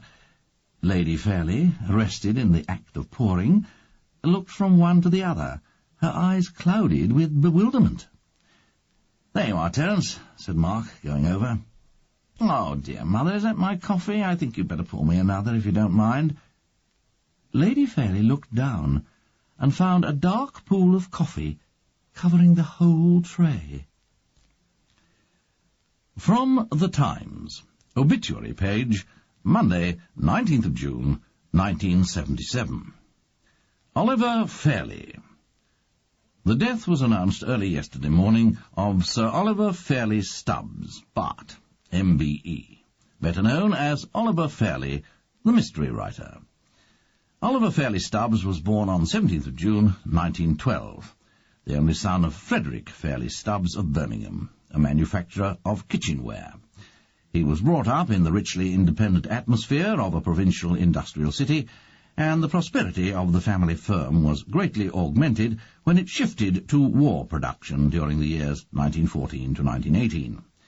However, although his father received a baronetcy in the New Year's Honours List for 1922, the Fairley Stubbs works did not easily weather the transition to peacetime production, and went bankrupt in 1925. It was no doubt due to the economic difficulties of the family that Oliver Fairley did not go to university, a loss which he never regretted. The first years of his working life, 1932 to 1940, were spent in journalism, initially with the Birmingham Post, later on Fleet Street with the Daily Clarion. His politics at this time were the conventional blend of idealism and socialism, and his witty and trenchant reviews in the Clarion won him entry into the circles surrounding Auden and Isherwood. The war, however, led to a change of direction, both in his career and in his politics. He served in North Africa and Italy, proving an effective, if idiosyncratic, soldier. In his spare time he wrote his first detective novel, Murder by Debrett, and the publication of this in November 1945 marked the beginning of a series of highly entertaining stories, distinctive for their narrative pace and their mild and harmless snob appeal. His politics, in contrast to those of many of his fellow soldiers, had moved sharply to the right. In 1947 he stood as Conservative candidate at a by-election in the Milton Grove constituency of Sheffield, but his personality proved ill-adapted to the democratic give-and-take of the hustings. In later years, his pronouncements on political and social matters grew more and more extreme. A much-quoted article for The People on the cult of the angry young man was a case in point. But these were part of the elaborate public persona which Oliver Fairley, with the delighted cooperation of Fleet Street, built up over the years. By a series of obiter dicta and escapades, he impressed himself on the public as a formidable upholder of Victorian attitudes, a country gentleman of the old school, who had appointed himself the scourge of modernity in all its forms. The publicity he gained did no harm to the sales of the stream of works which poured from his pen, and at his death he was unquestionably the most popular writer of this kind of fiction in the English-speaking world. Lacking the literary pretensions of a Sayers or the ingenuity of a Christie, his stories are notable for their erratic high spirits and unfailing readability. Among the most accomplished, perhaps, are Murder by Degrees, with its unkind, if entertaining, picture of a Cambridge college, Skirting Death, the first of the Mrs. Merridale books, and Foul Play at the Crossroads, in which, to the conventional formula, is added a spice of Grand Guignol. In 1949, Sir Oliver Fairley Stubbs, as he had by then become, on the death of his father in 1946, married Eleanor, daughter of the Honourable Philip Erskine Howard. There were 2 sons and 1 daughter of the marriage, of which the elder son, Mark, succeeds to the baronetcy. The obituary of Oliver Fairley, spread over 2 columns, extended nearly down to the middle of the page. Underneath, testifying to the change of values that had come over Printing House Square in the later years of Oliver Fairley's life, were short obituaries of a Scottish bishop and a cabinet minister in the second Attlee government. In the centre of the obituary was a photograph of Oliver Fairley. He stared out on the public at large, outraged, apoplectic, incredulous. Public folly, it seemed, had driven him to the verge of insanity. He looked like a Crimean War general whose men had deserted en masse, leaving him to face alone a regiment of galloping Cossacks. Not for the first time in his career, Meredith, sitting on the early morning train from Hadley to London, felt glad that the murder victim was indeed the victim, not one of the living suspects. Turning to page 2, he found a brief and neutrally worded announcement that the police were investigating the circumstances in which the novelist Oliver Fairley had died.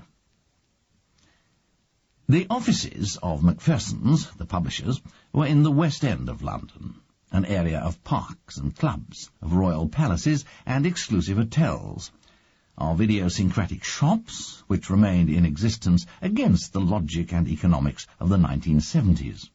They were, in fact, in Oliver Fairley country. The building was Queen Anne, and in spite of all the efforts of a modern construction company to halt the sinkings and slidings that time afflicts such buildings with, it was dark, irregular, and undeniably quaint. It had all the air of an old family firm, and was therefore much approved by Oliver Fairley. But in fact its origins, like his, were late 19th century, and were based on the business acumen of its Scottish founder, a small printer of great thrift, industry, and intransigence. The firm had published a series of volumes of popular education, which just matched the needs of the post-1870 generation of board school products. Now they were a firm of great respectability and even greater prosperity. People in the trade laughed at their love of a bestseller, and silently ground their teeth at their skill in finding them. Inspector Meredith arrived there by appointment at 9:30, and stood in the high room with the sagging ceiling, which was its main office. Here a decorative young lady played with a typewriter and met the general public, while a fearsome old dragon, face to the wall, did all the real work. Meredith sent his name up to Mr. Gerald Symington, but when footsteps clattered down the sounding wooden stairway, there were 4 feet to be distinguished. He realized, as soon as the first man came into the room, that he was being given the red carpet treatment. This could only be Sir Edwin Macpherson.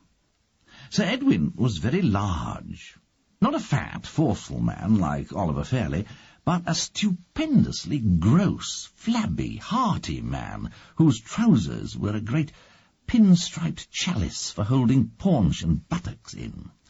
It was miraculous how 2 little legs could hold up so much body.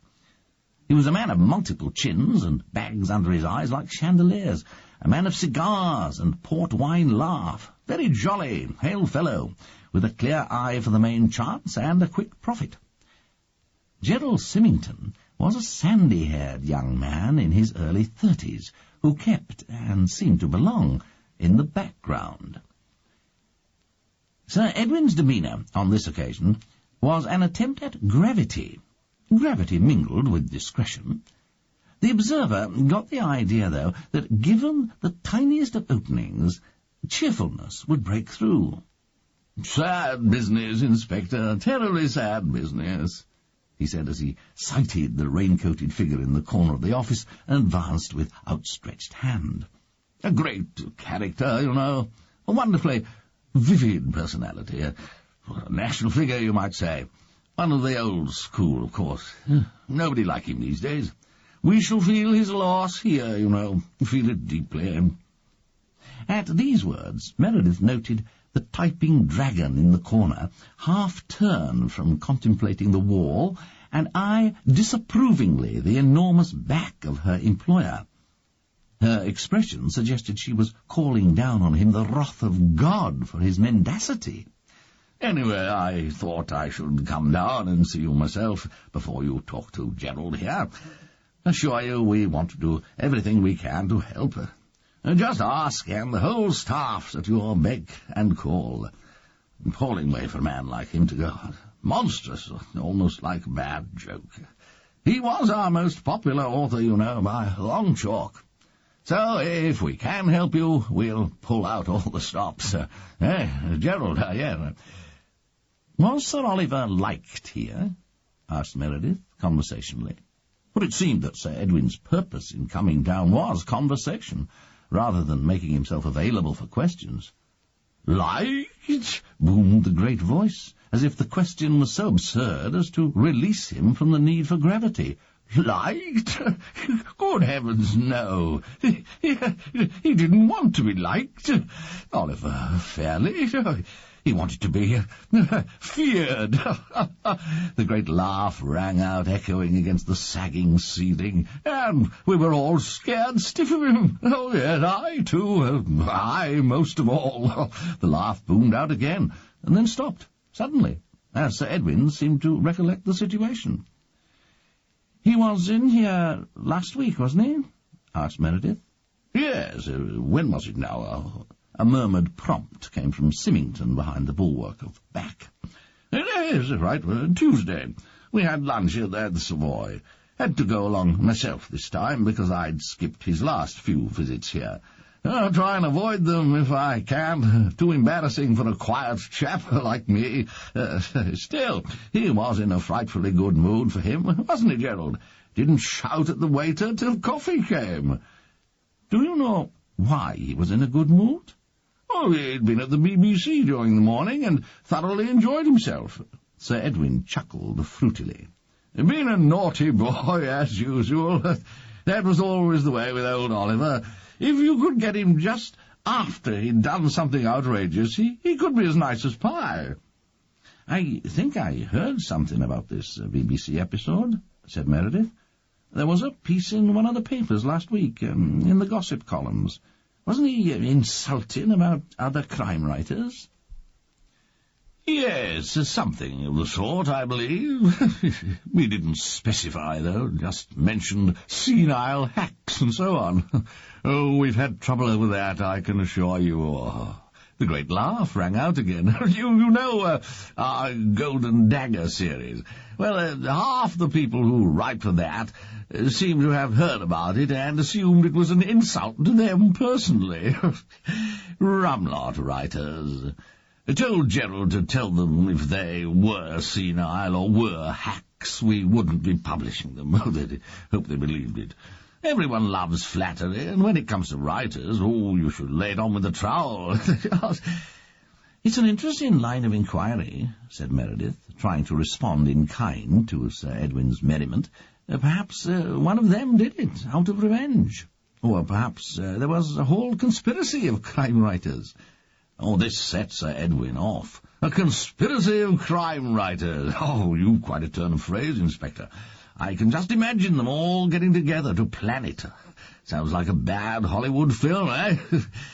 He sobered down suddenly. "No, mustn't joke. There are authors.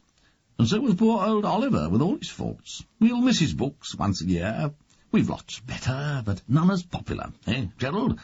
And he wagged a few chins in the direction of his shadow, and mentally contemplated his future sales figures.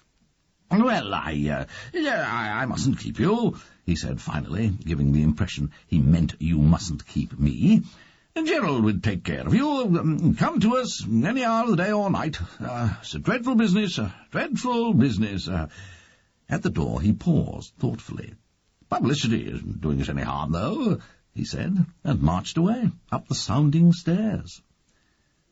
"Perhaps you'd like to come to my office," murmured Gerald Symington, sounding like a harp solo after a Sousa march. He led the way along a labyrinth of narrow corridors, strategically interspersed with steps to trip or tumble. Finally, they arrived at a little room, neatly stacked with books and files, with a dirty window overlooking the arid well that was the area, and a desk of exemplary tidiness. "I find if I don't keep it in apple pie order, I'm overwhelmed with paper in a matter of hours," said Gerald Symington, as if some explanation were demanded. He gestured Meredith to a chair and sat down himself. His elbows, apart, rested on the desk, but his long fingers came delicately together under his chin, as if he were trying to make himself into a neat geometrical pattern. "As you know," he said in his courteous, neutral voice, "we've published all the Oliver Fairley books here, so over the years we've certainly got to know his little ways, shall we say. I'm not sure how else we can help you, but perhaps you'd better tell me that." He blinked rather formally behind his heavy spectacles. "A born second-in-command," thought Meredith. "Yes, I wanted to ask you," he said, "about your dinner with Sir Oliver the Sunday before last." "Oh, yes, it was my first real visit there, you know. He knew I was in the area and asked me to dinner. I was apprehensive, of course, but it went off very nicely. I gather he'd been out to lunch and made everybody grovel, and, as Sir Edwin suggested a moment ago, that did tend to put him in a good humour for the rest of the day. We discussed the new book, Murder Upstairs and Downstairs. He was very late with it, but we here had decided to hurry it through and get it out by early October." "Now, what I was really interested in," said Meredith, "was the drinks. Did you have liqueurs with coffee after dinner?" Yes, we did. Just Sir Oliver and I. Lady Fairley said she was tired. We went into the study." "Did Sir Oliver drink lacquer?" "Oh, yes, he did. Was it?" "Yes, it was."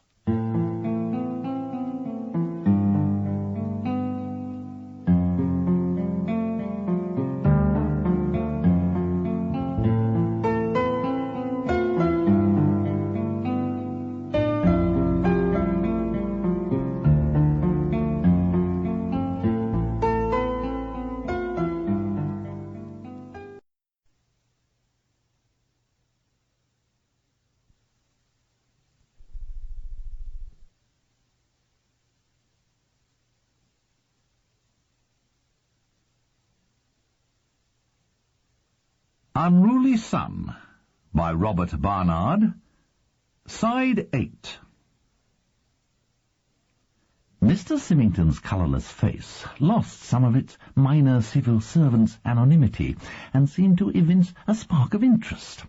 Well, he said, leaning back in his chair, "I've been editing the Golden Dagger series for 4 years, and this is the first time I've encountered a real murder, and it didn't seem to upset him. When you went into the study, was the cabinet with the liqueurs in already unlocked?" "No, Sir Oliver unlocked it himself." "And afterwards?" "Well, he locked it himself as I got up to leave. He was very particular about it, and I noted it specially." "Why did you notice it?" "Well, to tell you the truth, I'd heard rumours about his son, and I wondered whether that was the reason." "I see," said Meredith. He grinned. "You make it very difficult." "I'm sorry, why is that?" "Well, I'm trying to establish when the decanter could have been tampered with. It could have been done immediately before Sir Oliver drank, in which case my list of suspects is everybody who was in the room, except one." "One?" "Mark, the elder son, was too drunk, out like a light as far as I can see, and nobody even hints he could have got up and sneaked over. On the other hand, to do it then would be extremely risky. It would need nerves of iron. The alternative is, it could have been done before, which would significantly widen our list of suspects. The problem is how anyone could have got hold of the keys." "You mean Sir Oliver kept them with him the whole time?" "Well, that seems to be the general testimony. That would make it very difficult, almost impossible, except that he sometimes gave them to Surtees, his man, which opens up certain possibilities. What I'm wondering about at the moment is whether Sir Oliver was really as careful as people make out, And I was hoping that, for example, he might have left the cabinet open while he saw you out." Mr. Symington blinked again, and remained sunk in anemic thought for a few seconds. "I'm sorry, Inspector, but it was as I said. He definitely locked up before we left the study. But, of course, he drank a lot, as a general rule. I mean, very likely some other time during the week he could have forgotten to lock it." Meredith shook his head. "No, there again. That seems ruled out. Apparently, he only drank liqueurs at weekends. Some sort of compromise with doctor's orders, I believe." Mr. Symington shook his sandy head dubiously. "Well, I'm surprised to hear it. I wouldn't have thought Oliver Fairley had so much self-discipline.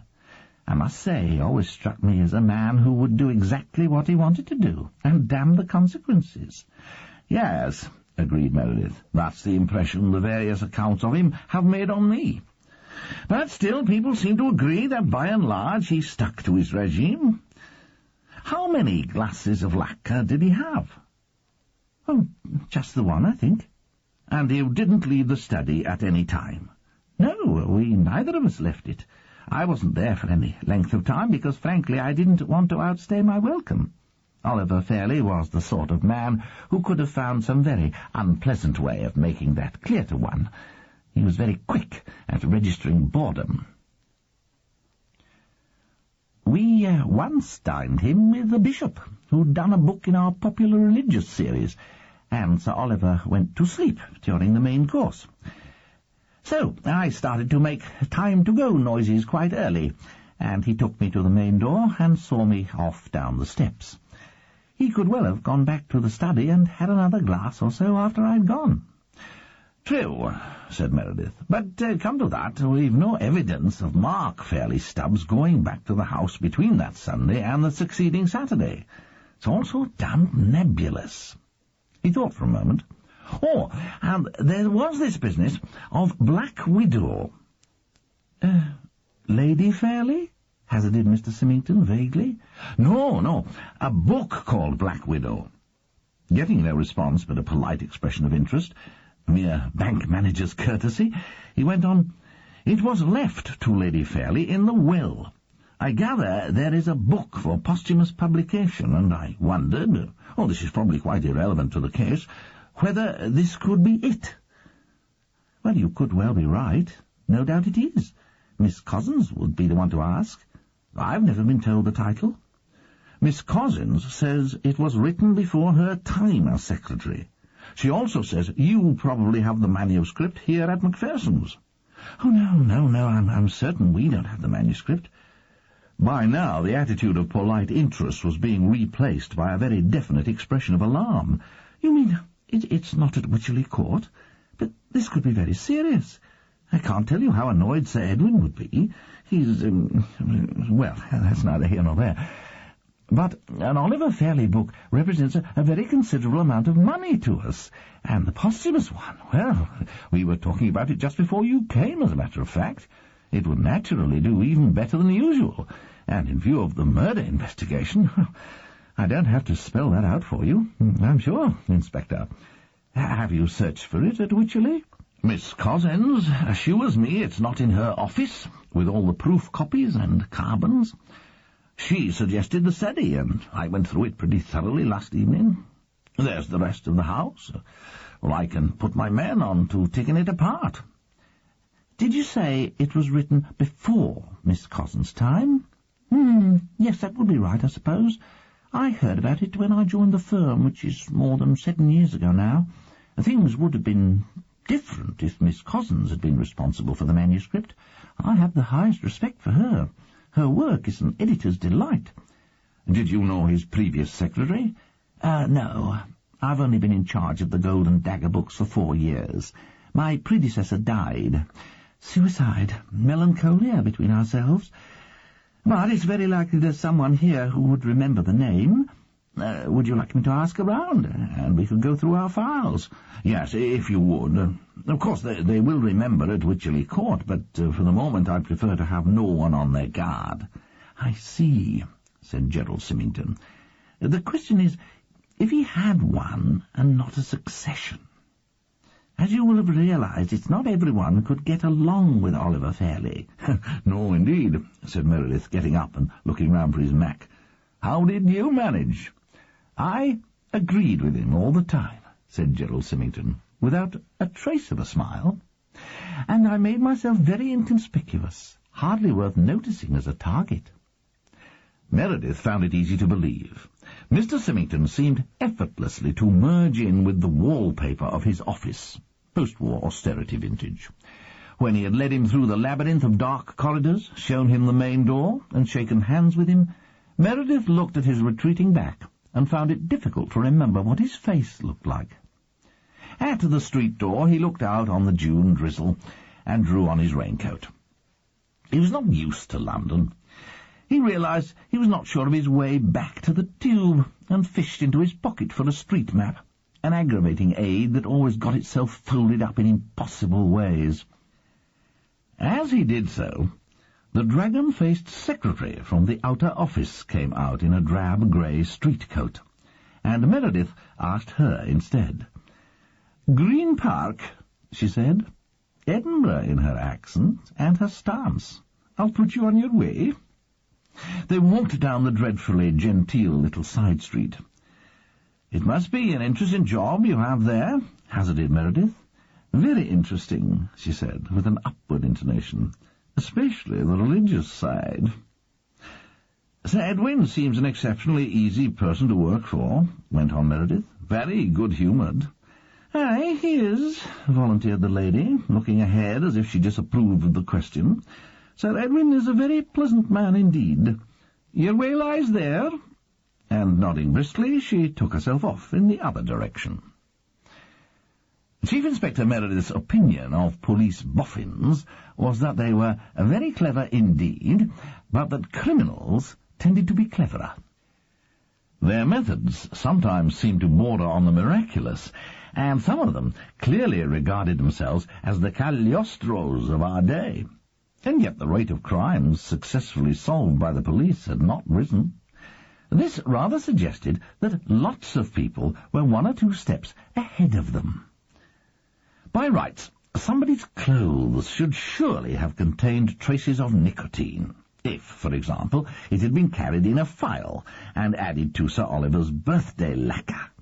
But nobody's did.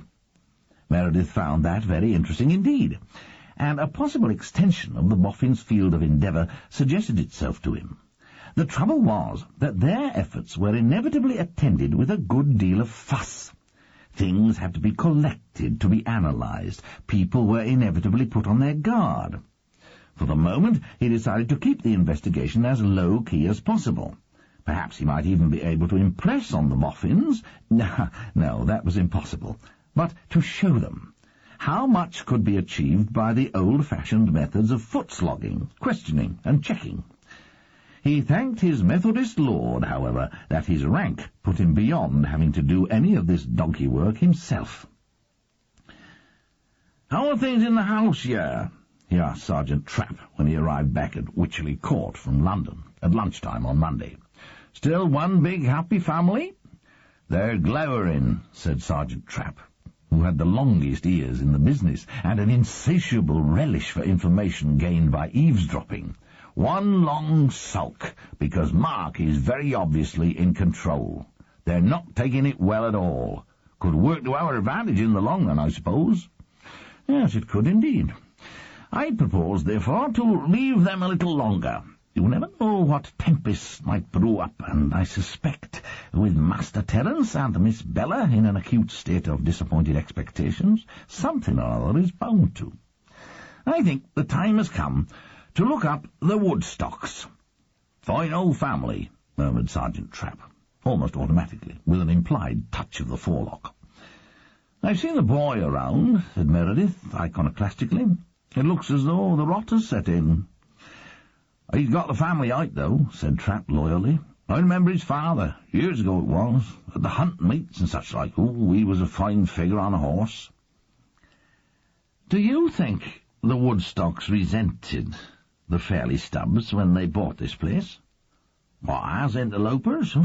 Well, it could be, I suppose." Trapp scratched his head.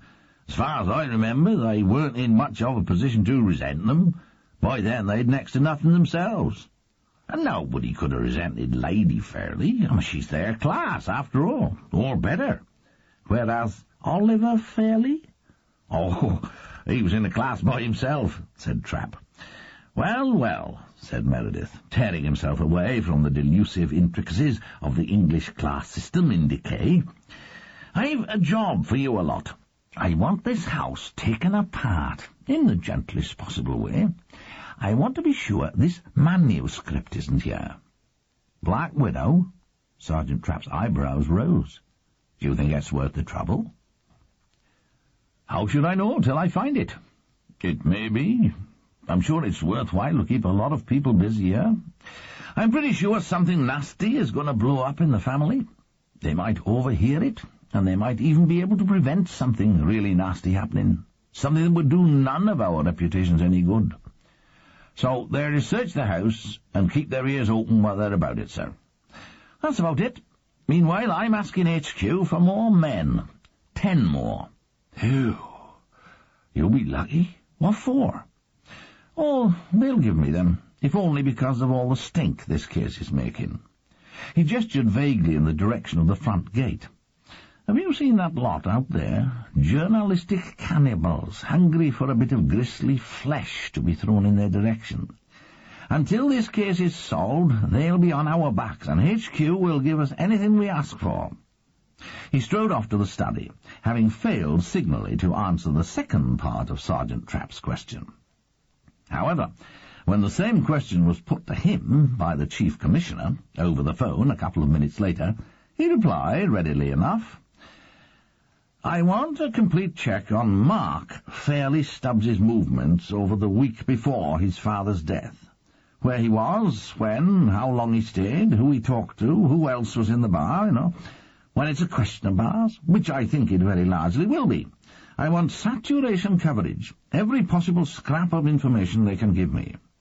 Having received assent, however grudging, and given all the necessary orders, Meredith strolled out of the house.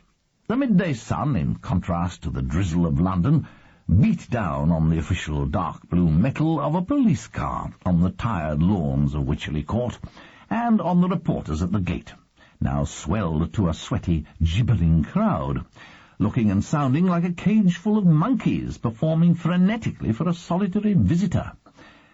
The thought of driving through that crowd was distasteful, as was the thought of them following him all the way to the Woodstock cottage and infesting the ground around it.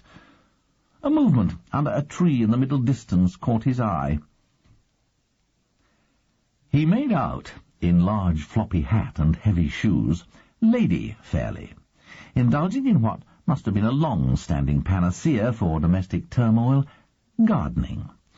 He walked over towards her in as casual a way as possible.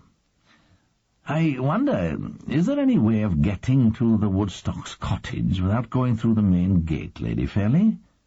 She looked startled, and he explained, I wanted to avoid those vampires over there. Her brow lost any sign of trepidation. Well, there is, of course, she said, but it would mean a hike of 20 minutes or so. Oh, just what I need. Then I'll show you the way. They went together round to the back of the manor house. Meredith noticed what a strong, capable woman she looked, and how sturdily she walked. The nervous, fragile surface was no doubt a consequence of 30 years of marriage to Oliver Fairlie, but the toughness that enabled her to stick it out was very visible under the surface. Tell me, Lady Fairlie, again that look. Was there something odd about your husband's title? The handsome, beaky face cleared again, and she looked at him almost roguishly. Well, not odd exactly. A bit absurd, perhaps. I'd always imagined he'd been knighted for his services to literature or something. Oh, dear, no. His books weren't good enough for that, surely. Though perhaps they ought to have given him something nice for staying in England and paying his taxes, and not nipping off to the Channel Islands or the Algarve, as most of them do. No, the title is a baronetcy, and he inherited it in 1946. Yes, I saw that in the Times. But why absurd? Well, You know, his father bought it. Paid a mint of money for it, I believe, just before the fall of Lloyd George. The business wasn't going too well, and I think he thought the title would help, would give people confidence, and so on. But, of course, it didn't help at all. The world is full of bankrupt baronets. I see. I suppose Sir Oliver preferred not to have this known. Well, he preferred people not to talk about it. What was absurd, really, was that he valued the title so highly, when he and everyone knew how it had been obtained. Did the Alder families in the district— they rounded a corner and made towards an overgrown corner of the estate— did the Woodstocks, for example, rather resent your husband, an interloper, so to speak? Oh, that sort of thing is rather out of date now, wouldn't you say, Inspector? Lady Fairley looked at him quizzically, like Punch cartoons of the 20s. Nowadays the people with money stick together, whatever their background. That's your way, Inspector, through that opening in the hedge.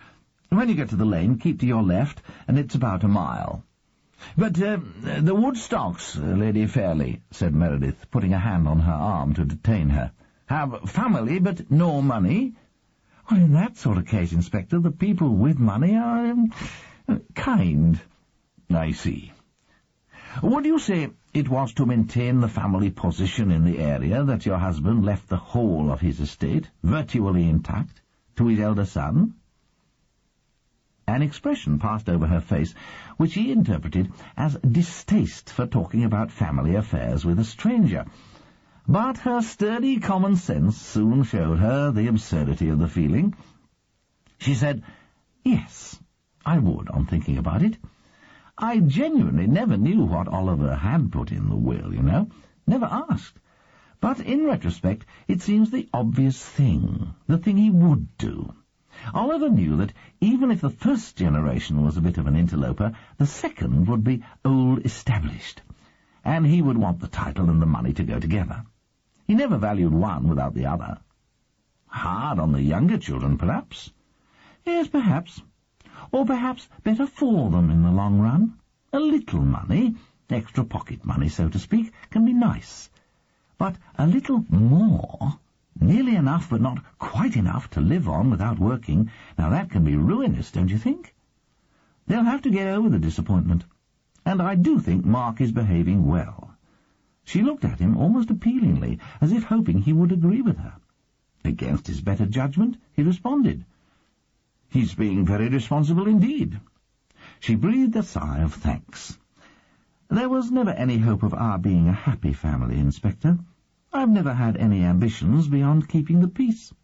I still hope to be able to do that."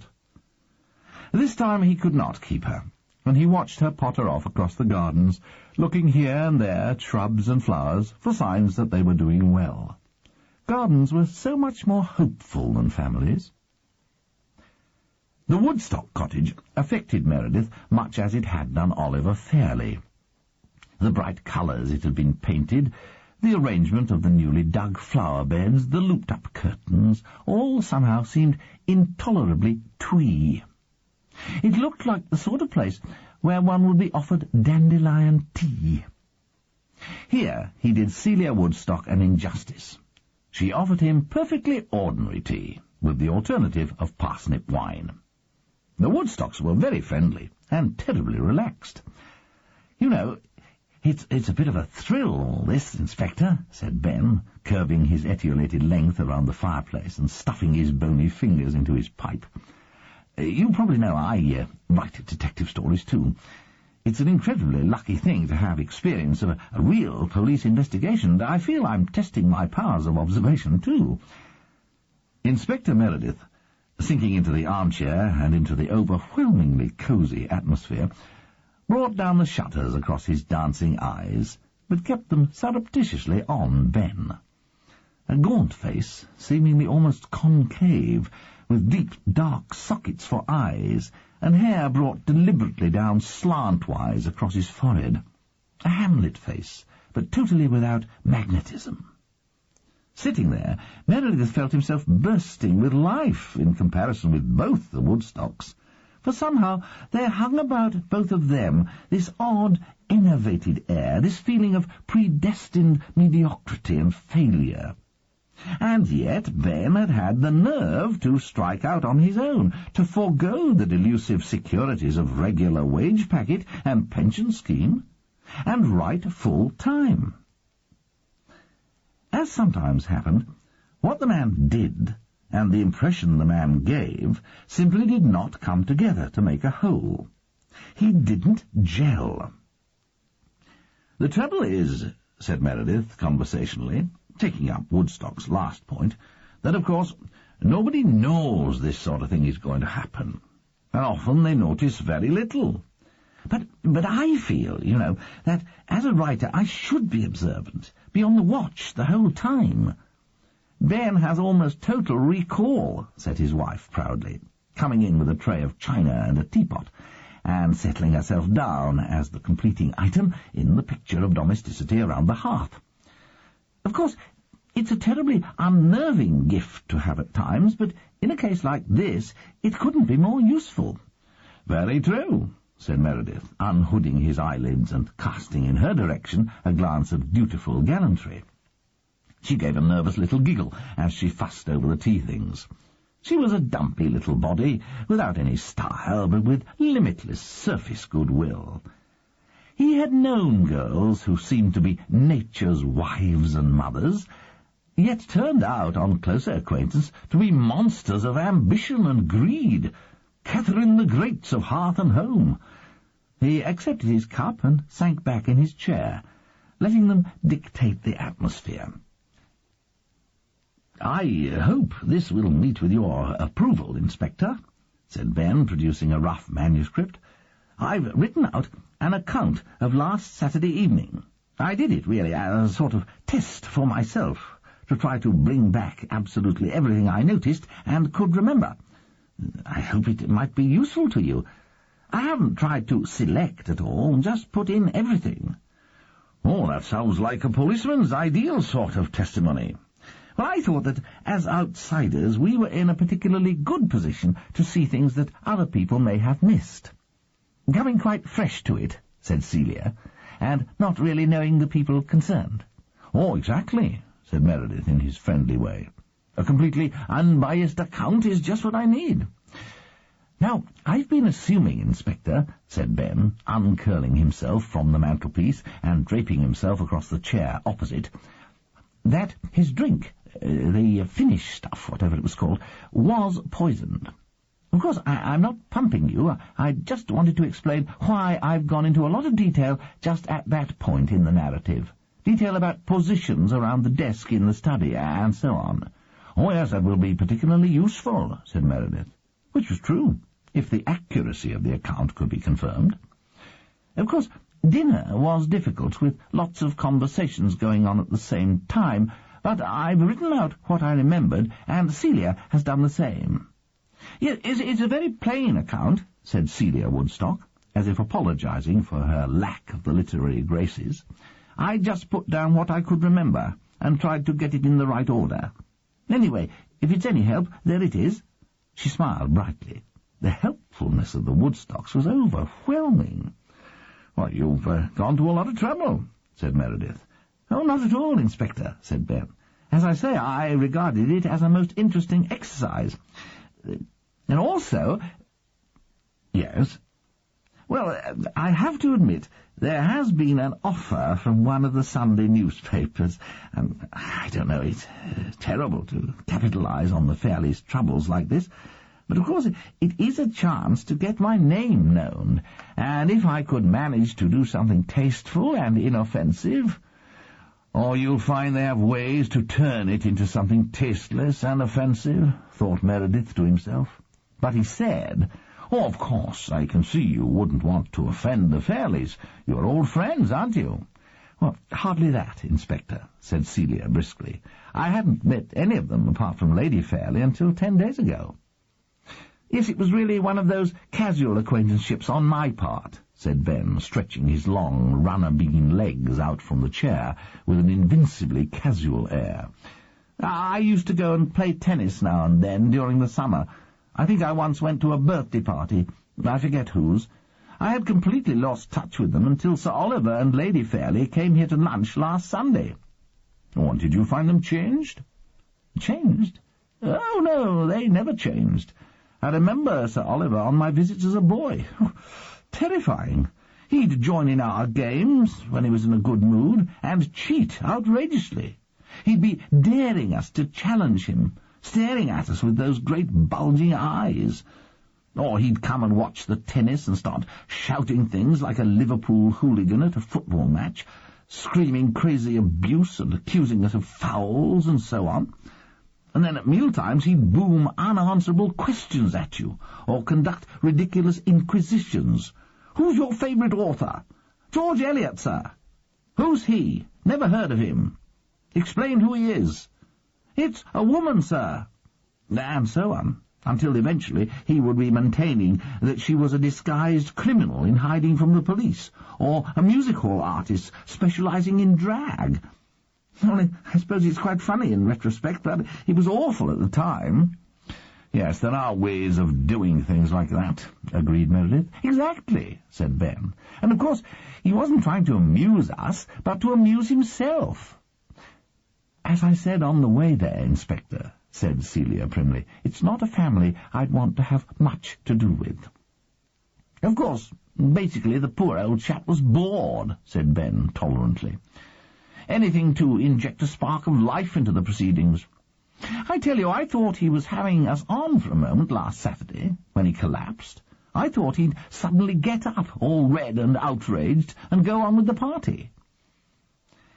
It occurred to Meredith that Woodstock was coming to life, and that the reason was not so much that he was enjoying being a vital witness in a police investigation, but that he was rehearsing a lucrative article for the Sunday Grub. The picture was vivid enough for him not to want to complain, but it did make him suspect that Ben's relationship with the Fairlies must have gone a lot deeper than he tried to pretend. So you and the family haven't really kept up the acquaintanceship in the years since then? He asked. No, said Ben, switching back to his casual, depreciative pose. Of course, I'd been at Cambridge, and then I did some British Council work abroad, and the three over there have been, well, all over the place. I imagine Saturday night's get-together was a pretty rare thing for the Fairlies. No, I'm afraid we all drifted apart. You know how it is. My mother and Lady Fairlie visit and telephone now and again. Nothing more than that. Isn't Bella Fairlie a writer, too, in a way? A journalist, Inspector. Quite a different kettle of fish, if that doesn't sound too snobbish. Ben Woodstock's face creased into a smile, which wasn't much of a smile. Except, of course, that's what I intend to be for the next few days, if I can establish a really tight contract. Meredith felt that Ben Woodstock had ignored the implication of his question, and slithered rather neatly towards another subject. He rather thought that Celia Woodstock, who he suspected was not quite the cabbage she looked, had also noticed, and had tensed up. She was, though, in her prim, conventional way, a rather resourceful girl, and as Meredith began to make getting-up movements, it was she who spoke. I do hope things are not too terrible over at Wycherley Court. They must be dreadfully worried and unhappy. Are they facing up to it well? Oh, very well, said Meredith, all blandness. Sir Mark has taken over, and he's proving a tower of strength. He caught their reactions as he eased himself up from the chair. Ben's eyebrows shot up, and he asked involuntarily, Mark? Then it's Mark who... But of course we mustn't ask. The implications of his remark had not been lost on Celia Woodstock either. Her face, for one moment, was a picture of triumphant spite. And then they both cosily showed him to the door. Reading at leisure, in the cool of the early evening, the accounts by Ben and Celia Woodstock of their evening at Wycherley Court, Meredith was struck by two contrary impressions. On the one hand, Ben had, as he said, been enormously detailed. His account resembled nothing so much as one of those semi-documentary novels which piles trivial fact upon trivial fact in an effort to demonstrate that fiction can, with a bit of effort, be twice as boring as life. Just as the authors of these will spare one nothing, from the position of the filings in the hero's teeth to the name of the second housemaid's brother-in-law, so Ben threw in the kitchen sink and left him to do the selecting. His account of positions around the desk during the opening of the presents was admirable. The drinks cabinet was slightly to the left of the desk, on the wall.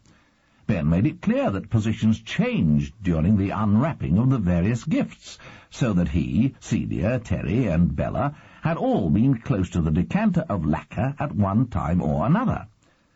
Lady Fairley had, on the other hand, remained close to the coffee table on the right.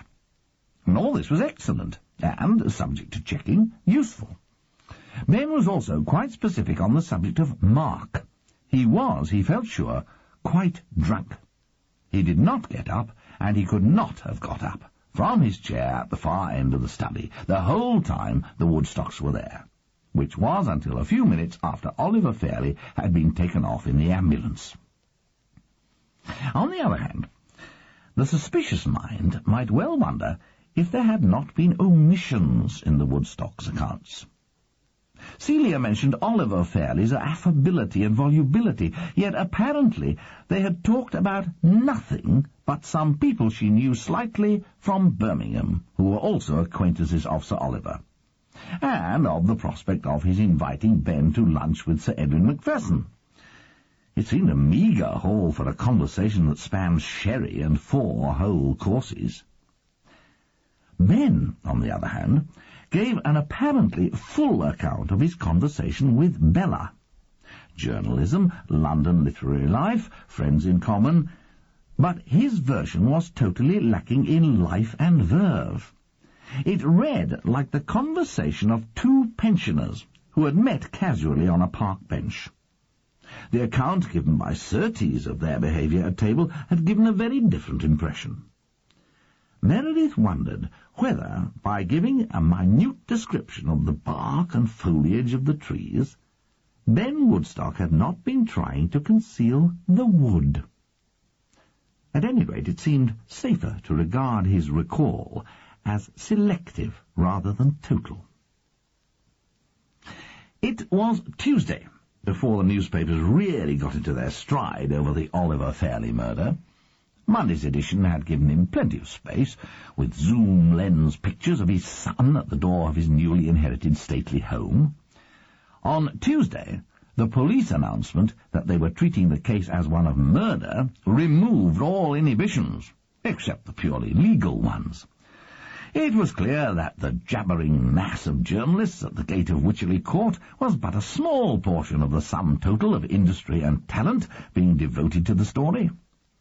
Oliver Fairley's death, and therefore, by extension, his life, was, for the moment, the hottest news story in the country. Fleet Street has never set great store by the maxim that only good should be spoken of the dead. On this occasion, however, it could afford to let the deceased speak ill of himself. Oliver Fairley had been a prolific contributor to all but the most reputable organs of opinion.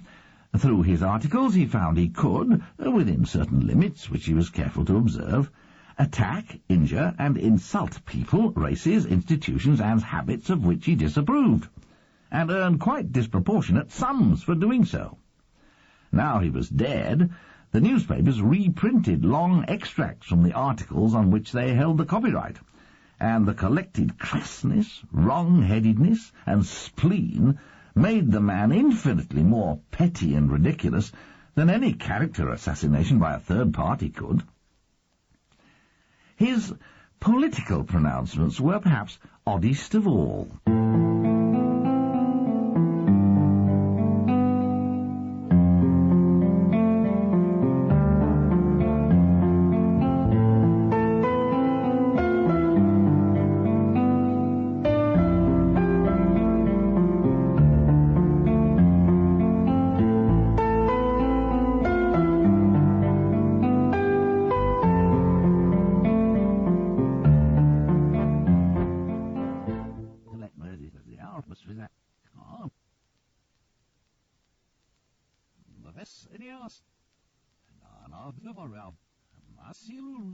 Unruly Son by Robert Barnard.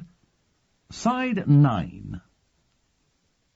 Over the years, a political event was judged solely by the criteria of whether it confirmed his dire prophecies, or conformed to his deepest prejudices. If it did, it was greeted with a shriek of delight. The troubles in Ireland and the state of emergency in India were sources of the purest pleasure for him, supporting as they did his firm conviction that both peoples were incapable of governing themselves. The Conservative Party kept a vestigial hold on his allegiance as long as it was arguably an aristocratic party. But the advent of Mr. Heath was met with howls of anguish, the apotheosis of the board school boy. And the reign of his successor led to a vitriolic article on the subject of women in politics, a series of savage sketches of the careers of the two senoras Perron, Mrs. Meir, Mrs. Gandhi, and Mrs. Van der Eyck, leading up to a detailed but not too convincing comparison between Mrs. Thatcher and Catherine the Great. For the rest, his articles were hysterical swipes in all directions, particularly at every manifestation of the modern world that came under his beady-eyed notice. Teddy boys, Aldermaston marchers, hippies, pop groups, druggies, skinheads, all had in their turn been greeted with hymns of hate.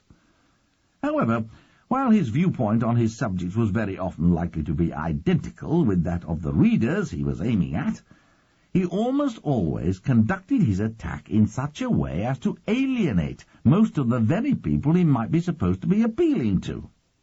It seemed to Meredith, reading through the depressing collection in the writer's own study early on Tuesday morning, as if the sole purpose had been to offend as many people as possible simultaneously.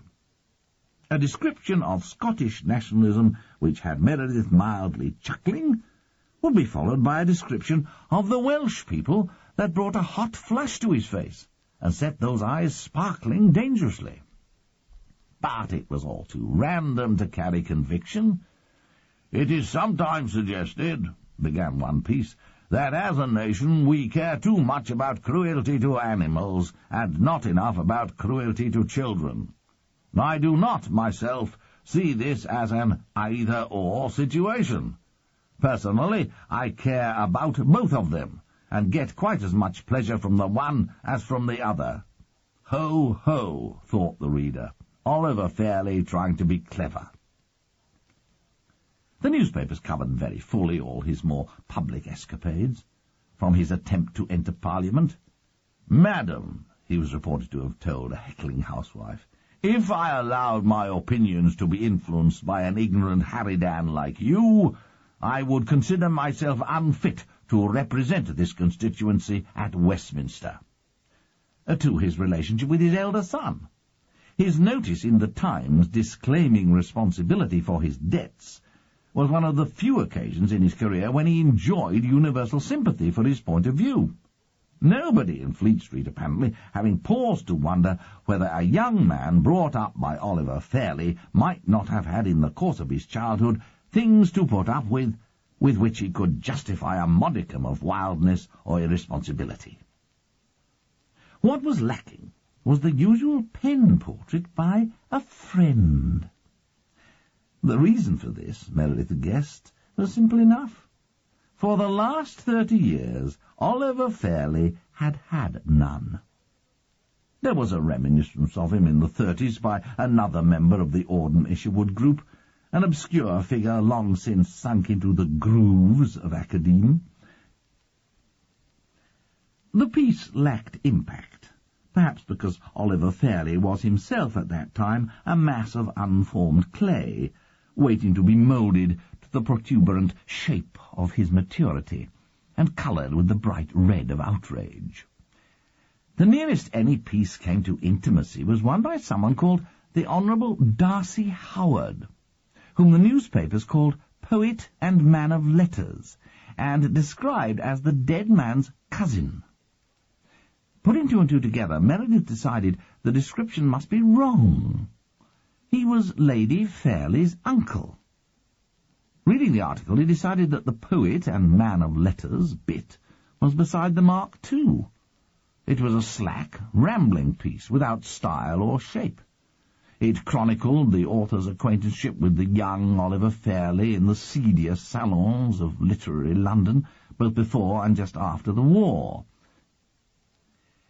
It described hilarious adventures, not particularly either, in Italy in 1943 and 4, when Oliver Fairley was with, and Darcy Howard attached to, the Allied forces. It described the meeting of Fairley and the author's niece, and the marriage. Subsequent meetings between the author and his subject had apparently been few or unmemorable. The article was illustrated by two photographs.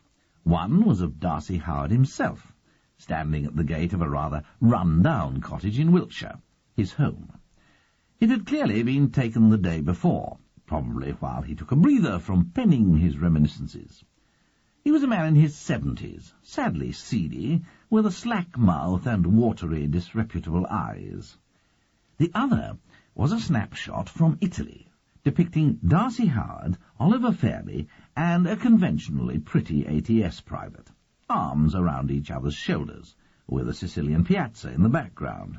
Oliver Fairley, tubby then rather than corpulent, was in uniform, but both men were somewhat dishevelled and were brandishing fiaschi of wine, smiling broadly. The younger, gayer Oliver Fairley was like a distant ancestor of the Fairley the world knew, a figure related but totally unlike. It was a personality which had passed without trace, trampled under by the passing years. The caption under the trio, frozen in their moment of jollity, read simply, Second Lieutenant Fairley with friends. All in all, the quality of the reminiscences on that Tuesday was pretty low, but the Daily Grub announced that its sister Sunday paper would be running a sensational account of the last dinner by the up-and-coming young novelist Ben Woodstock, who was present at the death. Their regular readers would have to control their impatience to give Ben time to polish his phrases. It was nearly 10 o'clock in the morning, but Eleanor Fairley was still in bed, asleep. She had been fretfully tossing and turning until the early hours, and then had fallen off. Now, deep in a dreamy sleep, she was living her life without Oliver Fairley, and without her children. She was alone, and all there was to disturb her was a nagging voice at the back of her brain that said, "But this is death." Downstairs, her children were at breakfast, quarrelling. The quarrel had begun spasmodically, for Bella and Terence were at a disadvantage, and had been since their father's death. Normally, in such circumstances, a rich store of possible grievances has been laid by, to launch at the head of the unlucky heir. He has fawned on the dead. He has ingratiated himself in an unprincipled way. He has misused his position. None of these time-honoured missiles could, in the present case, be used. Mark had barely spoken to his father over the last few years, other than to abuse or quarrel with him. Yet here he sat, at the head of the breakfast table, calmly chomping his way through a substantial meal, and doubtless contemplating a future of well-heeled leisure. From being the black sheep, he had been transformed overnight into the fat cat enjoying the cream. In the circumstances, there was little to be done except vent spite, in however random a manner. "I envy you your appetite," said Bella bitterly, pushing aside her crust of toast. "Do you, Bella?" said Mark, continuing to eat. "I'm sorry if it annoys you in any way, but I think it would annoy you still more if I pretended that grief had robbed me of my appetite." He put a forkful of devil kidney into his mouth. His hand was not quite steady, and that unformed, handsome face showed signs of strain, though not the usual strain of an acute hangover. Perhaps if either of the others had encouraged him to take a drink at that moment, he would have found it hard to resist. But both of them were too self-absorbed to notice any strain in him. And in any case, why encourage him now to make a fool of himself? Now it was pointless. "You've got nothing to put you off your appetite," said Terence, gazing savagely at his plate. "Nor have you, dear brother, if you thought about it," said Mark, annoyingly smooth. "You've been living in a silly dream, and you've been woken up." "If he'd lived," said Bella, her voice gaining again that harsh harridan quality, "he would have left it to me." "It's just possible," said Mark, finishing off his plateful of food and leaning back in his chair with a cup of coffee. "Though I must say it seems to me far from probable. But I admit your case is a little different from Terence's. He is sore at losing something he never had a chance of getting. You can convince yourself it was only through bad luck and lack of time that you lost out, quite apart from any grief you may feel at the loss of father." "I am sorry he's dead. I did love him," said Bella. "Perhaps. I doubt whether you can sort your emotions out sufficiently to tell. I find it difficult enough." "The question is," said Terence, raising his Shelleyan fair head with the bloodshot eyes, "what are you going to do for us?" It was the question both of them had been wanting to ask, but as he let it out baldly, because there seemed no point in trying to wrap it up for Mark, both Terence and Bella felt the treacherousness of the ground. Mark leaned forward, took a piece of toast, and spread it with butter in an infuriatingly leisurely manner. "I find that difficult to answer," he said. "Of course, you will admit that I owe you nothing." "You owe us plenty," said Bella, her voice rising. "You got everything, we got nothing." "Oh, yes, in normal circumstances, I suppose I might feel some sort of moral debt," said Mark, busy with the marmalade. "In fact, I can imagine myself shelling out quite heroically to salve my conscience. But, you know, in the actual circumstances, I don't. Not at all." There was silence in the room. Mark ate on contentedly, and looked round at the other two. It was they who had started the subject, he seemed to say. Let them continue it if they wanted to. The silence eventually became unbearable, and Bella had to ask, "What circumstances?" In the pause which Mark left before replying, Surtees came in with a fresh pot of coffee, and began clearing away plates. Mark said, "Circonstance que tu connais bien, Bella." "C'est pas nécessaire parler français," hissed Bella. "Why not?" said Mark, continuing to. "Is he the sort of lover you have no secrets from, Bella?" Surtees continued round the table, impassively gathering up plates and serving dishes. He gave no sign of having understood, but as he finished what he was doing and walked carefully towards the door with his tray, he blinked twice, as if absorbing new developments, and when he went out he failed to shut the door properly behind him. Perhaps Mark, with his preparatory school and public school education, did not appreciate how widely French has become taught in state schools. Surtees went down to the kitchen and swore at Mrs. Moxon when she tried to pump him about what was being said in the breakfast-room. Meanwhile, in the hall, Sergeant Trapp, seeing the door to the breakfast-room swing very slightly open, tiptoed with surprising delicacy over to it, and stationed himself nonchalantly outside. The conversation inside had, luckily, reverted to English. "Do you know what happens, Bella, when you suddenly stop drinking?" Mark was saying, leaning forward across the table and speaking with a low, passionate intensity. "I'll tell you. First of all, it feels like the world has fallen on top of you. And then after a bit you blink and look around you, like a horse coming out of its stables in the morning, and you start seeing things as they are. But it's not just that, because you've got a lot of memories, Very hazy ones, just wisps here and there, and they start coming back one by one. A little thing here, a little thing there. Things you didn't know you'd noticed. Things other people didn't think you would notice, because you were blind drunk, and these things start falling into place. "And?" asked Bella, struggling to regain her usual pose of utter coolness. "And you come to various conclusions about what's been going on while you've been stuck out there on your little alcoholic cloud. Just to take a little example, I realize that you've been using Surtees, the faithful servant, Crichton de nos jours, to go along to Father with every little bit of gossip and dirt he can pick up about me. I suspect, by the way, that you needn't have bothered, because I guess Father paid him for doing exactly the same service. But anyway, you have paid him by sleeping with him, without any particular reluctance, I should guess." "Evidence?" spat out Bella. "None, sister dear.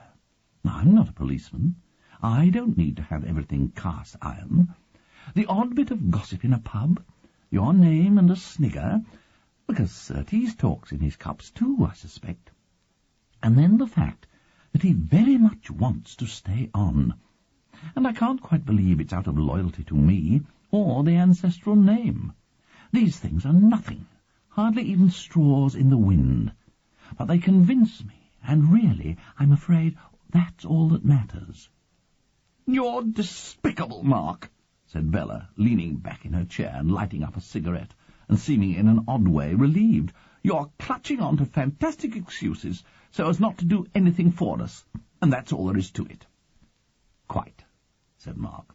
"I knew you'd say that. And that's what you can tell everybody, too, when you spread your hard luck story. I've cultivated a very thick skin about what people say about me over the last few years, and I think it's going to stand me in very good stead." He poured himself a large cup of coffee from the new pot. He had relaxed since the moment of intensity earlier, but he gave the impression of being a man preparing himself for another spring. "Actually," he said casually, "as far as you're concerned, Bella, I'm willing to be charitable." Involuntarily, she turned towards him. "I'm willing to assume that you knew nothing of Brother Terence's plan." "Ah," said Terence with a Mick Jagger sneer, but his voice not quite steady. "What are we going to bring up from Lucky Dip this time?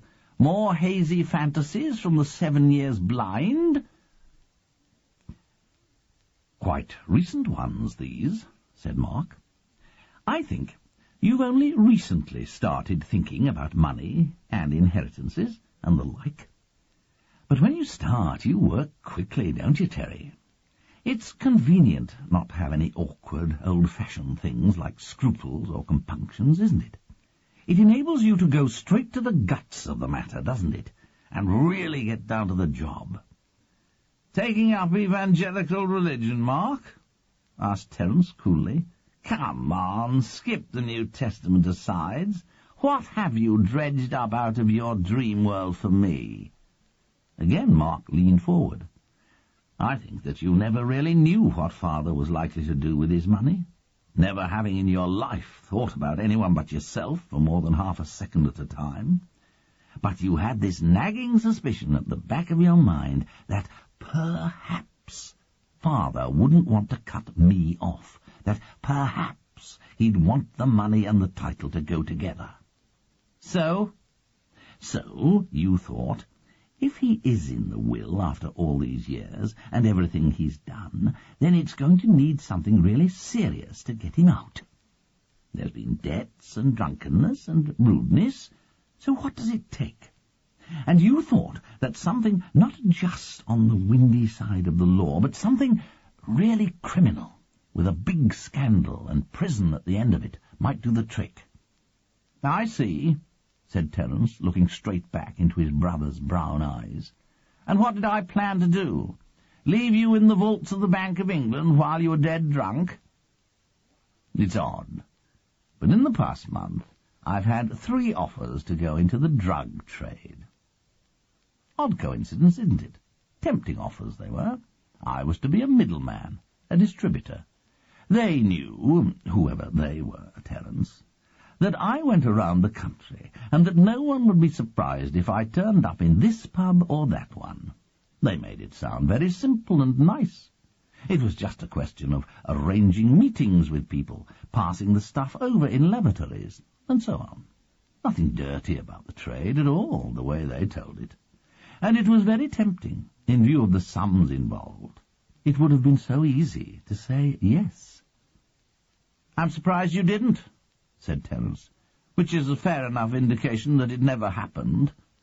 "Well, you don't want me to preach, so I won't tell you all the reasons why I didn't. But the fact is, there was also a bad bit of carelessness on your part, little brother. One of the men who made me an offer seemed just a bit familiar. I couldn't put a name to him, but I knew I'd seen him somewhere. I went into your bedroom the other day and looked at that poster of your group. He's your bass guitarist. Some bad planning on your part there, Terry." "It's crap," said Terence, looking at him viciously, his red lips pursed. "You're living in a fantasy world." "So now you see," said Mark, now quite relaxed and totally in command, "why I feel no obligations. If you ever get anything, either of you, and it won't be much, it will be charity, pure charity, without an ounce of moral obligation on my part. And, of course, there is one other thing, one other possibility. I'm trying to put that from my mind, but at the moment I'm not entirely succeeding. Do you know what would happen if I went down to the Wycherley Arms tonight for a pint?" The other two frowned, not seeing what he was driving at. "The landlord would serve me quickly and make sure he had business in the other bar. And everyone would edge away and drink up in a hurry. And all because last Sunday I said my father ought to be shot, and a week later he was dead." Mark put his napkin aside and pushed his chair back. The others watched him, resentment written across their faces like a neon sign.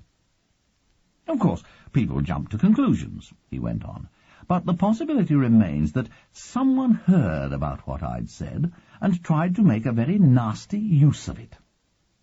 It was a very fair bet that the police would jump to the conclusion that I'd threatened my father, and then done what I threatened. It was a nice little notion, and, but for the grace of alcohol, it would probably have succeeded." He got up and leaned on the back of his chair. "But still, it didn't succeed. And whoever had the idea has failed, and can't make it succeed now. And before long I shall be able to go into the Wycherley Arms, and they'll call me Sir Mark there. And I'll buy drinks all round. And then I'll walk home to this house, and I'll go round from room to room. Yours will have to be redecorated, Terry. And I'll sit down in the study, and have a cigar, and I'll say to myself, this is all mine, and it came to me without my ever cringing or flattering or doing anybody down. I have no debts to the past, and I shall sleep very, very well." He walked out of the breakfast-room, across the hall, where Sergeant Trapp was over by the front door, contemplating the June morning, and into the drawing-room, where he sat in an armchair and brooded long and gloomily over the morning papers. At his feet, Cuff slept noisily. It was almost like the old days again, he thought. Sergeant Trapp's narration of the conversation at the breakfast table, Meredith blessed for the 1000th time that miraculous combination of sharp ears and accurate memory, was interrupted by a call from Gerald Symington at Macpherson's. "No news of the missing manuscript yet?" he asked, his grey voice sounding almost urgent. "No, afraid not, sir, not yet," said Meredith. "We've taken the whole house apart, and the only result is that we're pretty sure it's not here now. The only thing to hope for is that when the case is solved, the question of the whereabouts of Black Widow will become clear at the same time." "Well, I fervently hope so," said Mr. Symington. From his tone it might have been gathered that the loss of Black Widow was comparable to that of Byron's memoirs or Emily Bronte's second novel, or at any rate that it would be counted so at Macpherson's. He explained, "Sir Edwin is most put out. If it has disappeared, it will represent a considerable loss to us." Inspector Meredith didn't quite like the word loss to describe something they had never had, but he merely said, "To change the subject just slightly, have you had any luck with the question of the last secretary?" "Oh, well, a little. Not enough, perhaps. She left about 7 years ago, some months before Miss Cozzens was engaged. There may have been some temporary help in between, because Sir Oliver was careful before engaging anyone permanently. There's been a period when he had 5 or 6 in a row, none of them staying more than a few weeks, so he had to make sure he got someone who could stand him." Mr. Symington seemed to feel he had put too much emotion into the last words, and amended them to "could put up with his little ways." Anyway, the previous one left in a cloud, or at any rate there was some kind of row. Nobody remembers what, or probably ever knew here. "And nobody knows where she went?" "Well, the general impression seems to be that she retired. She was certainly old, and people have the idea that the row, or whatever it was, only hastened things by a few months." "I suppose nobody remembers her name?" Mr. Symington's voice seemed to take on a tut-tut of disapproval at the lack of method in the ways of lesser human beings. "Well, everybody does, but it's not quite the same name. Unfortunately, we tooth-combed our files a couple of years ago, and there's no note of hers left here. There are lots of suggestions from the older members of staff, all vaguely similar. Fennington seems the most likely, Fuddleston the least. It must be something along those lines." "Well, then, I'll have to ask the family." "I've been trying so far to keep them fairly in the dark about what I'm after, but there'll have to be some kind of confrontation before very long. Tell Sir Edwin I'm keeping the manuscript very much in mind." "I'll do that, Inspector." Once more Mr. Symington's voice was that of the faithful office spaniel. "He'll be very glad to hear it." Meredith put down the phone, and turned his mind back to Sergeant Trapp's recital. Since he had been posted outside the door, he was unable to embellish the conversation with descriptions of facial expressions, but Sergeant Trapp was useful precisely for the fact that he did not go in for embellishment. He recounted, and where possible reproduced the intonation of, the conversation over breakfast, and enjoyed himself hugely. At the end of it, as Trapp drew himself up to full height in self-satisfaction, Meredith said, "Really one big happy family, aren't they?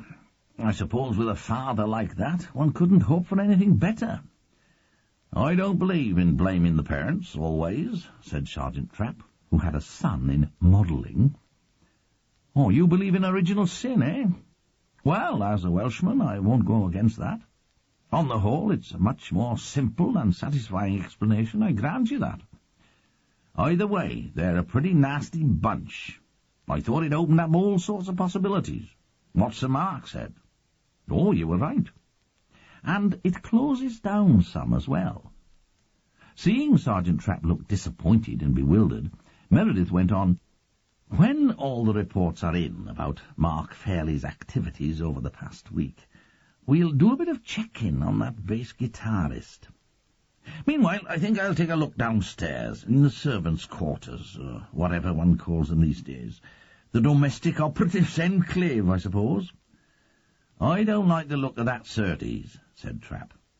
"Well, if you don't, there's probably plenty that do," said Meredith, "including, I'm quite sure, the man himself. I've never felt such a glow of invincible self-admiration from anyone in my life before." "Keep those ears at it, boy." And he trotted off, through the baize door and down the wide stone stairs to the enormous, almost luxurious kitchen. It had been extensively modernized, no doubt to keep Mrs. Moxon happy, and there was about it an air of both infinite room and of comfort. Meredith had turned up most opportunely. Mid-morning coffee was in progress, and it looked as if it was serving as a sort of servants' council. Around the table were seated Surtees, Mrs. Moxon, whom Meredith had briefly glimpsed some days before, Wiggins, the gardener, and, somewhat apart and sitting much more upright and angular, Miss Cozzens. "Well," said Mrs. Moxon, slapping down her cup on her saucer as she observed his approach down the stairs. "About time, I'd say." She folded her arms across her ballooning bosom and prepared to be a vital witness. Miss Cozzens, on the other hand, perhaps not quite happy at being caught fraternizing, prepared to slip away. Before you go, Miss Cozzens." "Yes, Inspector?" There was reluctance in the set of her hips, in the swing of her sensible navy skirt. "Did you check on the methods of killing Sir Oliver used in his various books, as you said you would?" "Yes, I did. He never used nicotine poisoning at all. Of the poisonings he used arsenic twice, cyanide once, and strychnine once. Not very many, but, as I said, it wasn't his favourite method of killing. There was one with arsenic in the toad in the hole. It's one of the Mrs. Merrydale ones, where she uses her domestic instincts to solve the mystery. But it's not very like, is it? In fact, none of the killings was anything like Sir Oliver's death, with the poisoned drink, the toasts, and so on. I have all the various references upstairs, should you need them, Inspector." "Oh, that's very thorough of you, Miss Cozzens, but I don't expect to have to bother you. It looks as though, at least until we find Black Widow, we won't find anything very close to the way Oliver Fairlie died." "You've found no trace of it, then?" "None at all. Sir Edwin Macpherson's very concerned." "Well, he would be, wouldn't he?" "For money reasons, you mean?" "Well, it's certainly not the loss to literature that bothers him." Miss Cozzens slapped her mouth, too, in her not very humorous smile. "He will have to make do with murder upstairs and downstairs. The case will still be fresh in everybody's mind when it comes out in October. Sir Edwin will be coining money from it." "He has the manuscript for that, of course." "Oh, yes, we were so behind with it, I clean-typed most of it before it was quite finished. Not a thing I would normally do in case of changes. Sir Oliver came and got them after dinner when Mr. Symington was here, and handed them over himself. He settled down to get the last chapters done the next day, and finished them in the morning. He could always get down to work if he wanted to. He would have hated to miss the Christmas market."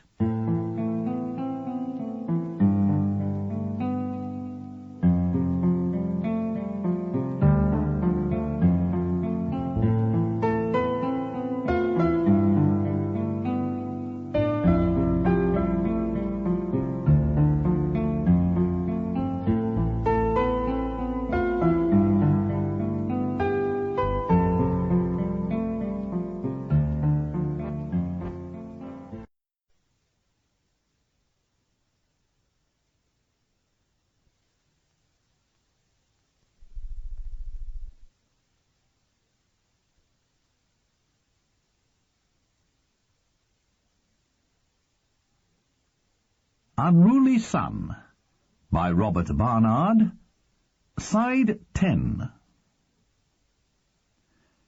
Receiving a polite nod of thanks from Meredith, Barbara Cozzens fixed her mouth into a thin, prim line and walked purposefully away. The whole set of her body told Meredith she had not liked being questioned in front of the servants. In the elaborate dance of social do's and don'ts, he seemed to have trodden on her toe. The other three, meanwhile, had been following the conversation with eager half-comprehension, and, in the case of Mrs. Moxon, with some twitches of irritation. Policemen who came down to her kitchen should concentrate their attention on her. She had twice folded her arms over her matronly bosom, in passable imitation of Mrs. Bridges, and when Miss Cozzens went up the stairs, she did it again. Mrs. Moxon, it seemed, was determined to be not just Mrs. Moxon, but cook. "Right," she pronounced finally, "and as I said a moment ago, not before time. No, what do you want to know?" "Lovely to find you so cooperative, ma'am," said Meredith. imperceptibly exaggerating his Welsh sing-song. "I've been looking forward to a little chat, like. Saving you up, you might say. Oh, we needn't trouble you, Mr. Surtees," he went on, turning towards him, "since we've been over things, you and I." "No trouble," said Surtees, sitting on massively, his face a mixture of curiosity and conceit. Meredith, his whole manner changing suddenly, fixed him with an eye of steely determination and said nothing. Eventually Surtees grudgingly shifted his bulk and let himself out of the door into the garden. "Good riddance to bad rubbish," said Mrs. Moxon. "The less you have to do with that type, the better." This was ungrateful of Mrs. Moxon, for, as a matter of fact, she normally had a high opinion of Surtees as a fellow news-gatherer and disseminator. The animosity dated from the moment on Sunday when Surtees had led the inspector into his private room and shut the door on her. This was not her idea of below-stairs honour. Therefore, glad to have had her revenge, she was content to have Wiggins sitting at her side, and gave the inspector to understand that with the two of them to represent servant opinion, he wouldn't go far wrong. "I suppose you would hear a lot of what goes on in the house here, wouldn't you now?" Meredith asked, his voice oozing Celtic charm. "Not much escapes us," said Mrs. Moxon complacently. Wiggins nodded. "What she doesn't hear of inside, I do out," he said. "That's splendid, then," said Meredith. "Now, I'd like to hear your opinions of the various members of the household." Mrs. Moxon blossomed. It was just the sort of question in which she felt her own sort of informed acuteness would enable her to shine. "Well, now," she said, "I suppose we should start at the top. Lady Fairley. Now, she's a real lady. Had a lot to put up with. Why, haven't we all? But her more than most. But she covers up beautifully.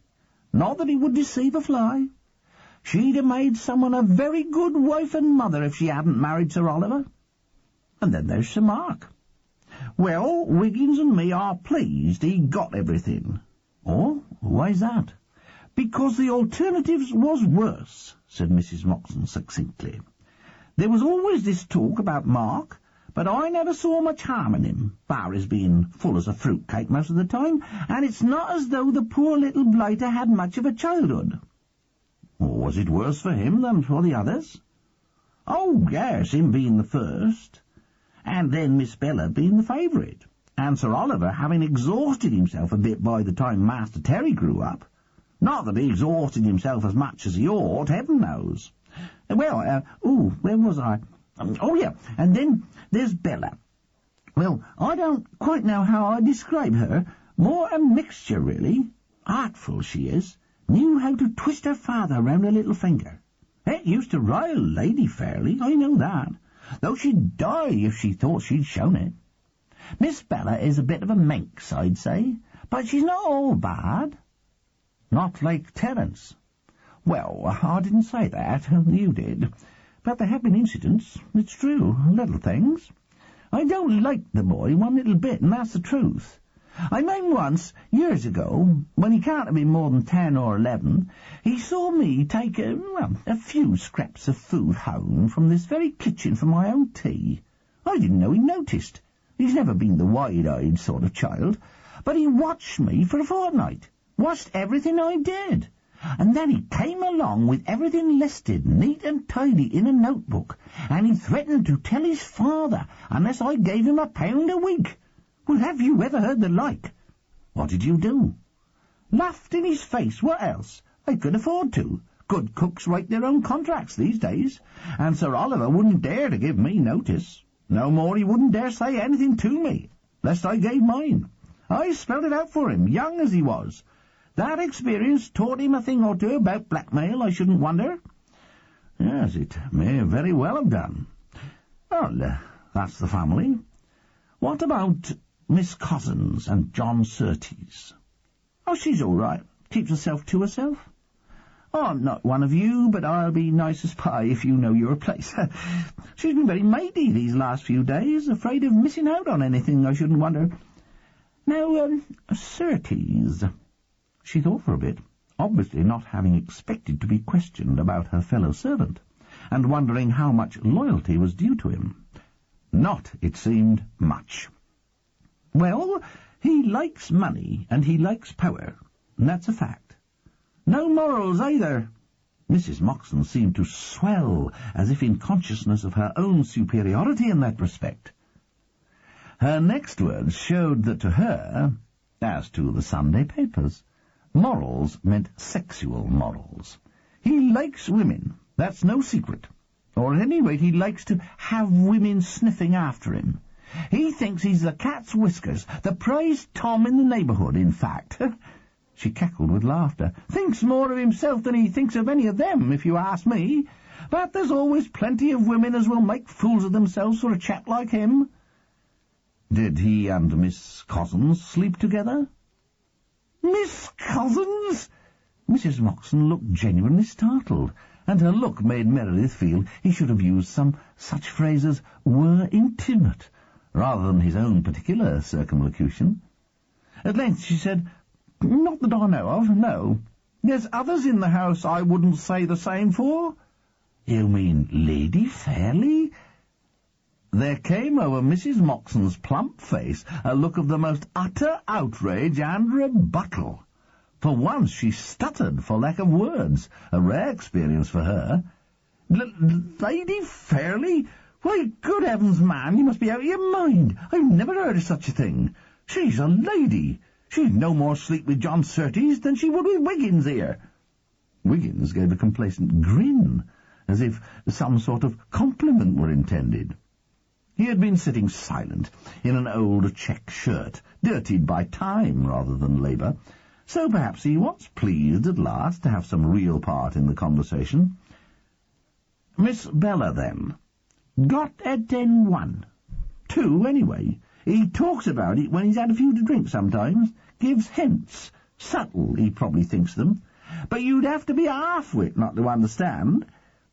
"Tell me, Mrs. Moxon," said Meredith, turning now to the things that really interested him, rather than those which were designed to show off Mrs. Moxon's powers as an observer, "when was it that the rumours of what Sir Mark had said in the Prince Albert at Hadley got to Wycherley?" Mrs. Moxon, intent on being a key witness for the Crown, sat and pondered, in a real attempt to get at the right answer. "Well, now, I'd say it was Thursday," she said finally, "because Thursday's my bread day, and my hands were sticky when I told Lady Fairley." "That was Thursday when you told me," said Wiggins eagerly, "because that's one of my pub nights, and I mind me chewed it over at the Arms that same day." "Well, then I must have heard it from Betty Pratt on my way to work. Her husband had been over Hadley way the night before, and heard it then. I know Surtees went along to Sir Oliver with the story the next day. It must have been Friday."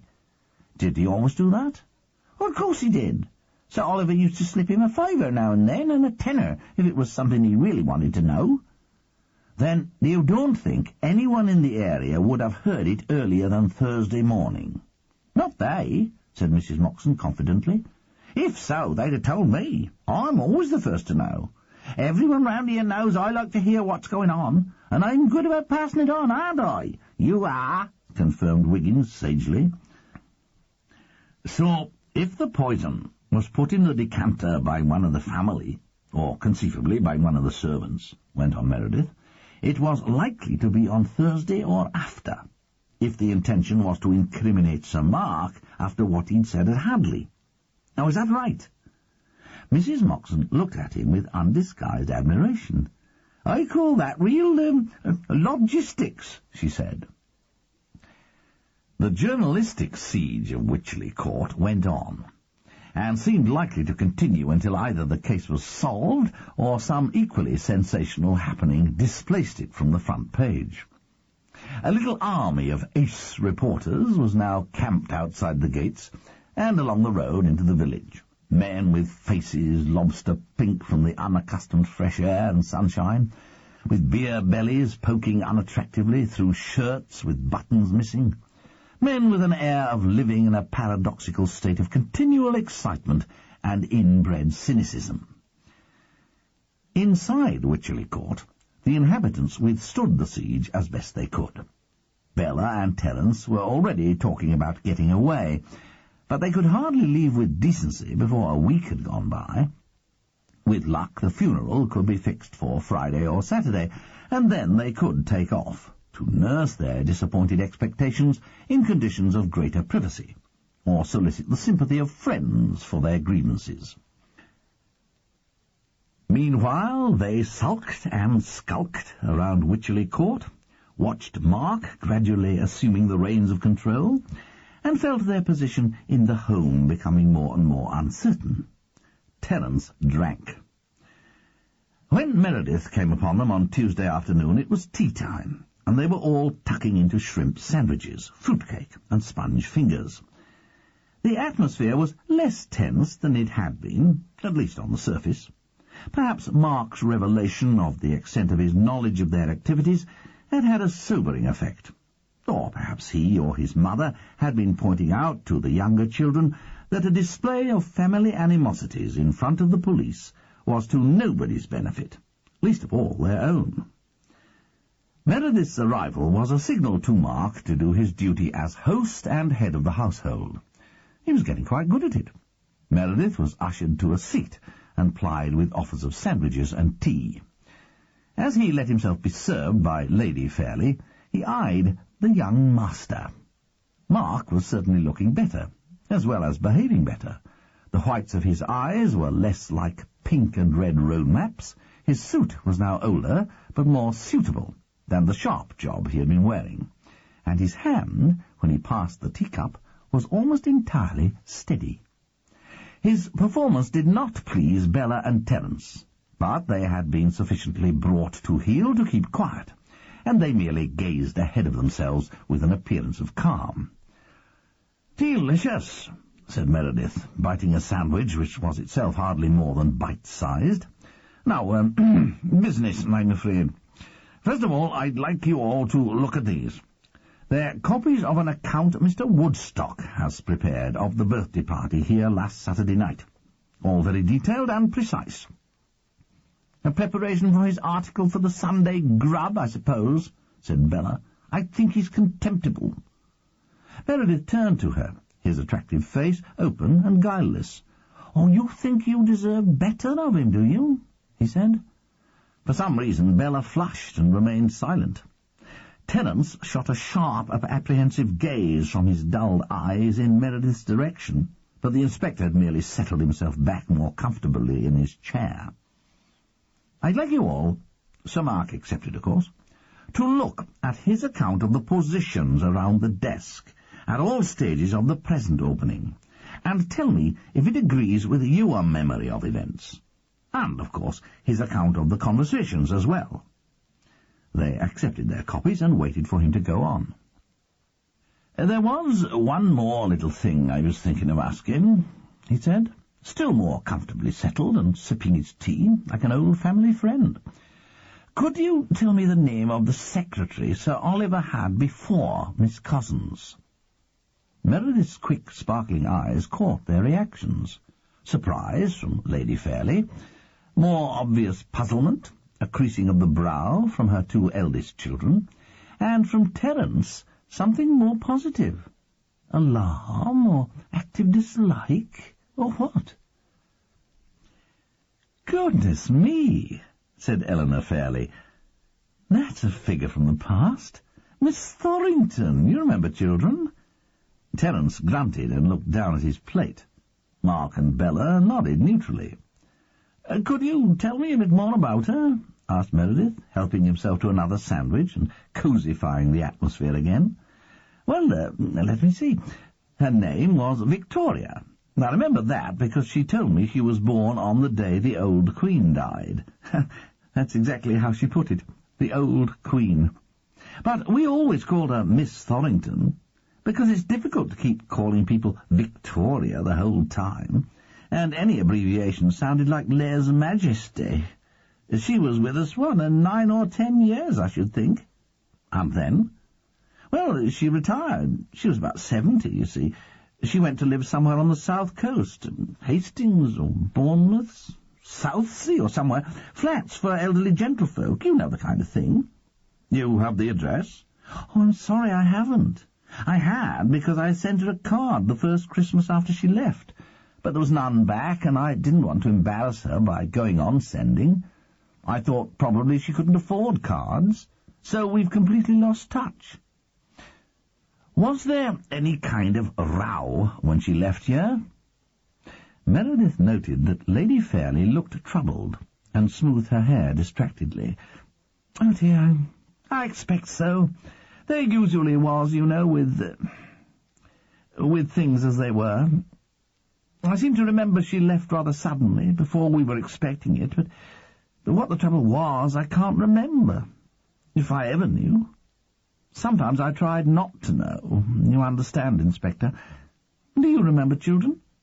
She glanced round at her brood, and they all shook their heads.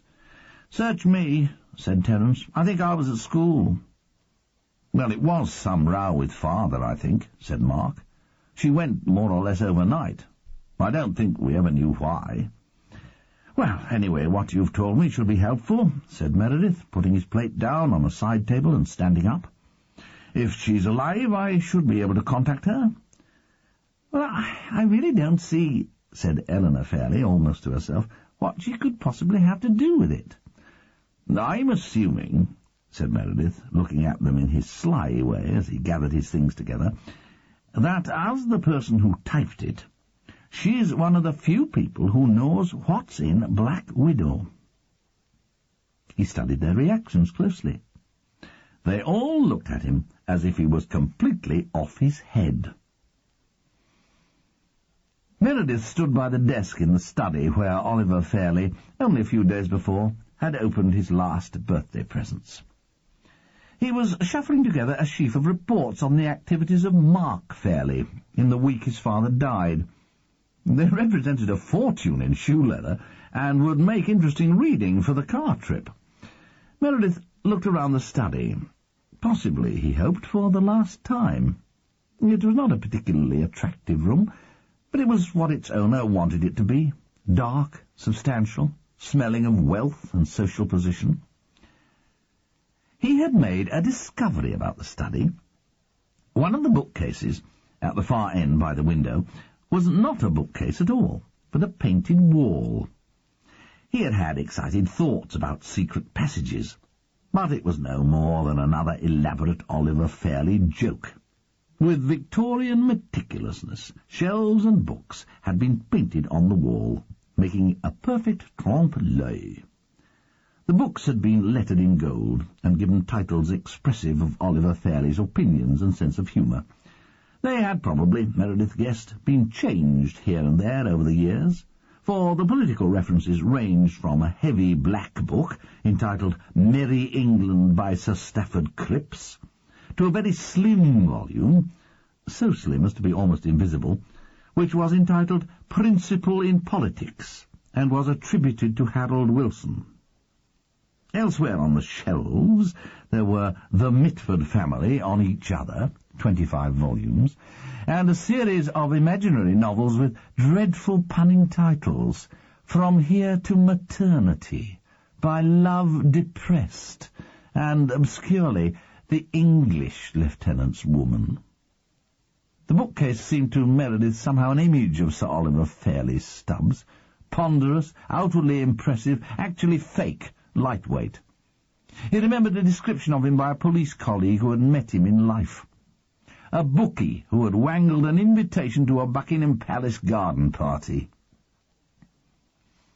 He had made another discovery in the study, and before he went out into the early sunshine, he could not resist the impulse to go back to it once more.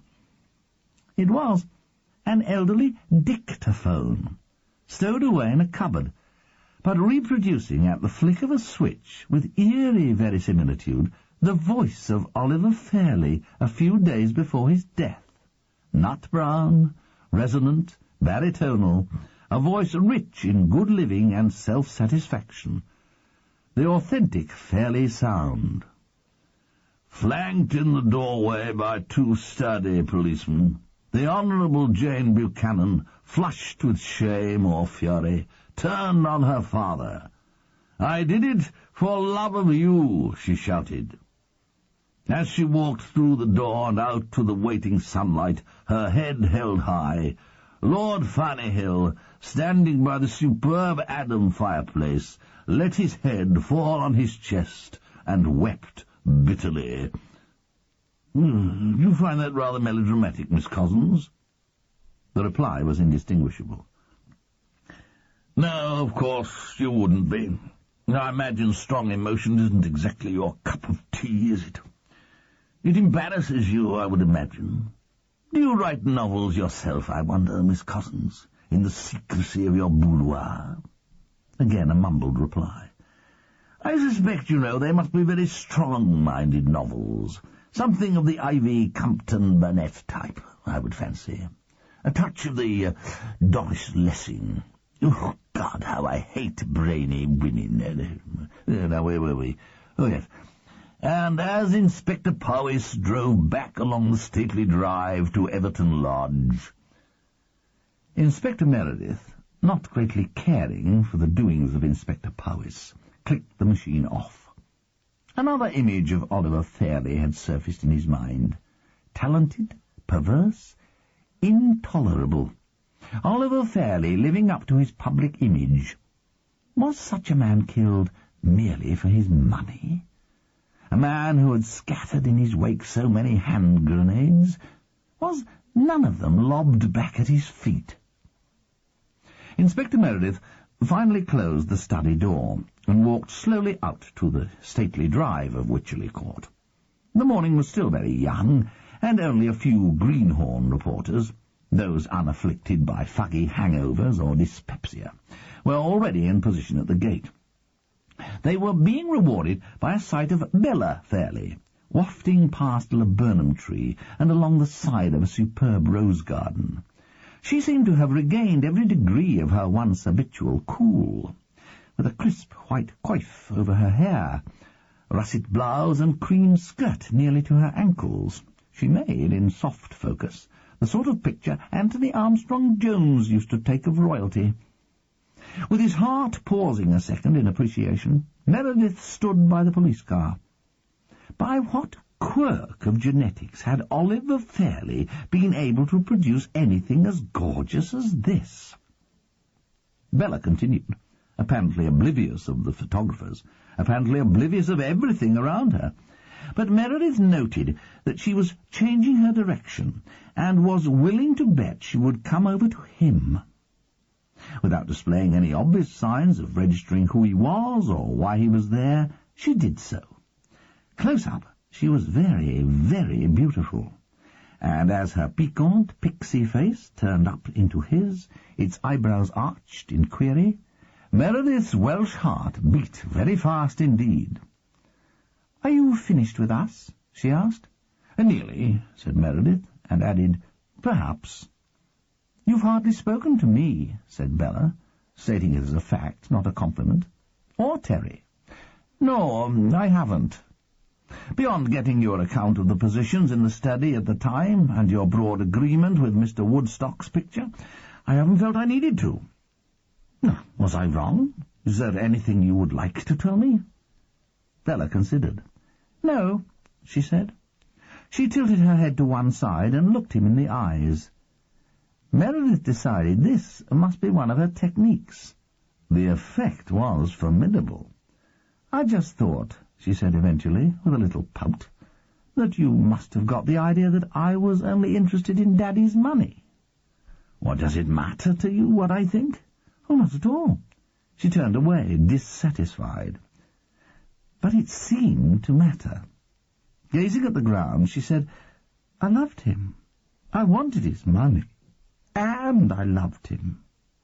Meredith said, "Unless it's relevant to the murder, it's no business of mine. It's your brother you have to make your peace with, not us." "Oh, Mark, he's contemptible." "Well, has he ever done anything to harm you or Terence?" "Mark has never done anything positive whatsoever in his life." "Except these last few days, perhaps," amended Meredith. Bella looked furious. "On the other hand, You haven't been so guiltless where he is concerned, I would guess. Oh? What do you think I've done to him? Made sure that a good supply of stories about him reached his father? A not very pleasant smile crossed Bella's face. She shrugged. That's the name of the game. Or there's something else I think you've done that you're not too proud of, or shouldn't be, went on Meredith, feeling rather nonconformist. Bella raised her wonderful eyebrows and opened her eyes wide. I think you had an agreement with your father about the Woodstocks. They're contemptible. How pleasant to have so many people beneath your contempt. Are you going to tell me about the agreement? No? Well, I guess that to get your father to be pleasant the whole evening, you volunteered to provide entertainment for him. Am I right? Yes, why not? We often had little pacts like that. They kept him interested. Poor Daddy was desperately bored. And what exactly did the pact consist of? Why should I tell you? Bella began to drift off into the garden, but changed her mind and turned back. Meredith guessed that she was at all times desperate to be the centre of attention, and had missed just that sensation since her father died. I promised I'd do my best to reduce Ben to a condition of hopeless passion in the course of the evening, and drive that little mousy wife of his, Emerald, with jealousy. What made you think you could? I can, said Bella formidably, as if her father spoke through her. And then she added, I'd met Ben in London a few months ago. It was just before his wedding, and he was up arranging financial matters. I had the impression the family did some fiddling over death duties, and had more stashed away somewhere than people usually gave them credit for. Anyway, he came panting after me like a bedraggled spaniel. It was quite sweet, really. Actually, I had other fish to fry at the time, but when Daddy told me he'd savaged him the weekend before, I thought I'd try and save him from a second attack. So that's all it was. I was going to give him a nice romantic evening, while your father, no, let me guess, was going to pump little Mrs. Woodstock about the family fortunes. Bella hesitated a moment and then nodded. And what was supposed to come out of this little campaign? Bella shrugged. Nothing. What could? I wasn't going to drag Ben up to my bed before his wife's outraged eyes. Father wasn't going to blackmail the Woodstocks out of their few remaining thousands. It was just something to amuse Father. It was just a game. You both like dangerous games. What other kind is there worth playing? And this time Bella did drift away, studiedly unconscious of the clicks of cameras at the gate, the morning sun playing on her auburn hair. Meredith dived into the car, punched the back of his driver to waken him from open-mouthed contemplation of the Madison Avenue vision wafting across the lawns, and let himself be driven at top speed through the gates. For once, not a camera turned in his direction, and he was grateful.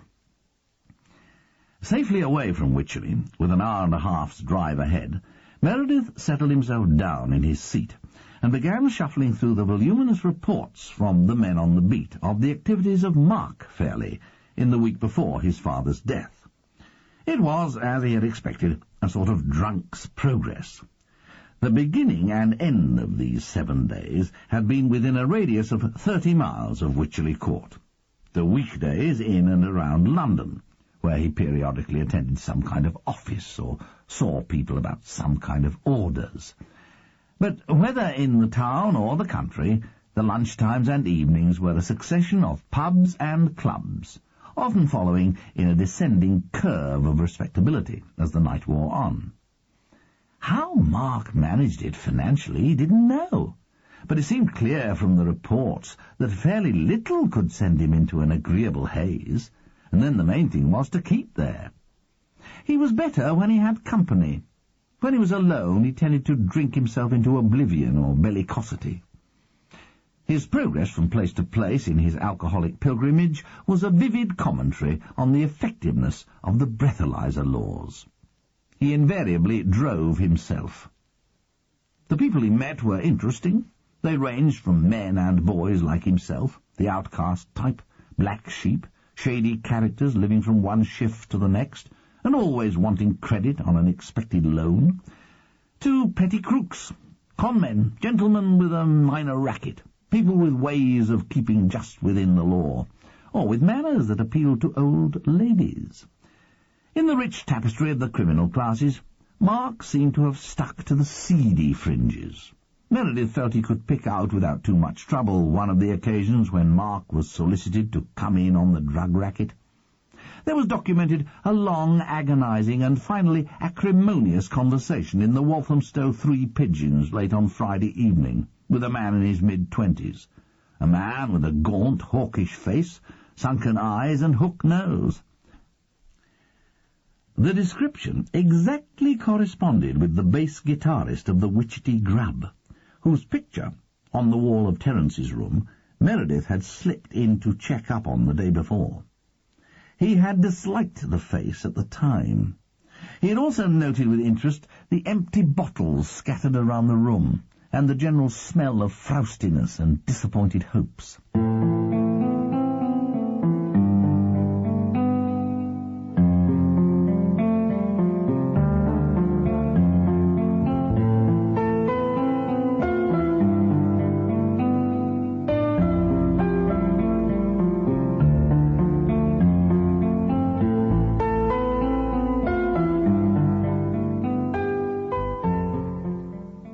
Unruly Son, by Robert Barnard, Side 11. The other report that Meredith studied with particular interest was that of the clientele of the Prince Albert, that Saturday night 10 days before. The frequenters of the saloon bar had been only too willing to come forward. There was a long list with addresses, all of which had been followed up, scattered though they were geographically. The policeman doing the checking up had recorded, with appropriate professional detachment, all the various frills and furbelows on the basic facts which the various witnesses indulged in. His eyes were glowing with maniac fury, young Miss Vanessa Corbett had explained. He brandished a table knife in Jack Larkin's face, and then plunged it into the table, said another romantic soul. The policeman reporting all this allowed himself the luxury of a few exclamation marks in the margin. But what interested Meredith was mainly who was there at the time, and here the reports were not as satisfactory as he would have liked. They did not, that is, confirm a little guess he had made to himself. But he had often found that people who had a bit to drink could remember much more than they thought, if you could only find the thing to trigger their memories off. He would have, he thought, to find the right sort of trigger. He looked down the list, trying to select the most likely witness for the sort of experiment he had in mind. It was nearly 10:30 by the time they had driven into Wiltshire and found the village of Lawston. Meredith left both his car and his driver at the little pre-war council house that doubled as a police station. He had seldom found that an ostentatious display of strength had a very positive effect on a witness, and he certainly didn't think it would have one on the witness he was going to interview now. He would, he told the local constable, walk to the cottage, if he would be so kind as to direct him. It was only a few minutes' walk, and Meredith paused by a tree, unseen, to look at the cottage before he went up to the door. It was very unlike the Woodstocks' tarted-up little pair of labourers' dwellings. It was a single, one-storied cottage, and, as Meredith had guessed from the newspaper photograph, in a very dilapidated condition. The gate was swinging open on its hinges. The garden was a tangle of weeds and sprawling bushes. The roof lacked slates. If Ben Woodstock was the aspirant man of letters at the beginning of his career, with a cottage to match, this hovel was the mirror of such a career as it coughed and wheezed its way to a dispirited close. As he watched, the owner came out. He locked the door, clumsily, as if it was not something he was used to doing. Then he pottered along toward the front gate. Meredith looked at his watch. It was a couple of minutes to opening time. Darcy Howard, when he came towards Meredith, looked no more impressive than he had in the newspaper picture. If the remains of an aristocratic manor were there at all, it was in so wispy and wraith-like a state as only to highlight the other dominant impressions to be gained from the man's face and clothes. Darcy Howard was not quite clean, and his clothes smelled of tobacco and taprooms. His walk was a shuffle, and he looked around with a sort of roguish furtiveness, as if for acquaintances who could still be touched for 50 pence. Underneath the general air of decay and seediness, there was a little spark of light in his shifty eye. Meredith guessed he knew the reason. Today, a rare occurrence, he had money in his pocket, and another little nest egg in his cottage, and it came from Fleet Street. He slipped out into Darcy Howard's path. "I'd like to talk to you," he said. "Oh, would you?" Darcy Howard's face achieved something close to a cheeky schoolboy's smirk. He really was pleased with himself. "Well, you'd better tell me what it's worth to you, hadn't you? People have to buy my time these days." Meredith pulled out his identification card. Howard peered at it, snuffling gently with disappointment. "I've got half a gin in my pocket," said Meredith, patting it. Darcy Howard looked wistfully in the direction of the local and sighed. But, apparently deciding that a free drink ought to take precedence over a bought one of the few principles held fast to in these last decades of his life, eventually he turned and led the way back to his cottage. "Bit of mess in here," he said in perfunctory apology. "The woman hasn't been in." No woman would want to. The place was a smelly slum. Meredith sat down on a rickety wooden chair. "I'm following up that article you did for the Clarion," he said. "Got paid for that?" said Darcy Howard, baring his old teeth in a great chuckle of self-satisfaction. "Well, too." "Yes, it was extremely interesting," said Meredith diplomatically. "But of course you had to feed them some of the usual good stories, the Oliver Fairley routine. I thought we might get a little closer to what he actually was like at the time you knew him." Darcy Howard digested this slowly, and then looked at Meredith in his cunning, bloodshot way. "Well, of course you give them what they want," he said, grandly general. You don't tell the whole truth. You lot do the same, don't you? The police are following up certain leads which they are convinced... Well, that sounds better than the police are thrashing around in the dark. The newspapers wanted the usual routine, so I dredged up a few stories. Made up one of them myself. It's natural, especially as there was money involved." Darcy Howard cast his eye significantly around his unattractive little piece of real estate. And then, for the first time, he looked Meredith straight in the eye. "You said you had a half of gin," he said. With a sigh which said that he had hoped the interview might be conducted with more of an eye to police standing orders, Meredith took out the bottle, and Darcy Howard jumped up with something close to alacrity, and got 2 smeary glasses and a milk jug of water. Meredith made his a small one, but Darcy Howard didn't. "The point is, really," said Meredith, sipping warily, "that from your point of view you knew Oliver Fairley at the wrong time, didn't you?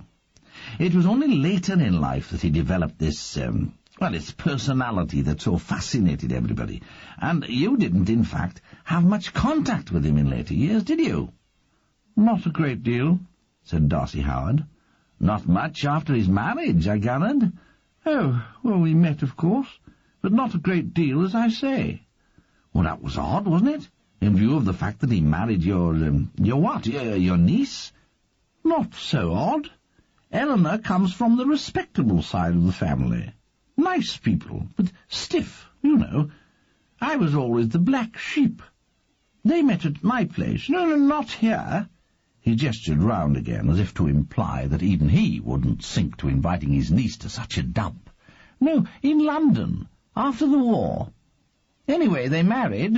Good catch for Oliver. But they hadn't much use for me after that. Oliver decided to become a country gentleman. I'd served my turn. So you knew him mostly in the 30s and during the war? That's it, said Darcy, apparently relieved that the clock had been turned back to the period before his casting off. Bright boy he was then, up and coming, and so was I. More than that, I had talent. By God, I had. He gestured towards the rough shelf full of books in the corner. Anthologies, poetry of the 30s. There's hardly one of those that hasn't one of mine in it. Worth a mint of money today, some of those books. His tone was unconvinced, as Meredith felt it ought to be. However, he forbore to ask what went wrong. Lack of fulfilment is doubtless as painful to the untalented as to the talented. He just said, well, of course, Oliver Fairley was a socialist at that time. Well, of course he was. We all were, all the bright boys. He had it worse than some. You'll find that when the old families go in for socialism— he turned his profile in Meredith's direction, as if it were distinguished enough to be stamped on coin of the realm— we do it with a bit of style. We keep our sense of proportion. Now, Oliver, he was what I'd call industrial aristocracy, and when they get it, they tend to go the whole hog. Yes, like Mr. Ben, you know. Trade union banners in the living room, and eternal thick mugs of strong tea. Not a bit of discretion had Oliver, no sense of the ridiculous. Which was as well, he added with Olympian spite, because he was ridiculous much of the time. So he was very committed in the 30s, was he? Oh, yes, the Peace Pledge, Republican Spain, Jarrow Marches, the lot. When did you notice him changing? Meredith sensed, so imperceptibly he couldn't be sure it was so, a slight stiffening in Darcy Howard. Well, of course, we lost touch, naturally, he said, not answering the question, but gesturing grandly. We had quite a little group going in the 30s. He reeled off a series of names that meant nothing to Meredith. We had the same sort of aims as the Auden group, but we were more hetero. Oliver kept in with us, and with them. Funny to think about it now. He was quite good at keeping in with people at that time. Must have been saving himself up. But it was in the war he changed, wasn't it? And you did serve with him, didn't you? If you like to put it that way. We lost touch round about 1940, when he joined up. Of course, I did my bit in different ways. Anyway, we met up in Sicily in 43, and we kept bumping into each other on and off for the next few years. He was still a socialist in 43, or called himself one, but I think the bloom was wearing off even then. Why? Darcy Howard hesitated.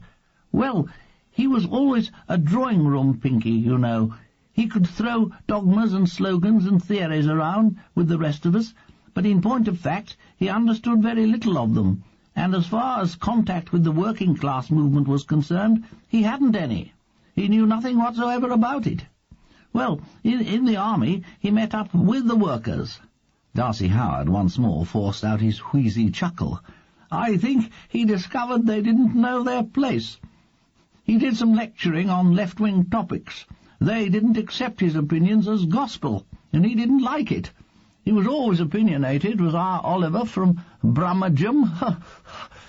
Darcy Howard attempted a Birmingham accent, unwisely, and then he handed his glass over to Meredith to be refilled, with the air of a man who is giving value for money, and then settled back with his glass into his chair, as if his side of the conversation were more or less over, and he had told everything he knew. There was no incident, then, that was crucial to his change of mind? Asked Meredith. Perhaps he let a note of urgency creep into his voice. At any rate, he sensed again a slight stiffening in Howard, which suggested that he was walking carefully. No, not that I know of, he said, sipping his gin. As I say, it seemed to have been coming on gradually. There was once, sometime in 44 it must have been, He was invalided back home after Monte Cassino. There wasn't anything much wrong with him. It was really 3 months' leave to write propaganda pieces on the battle aimed at the popular market. That didn't please our Oliver. He thought he was more of an observer writer, but they'd got his measure. Anyway, he hadn't anywhere much to go. His father was in hospital, mental home just between ourselves, and there wasn't any other family. I put my London flat at his disposal, but I believe he also spent some time up north with a private in his regiment he'd struck up some kind of friendship with. Darcy Howard chuckled again, but uneasily, as if aware that Meredith was looking at him very closely. It didn't work out, I believe. That was Oliver's first real taste of working-class life. It only lasted a few days. He told me later he loathed it, loathed them. He never said much about the class struggle after that. It was clear that Darcy Howard took immense spiteful pleasure from the story, but then he paused, and, as if thinking he'd gone too far, said, "But, as I say, he'd been rethinking his position for a long time. Oh, yes, I'd seen it coming on." Meredith looked at the cagey old crook, dissatisfied with the progress of the interview. Howard was giving away just so much, and no more. On the off chance, he said, "He had affairs, too, at this time, didn't he?" Howard opened his eyes quickly, and then closed them again. "Oh, yes, Oliver always had the odd girl in tow, you know. There was always someone or other in the old days, back in London. Pretty dire types, mostly. Long matted hair and chunky beads. Quoting Freud or Stalin, or an unholy mixture of the two. Not my style at all, I can tell you. I'm afraid I can't help you there." "No, I meant in Italy," said Meredith. "Or perhaps when he was on leave." "Couldn't say, old man. You know what it was like then. Well, no, you wouldn't. Too young. But it was." Seeing Meredith looking at him, and perhaps feeling himself that he'd been less than clear, he added, "Well, you'd meet up for a couple of days, have a bit of a ball, you know, and then he'd be posted to Rome, and you'd be sent to liaise with Pisa, and you wouldn't see each other for a couple of months. Well, that's how it was.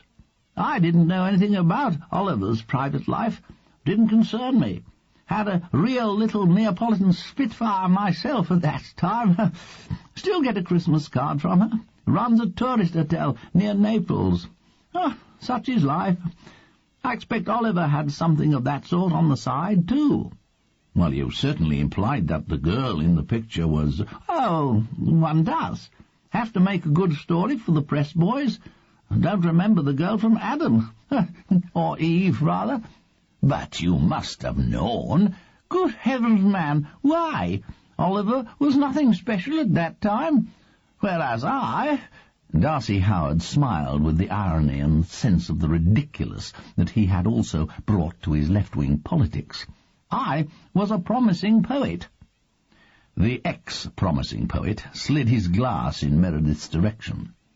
There was on his face a look of considerable self-satisfaction. He had established his story and was intending to stick to it.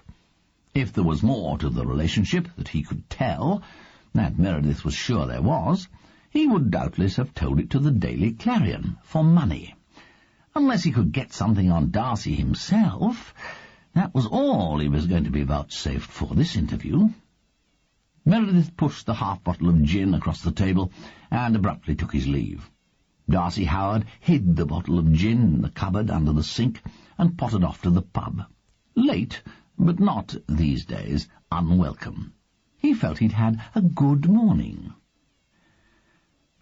The General Hospital, where Miss Thorrington was, lay near the seafront, and as the West Indian nurse led Meredith along the corridors of the second floor, he could see from the windows elderly couples walking on the promenade, greeting each other reservedly, or sitting in deck chairs on the shingle, contemplating the horizon.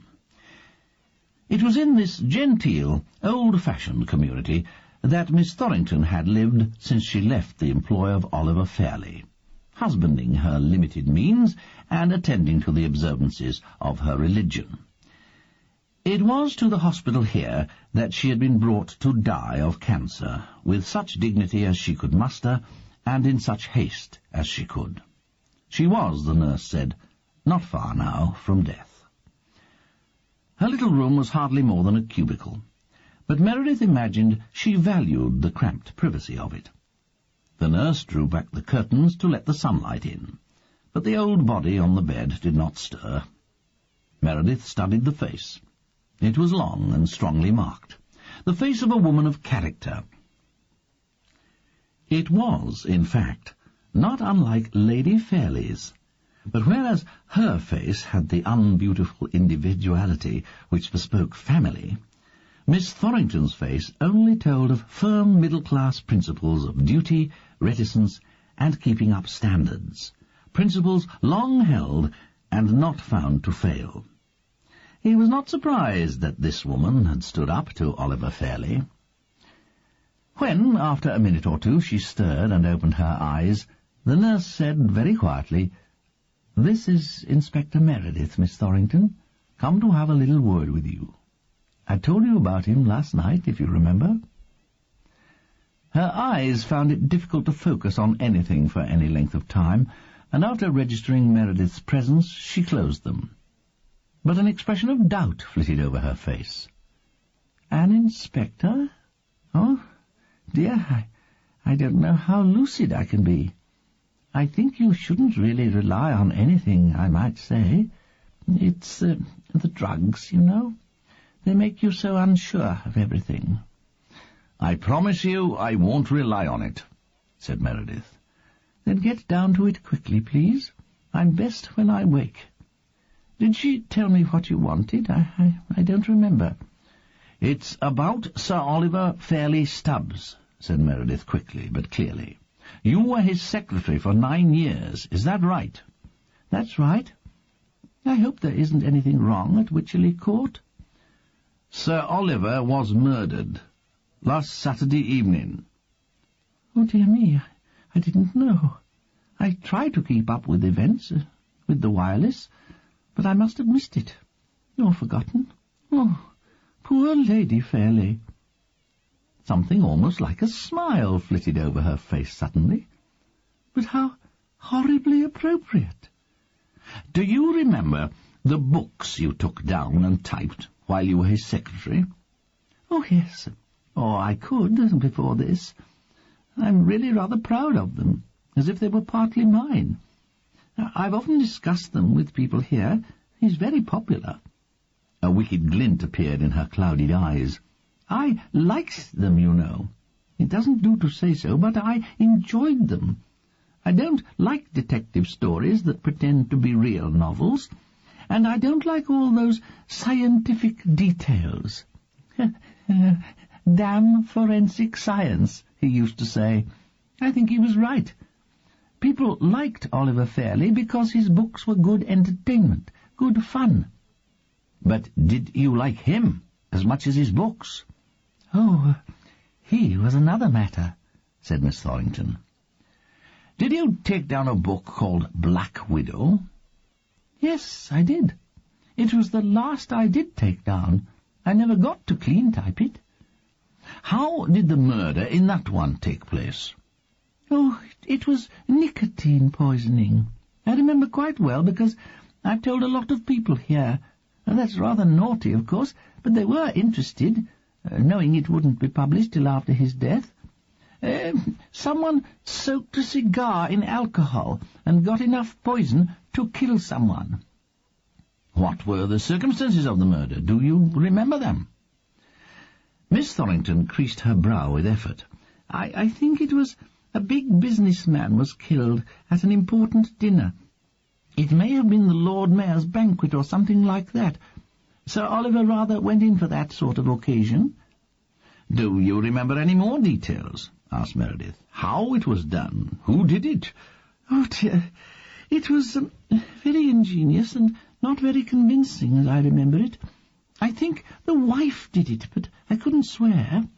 I think it was one of those where it was proved in advance that she couldn't have done it, because she was too far away, at the other end of the table.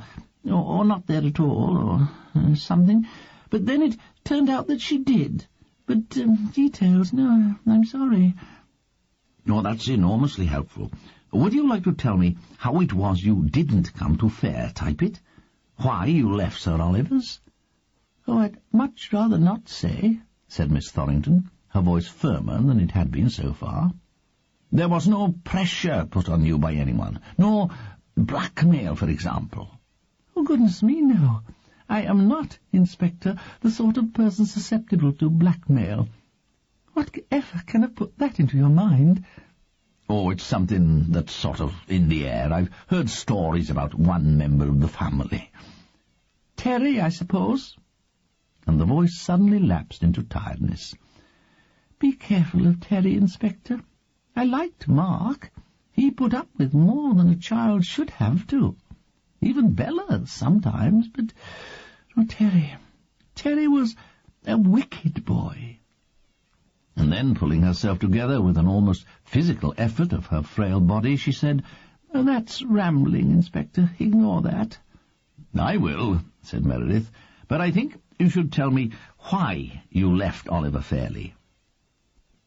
Miss Thorrington again seemed to be trying bodily to pull herself together.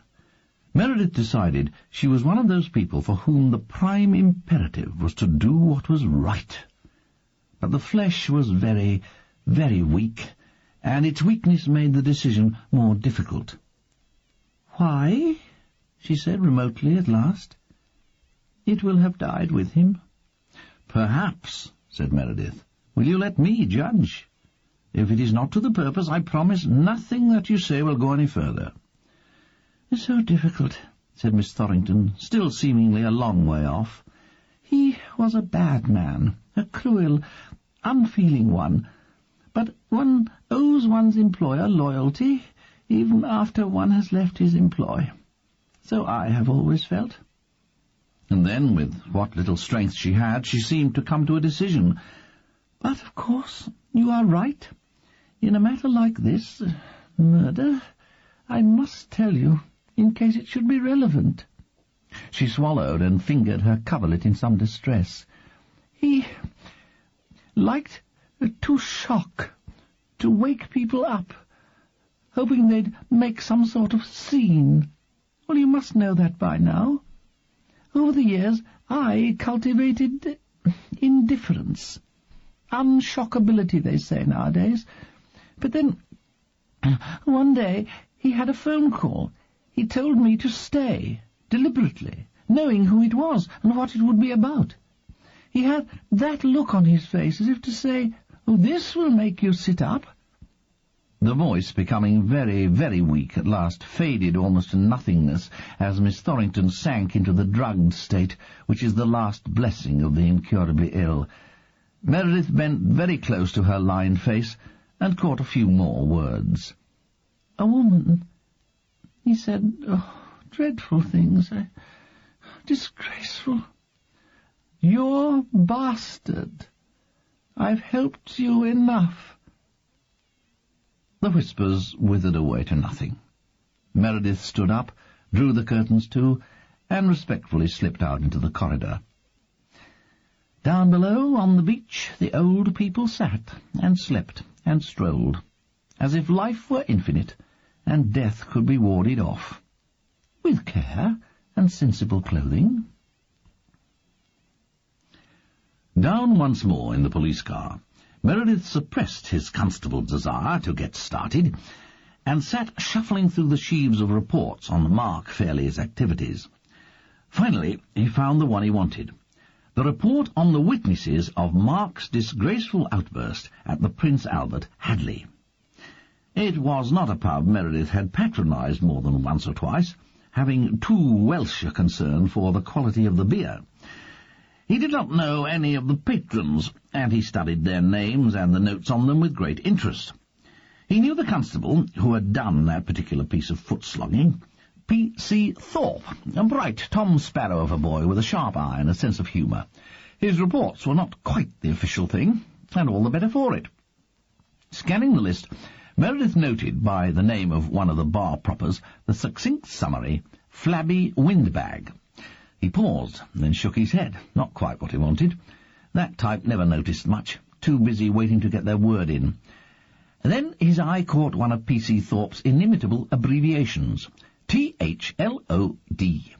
It stood by the name of Mrs. Jessie Corbett, and it meant, as Meredith knew from previous reports of the same constable, talks the hind leg off a donkey.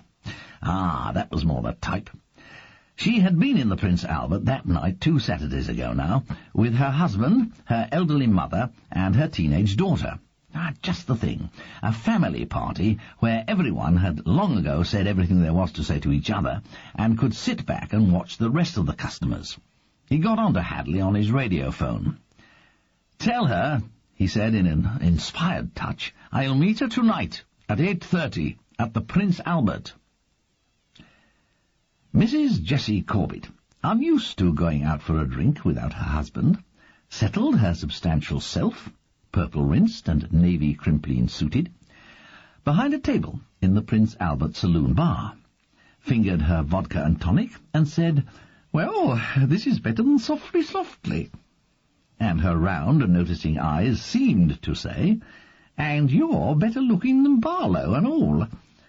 Chief Inspector Meredith, raising his pint, said, "Cheers, to you." The atmosphere being so effortlessly cosy, Meredith got straight down to business, wiping the bottled light ale from his mouth on his sleeve, by asking her about her family party of 2 weeks before. "Well, there was Mum. She usually comes with us of Saturday, though George, that's my husband, always says, couldn't we leave her at home? And for all the fun and laughter we get out of her, we might just as well. And then there was George, same as usual, not saying very much. And then there was Vanessa, that's our youngest, and she was in a foul mood and all, because she wanted to go to the disco, and George wasn't having any. Says he knows what they get up to there, though how he knows I don't, and says he doesn't want her with a bundle of unwanted trouble before she's 17. Though heaven knows that's how we got married, but perhaps that's what he means." She came to a breathy pause, sipped her vodka and tonic, and looked at Meredith. "I'm a very good bargain, taken all round," she seemed to be saying. "Well, now," he said, "I want you to tell me exactly what happened when young Mark fairly threatened his father. You've probably told it so often by now, the odd little detail has crept in. It's not really what you saw." Mrs. Corbett did not take offence, and her bright, wide eyes told him she understood exactly what he meant. "I want to hear just what happened, with no melodramatics, okay?" It was a test that Jessie Corbett passed with flying colours. She described Mark rather well. The sort you wouldn't mind your daughter bringing home, but you'd want to look at a bit if it looked like getting serious. Described the 2 couples talking at the next table to her. Some people do talk. Described Mark glowering and drinking, and finally erupting unsteadily at the next table, where he and his father were being talked about. There was nothing about manic fury or brandished knives or any of the ludicrous details that had crept into other people's versions. It was admirably done. It was the basic version, as Meredith had extracted it from all the variations of the different reports. That was the test. Now came the serious bit. Meredith led her on to the other customers in the bar. It was also an area that P.C. Thorpe had been over with her before, but Meredith had the advantage over him of being on the identical spot. He made her place each person she mentioned where they stood, and he forced her to conjure up the expressions on their faces, and their reactions to the scene. It was a real exercise in total recall. Well, there was that Colonel Redfern standing at the bar, always here Saturday night, and most other nights from what I hear, all Punch and Blarney he is, and he was drinking it in, along with the others, because anything for a good story, anything to be the centre of attention. And then next to him was Albert Caudle, garage man, bit of a crook like they all are, but quite nice with it. And then there was... and so on, through the pub, from table to table, from group to group around the bar. As she went on, the pictures in her mind's eye became more vivid and more detailed. And then, right in the corner there was a man and his wife. I'd never seen him before. Didn't talk much, just sat and drank shorts. Oh, yeah, and then behind them, on the bench, didn't remember him before, was a chap on his own, reading the paper. Oh, yes, said Meredith. Tell me more about him. Arriving at Macpherson's elegantly decaying Queen Anne offices at 11 o'clock, Inspector Meredith found the Scottish Dragon alone in the reception room on the ground floor, and meekly sent his name up to Gerald Symington. "He's in conference with Sir Edwin," said the Dragon. "He would be obliged if you would wait 5 minutes." "Of course, no hurry at all," said Meredith. Then, to pass the time of day, though her expression did not encourage chat for the sake of chat, he said, "I suppose you're all busy coping with the rush on Oliver Fairley's works." "Precisely," said the Dragon, her thin lips registering no pleasure. "Last year's hardback will be top of the bestseller lists on Sunday again. Reprints ordered over the whole range of paperbacks. Talk of one of those all-star films, as if his death improved the quality of his books. I never cease to be surprised by the reading habits of people." She threw a disapproving emphasis on the last word, as if the reading habits of dogs and cats were more rational and predictable. "I was talking to Sir Oliver's old secretary yesterday," said Meredith. "Oh, yes, Miss Thorrington." She confessed to enjoying Sir Oliver's books. She obviously prefers her entertainment to be frankly enjoyable. Doesn't like all these forensic details one gets these days. The Edinburgh Terror gave him a look which said that but for loyalty to the firm, she would have told him what she thought of Miss Thorrington's literary opinions. She turned to go back to her ancient Olivetti, but Meredith said pleasantly, "I suppose Sir Edwin is worried about the manuscript of the posthumous book." "That I couldn't say," said the Dragon. "Well, it must represent a great deal of money to him," said Meredith. "Sir Edwin is a good Scot," said the Dragon. "He takes what the Lord provides."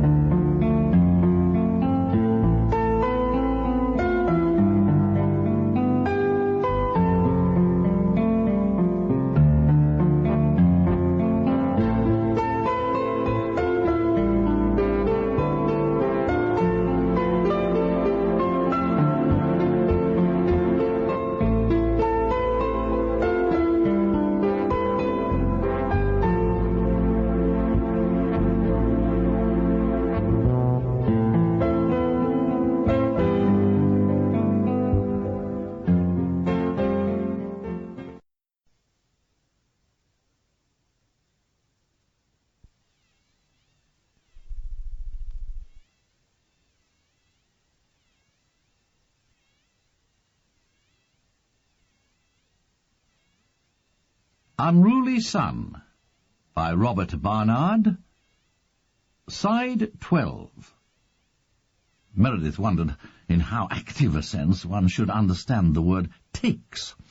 He scanned the bookcases in the outer office, which contained the various publications of Macpherson's, religious, educational, and frankly unworthy. He was saved from having to incur the Dragon's disapproval of his choice of browsing material by a call from upstairs. "Mr. Symington will see you now," said the Dragon, as to a tradesman. She took him into the hallway and gave him precise instructions how to find his office. As he made his way again through the labyrinth of small corridors and disconcerting steps, Meredith saw the maze as an indisputably appropriate habitat for a publisher of detective stories. After various sudden blank walls and hairpin turns, he came to the door marked Gerald Symington, knocked and went in. The room was as neat and characterless as ever, the desk cleared for action, or perhaps abstract speculation, only the covers of the books on the shelves giving a modicum of colour. The only addition was a glass of whisky by Symington's right hand. Meredith hadn't thought of Symington as a mid-morning drinker, but doubtless his profession had its rigours and its longueurs. The editor of the Golden Dagger series looked as neutral and uninvolved as ever. "I hear from your receptionist that the sales of Oliver Fairley are soaring," Meredith said pleasantly. "Incredibly," said Gerald Symington smoothly. "He was always our best seller in the fiction line. Now he's beginning to outstrip the popular religious works. Oh, it will compensate Sir Edwin for the loss of Black Widow, if it is lost." "Perhaps," said Mr. Symington, shaking his head sceptically. "Does that mean you've given up hope of finding it?" "No, by no means," said Meredith. "If I'm any judge of character, it should still be in existence." Gerald Symington gestured him to a low seat by the door, and then, as if saying something he knew sounded naive, asked, "And if it's found, will it solve Sir Oliver's murder?" Meredith eased himself back in his chair. "Not perhaps in the sense you mean," he said. "No, I'm afraid Oliver Fairley didn't have a literary premonition of his own end, and I don't think it was precisely used as a blueprint. The thing that's always been odd, and which everyone in one way or another has pointed to, whether charitably or otherwise, is that Oliver Fairley was a very slapdash writer, especially as far as plotting and scientific detail were concerned. Miss Thorrington," he saw a flicker of recognition in Symington's eyes, "says he was a fun writer. Miss Cozzens says she doesn't think anyone copying his methods would ever manage to kill anyone. Sir Oliver himself said, 'Damn forensic medicine.' No, all in all, I haven't got too far with the idea that the method in detail was copied from the missing book. And as far as I can learn from Miss Thorrington, the actual situation was fairly remote from what actually occurred at Wycherley Court." "Fascinating, this," said Mr. Symington in his bloodless way. "One is left with the idea that perhaps someone felt that the mere fact of his or her having read it was enough to cast suspicion in his direction, since the method of poisoning, nicotine is decidedly unusual, was gained from Oliver Fairley's book." "I see," said Gerald Symington doubtfully. "It doesn't seem to narrow the field very much, does it?" "Oh, the field is enormous," said Meredith cheerfully. "Again and again I've come back to the sort of man Oliver Fairley was. They sent me a transcript of his broadcast at the BBC. It's fascinating, eh? He obviously wanted more than anything in the world to shock or annoy as many people as possible. That's evident, too, from his behaviour at the Woodstocks. Dreadful and quite unwarranted, and just to get attention to himself. With a man like that, the net is inevitably wide." "And he must have been enormously difficult to live with," said Mr. Symington, blinking sympathetically. He had not touched his drink, perhaps fascinated by the conversation, perhaps out of politeness because he felt he could not offer a police officer one. Of course, hideously difficult," said Meredith. "Though, there again, I have a very slight feeling that, well, how should one put it, his bark was worse than his bite." Meredith's diamond-sharp eyes noticed that Mr. Symington wasn't willing to accept this. His eyebrows rose a mere fraction in polite scepticism. "Of course, we here are not the best people to say," he said doubtfully. "There was no particular reason for him to bite us, but still—" "Oh, don't get the wrong idea," said Meredith. "As soon as one uses a phrase like that, people get the idea you are suggesting that underneath that rough exterior there lurked a heart of gold. Oh, nothing of the sort, of course. I mean precisely what I say. Mostly, Oliver Fairley's malice, desire for attention, enjoyment of outrage and chaos, exhausted itself in words. If he had created a scene, he was happy. He seldom took it further than that. He behaved appallingly to Mark, but he didn't change his will. He behaved appallingly at the Woodstocks, but he proposed to introduce the young man to Sir Edwin. But that's another matter. Of course, on the surface it would seem that those closest to him had the best motive for killing him. but it may well be that his family subconsciously appreciated how much of his awfulness was mere words. "You may be right," said Symington, still showing scepticism. "As a matter of fact, there are quite a lot of reasons for thinking the immediate family are not necessarily the most likely suspects in this case. If the poison was put into the decanter just before Sir Oliver drank the lacquer, why was such a risky method chosen? The family would have had so many better opportunities than that, so many safer ones." "Well, possibly because there were outsiders present," suggested Symington very tentatively. "Only the Woodstocks. It would be a perverse policeman who would suspect them rather than the immediate family. Again, if the idea was to use Mark's outburst at the Prince Albert to make him prime suspect, the poison can surely not have been put in the decanter during the opening of the birthday presents, immediately before the toast, because by then Mark was out of the world, and likely to be so for some time to come."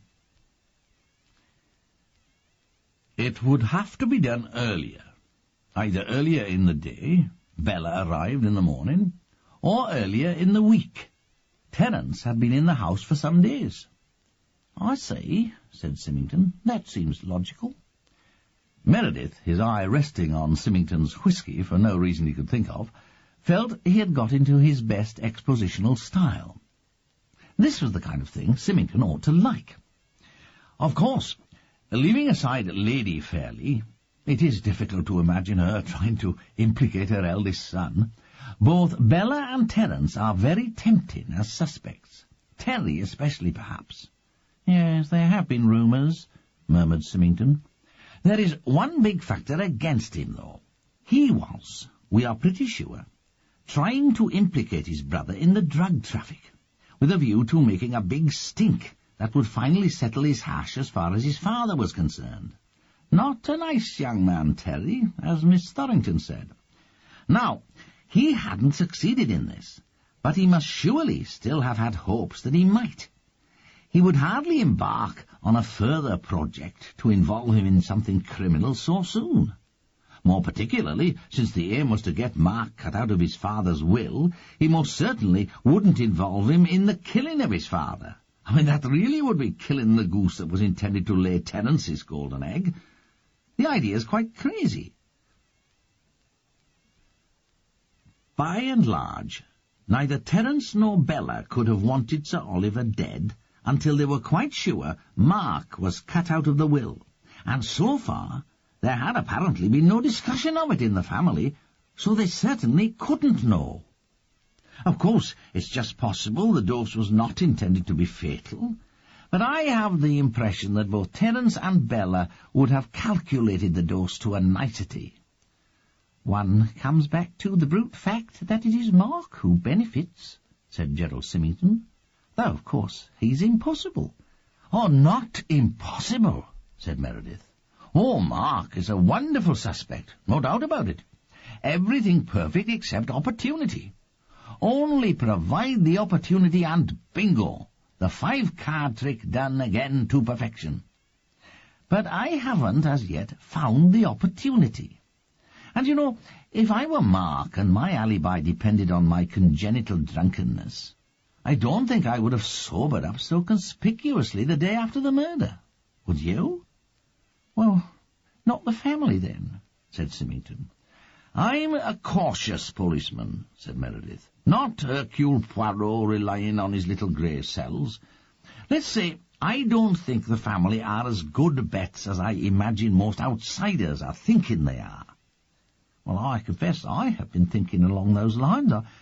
I do take your point, though." "Perhaps the best approach to the whole case," said Meredith, his eyes now straying to the colourful dust jackets on Symington's shelves, "is the practical one. Who had a chance to poison the decanter? Did those people have a motive? Here again one encounters difficulties. There are 2 names that sprang to mind in answer to the first question. Unfortunately, the second question then becomes peculiarly difficult. On the surface, the answer would seem to be no motive at all." "But you can't accept that." I can't accept it without a bit of background digging. And then again, how far is a bit of background digging going to get you? Sir Oliver's life was, well, how shall I say, full of incident. I decided the best line to work on was the assumption that a motive for murder is not, as a rule, trivial.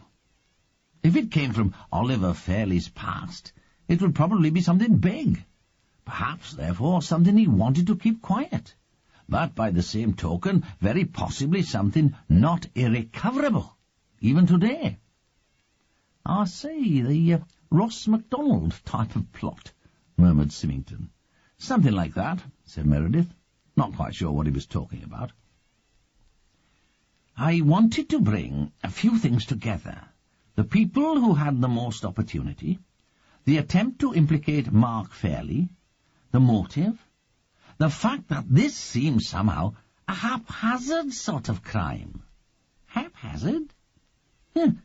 Improvised. More or less spur of the moment. That all along was my impression. Not a murderer of devilish cunning at all, and therefore not one likely to have concocted any infallible plan. The poison did actually kill Sir Oliver, but equally it could well have killed someone else instead. So, anyway, what was I to do? I look first of all at my two people with the best opportunity to poison the decanter. I look for a start at Surtees. Surtees? He had the key to the drinks cupboard in the study some minutes before the rest came in, and before Mark went out like a light. Surtees. 38 years old, I found. One marriage in the past, running a nice little business selling information to Sir Oliver and screwing his daughter as a return for doing the same service. Did he have serious designs, as they say, on Bella? If so, he didn't know his girl.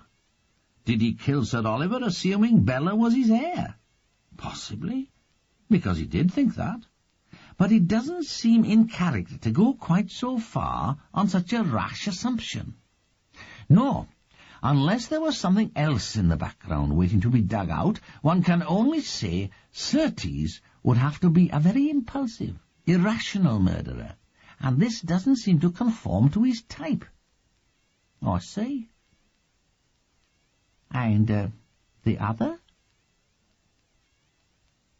The other, Mr. Symington, is you. Meredith let his eyes rest on the man's face. There was no change there whatsoever, not a flicker of fear or chagrin. He remained what he had been since the interview began, a sandy-haired, opaque nonentity.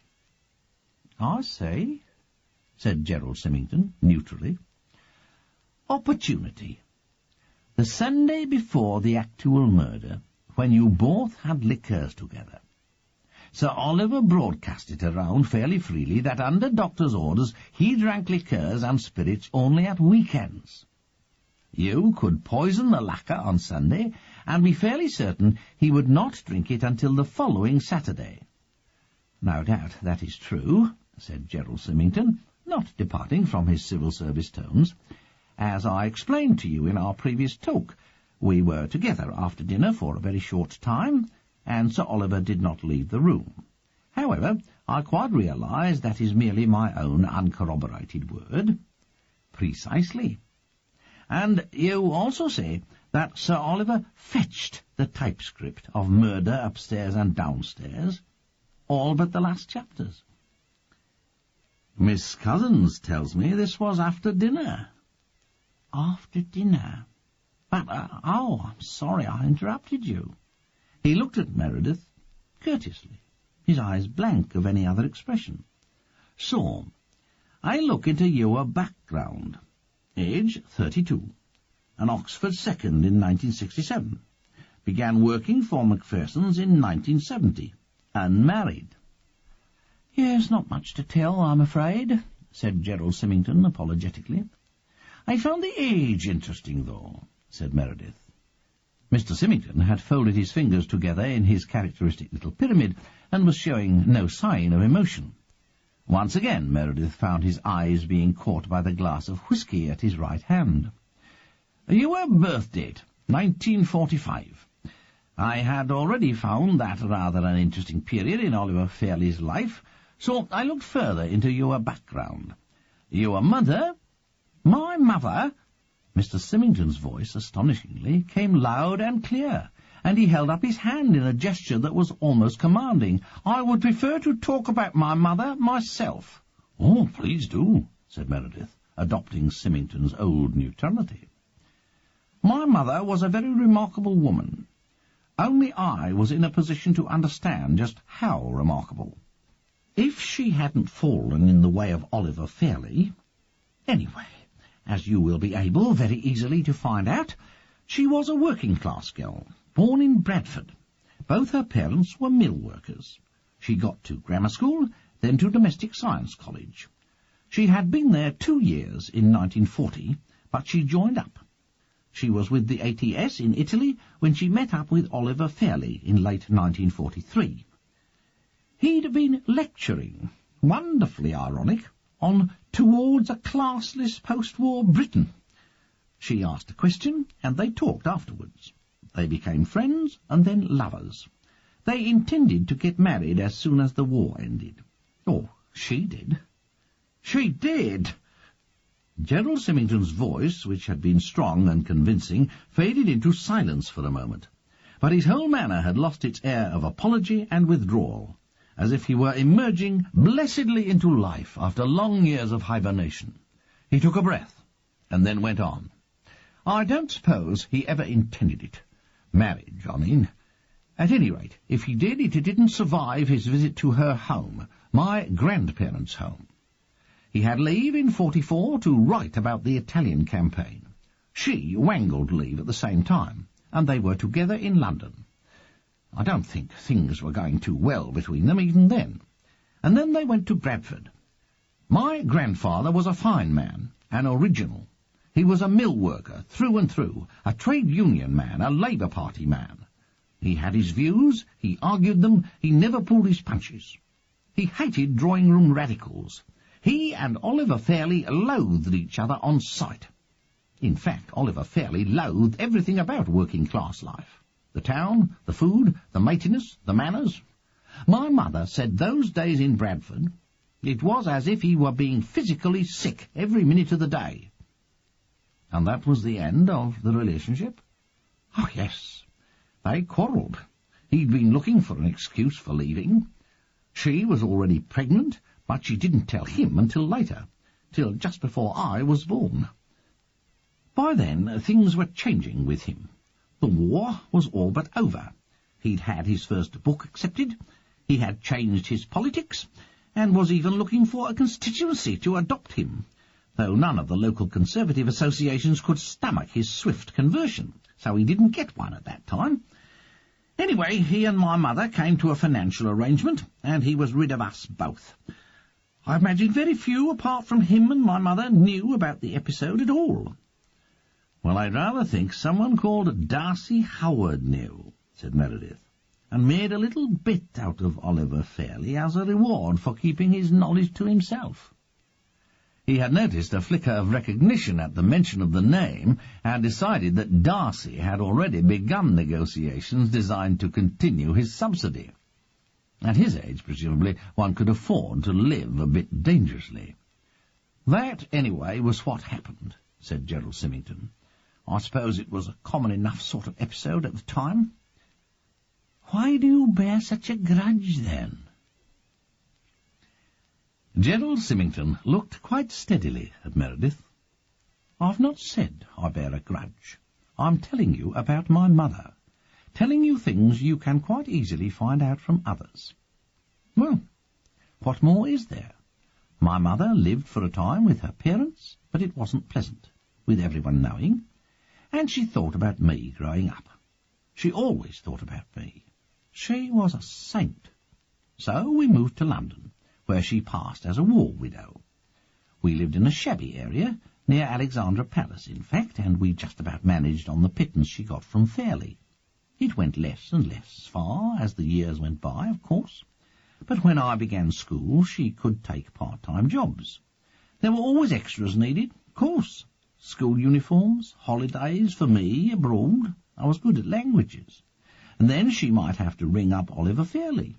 His mouth twisted in distaste. Was that wise? Asked Meredith. Wise? She didn't think of whether it was wise. She did it for me. And of course the money always came. As you say, his bark was worse than his bite. But perhaps it would have been better not to have given the money and not to have barked either. She had to put up with, well, you can guess, revolting insults, innuendos, abuse. He was a hateful bully. When I got to Oxford, of course, I had a grant, and she didn't need to go to him any more. Except once.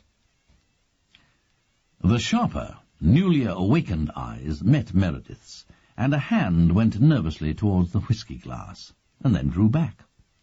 Of course, you would know that. That would be easy enough to guess.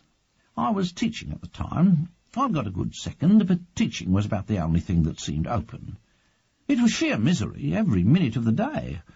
I don't think there is any torture more awful than an incompetent teacher suffers. I was at the end of my tether. My mother rang Oliver Fairley and asked if he could get me a job in publishing, with the usual result. Outrage, insult, refusal. But of course, in the end, he did it. He got me in here. Meredith almost asked if he hadn't been grateful. But he realized at once that this had been the worst thing of all, the ultimate insult. He had had to take help from Oliver Fairley. He had put himself in a position where gratitude was in order. 2 years after that, my mother died. She had overworked for years and was not strong. She had influenza, which developed into pneumonia, and it carried her off. And that is the story of my mother, Inspector. And since she got you in here, your relations with Oliver Fairley have been, perfectly normal. When I saw him for the first time, he treated me like any other junior employee of the firm.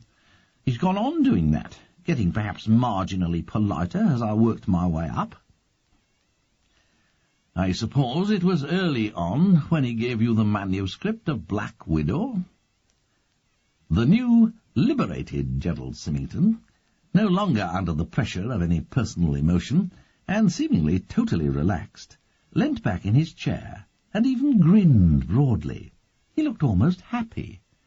Meredith noticed suddenly that he was quite a large man, and rather a good-looking one. Come, Inspector, surely senior police officers don't try to play childish tricks like that. I've told you some facts that you could very easily have found out for yourself, from public records, friends, Sir Edwin. If you wish to believe that I killed killed Sir Oliver, that's up to you. I admit no such thing. And I very much doubt whether you could put together any sort of case. At the moment it would be mainly circumstantial, admitted Meredith. Let me tell you, then, how I see the sequence of events. Some of my guesswork will be quite easy to check up on, I think. First of all, you were in the Wycherley area the weekend before the murder, but not necessarily with that intention in mind, not immediately. More or less by chance, you happened to be in the Prince Albert at the time of Mark Fairley's outburst. Oh, really? Gerald Symington raised his eyebrows. I have one witness to a sandy-haired man in the corner with an evening paper, which I take to be you. I will arrange an identity parade to confirm that. If necessary, separate identity parades in which you can be picked out by everyone who was in the pub that night. Something of the old Gerald Symington returned in the expression of fastidious distaste that crossed his face at the idea. As I say, I think the notion of killing your father was already in your mind, and had been since your mother died. I think hearing Mark Fairley threaten his father brought it to the forefront of your thoughts. I think you then rang Wycherley Court and were invited the next night to dinner. I had a standing invitation, said Gerald Symington. He would always say, if you're ever down our way, you know how it is. But I knew the sort of pleasure it would give Fairley to have his bastard eating at the same table as his wife. He was a connoisseur of that sort of situation. Fine. The picture is emerging, said Meredith. genially. "You rang then, said you were in the area, and wanted to talk over murder upstairs and downstairs, which was overdue. You were invited along to dinner, and you went prepared, with nicotine, which I just happened to have with me. Oh, it's very easy to obtain, as you knew from reading Black Widow. Getting it needed no special measures on your part. And of course the victim already suffered from heart trouble, so no great amounts were needed. I think you already knew two things that turned out to be vitally important. Oliver Fairley's regime as far as drink was concerned. He was always broadcasting it around. And the fact that his birthday dinner was imminent, an occasion which all the family was accustomed to attend. You confirmed in your conversation that night that Fairley was unlikely to touch liqueurs or spirits between that night and the next Saturday, when all the family would be around. Just before you left, you persuaded him to get the completed portion of Upstairs and Downstairs, so that you could begin editorial work on it. Did you see the mock bookcase then, with the references to your mother's story? Perhaps. Or perhaps Sir Oliver drew your attention to it himself. Anyway, while he was out, you put the nicotine in the lacquer. The poison was likely, over a period of time, to discolour it, make it brown. But it is already a deep yellow, and the study is badly lit. Oliver Fairley certainly wouldn't notice. And, in fact, our lab boys, though they thought it had been put in some little time before Oliver Fairley died, couldn't be sure. Oh, it was a very clever piece of work indeed. I'm sure the murderer would be grateful to you for your good opinion, said Gerald Symington. It rather underlines the fact that, so far, you have no case whatsoever. Even a poor little editor, glutted on garbled detective fiction, can see that. I don't think things went quite so well for you after that, though, said Meredith, trying to keep up the tone of unabated geniality which had somehow crept into the conversation, because it was a very hastily decided-on murder, hence the feeling I get of improvisation. In that sort of circumstance, little things have a habit of going wrong. Like, for example? Well, like Black Widow, notably. I expect when you'd got the poison into the lacquer, you came home and hugged yourself on your cleverness in using one of Oliver Fairley's methods, and obtaining the poison as he told you. And then you thought, now, which book of his was it where the nicotine was used, and the details given? And you looked along your shelves, and you couldn't find it. And you realized it was in the book that you, and only you, had read. Damning! Oh, hardly that, Inspector. Hardly more than mildly corroborative. But it could never be published, because people would read it and comment, and the police would look into it. And they would be coming, inevitably, to you, and wondering who you were. Your great strength was how few knew that. Not even, I suppose, Sir Edwin. So the book had to be suppressed. It had been given to you just after you started work, after Miss Thorrington left. I suppose you put it in the vaults, yeah, or the Oliver Fairley archive. Oh, they're chaos, the firm's records, said Gerald Symington disapprovingly. Luckily. So you got it out, and then had to pretend the manuscript must be at Wycherley. You see, improvised, you see. A bit last minute. It would, taking your story as a piece of fiction, have worked quite well if Oliver Fairley hadn't left the copyright to his wife. It would have worked only until Sir Edwin started making inquiries about the posthumous work, corrected Meredith. And that would have been soon enough, I dare say. Anyway, this little detail panicked you, and then the plot to incriminate Mark misfired completely because he was so drunk. And then you started thrashing around. Oh, come, Inspector. Am I the type to thrash around? Well, you did silly things. Like pretending no one here could remember Miss Thorrington's name. I've just ascertained it is perfectly well remembered by the lady downstairs.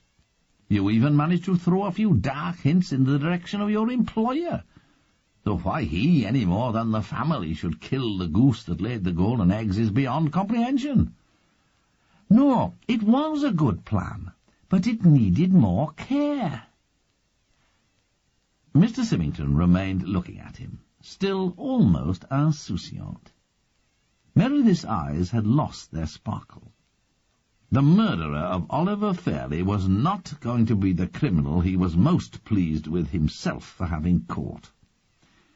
He wondered why Symington did not take a drink, and found his eyes returning to the whisky glass as a fully formed idea suddenly pushed its way to the front of his mind. "Well," said Gerald Symington finally, with a broad smile, "that's the plot outline. Now perhaps we can get on to the proof." "Oh, very little so far, as I say, and mostly circumstantial," said Meredith. "But I shall get it. I have a warrant in my pocket to search you a flat. I shall search everywhere you've been in the last 2 weeks very carefully. I shall get you in the end. No doubt you've destroyed anything you used to get the nicotine. But how did you get it to Witchley Court? Have you destroyed the clothes you wore that evening?" A flicker crossed Gerald Symington's face. "If you haven't, there are sure to be traces the lab boys can pick up. There always are. I'd be willing to bet you haven't destroyed Black Widow. You're too good a servant of the firm of Macpherson. Habit would die too hard for you to do that." "We'll find it. You may find the process slow, but it will be sure." "Then I suppose the kindest thing for me to do, Inspector, would be to wish you good day, if not good luck," said Gerald Symington, standing. Once more he was the courteous representative of a well-established publishing firm. "No doubt I shall be hearing from you again." But as Meredith began to get up, he seemed to take a sudden decision, and gestured him to sit again. "One thing I will say," he went on slowly, "strictly off the record. I hated my father, there, I've said it, for what he did to my mother. I loathed him, and everything in me screamed out against the fact that he was responsible for me. When my mother died, my life was quite empty, quite meaningless. It has been ever since. The only thing that gave it shape, gave it an aim, was the thought of killing him. Thinking of ways to do it. Oh, that was a luxury, something that went with my profession." He gestured at the gaudy, bloody covers dotted on the bookcases round the room. "But the essential thing, all that mattered, was to kill him. If I did that, there was the victory.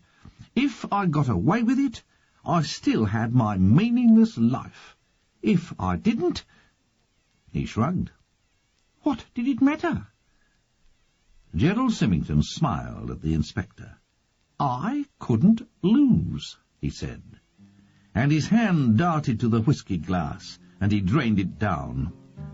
"One way or another," he added, as he lay dying.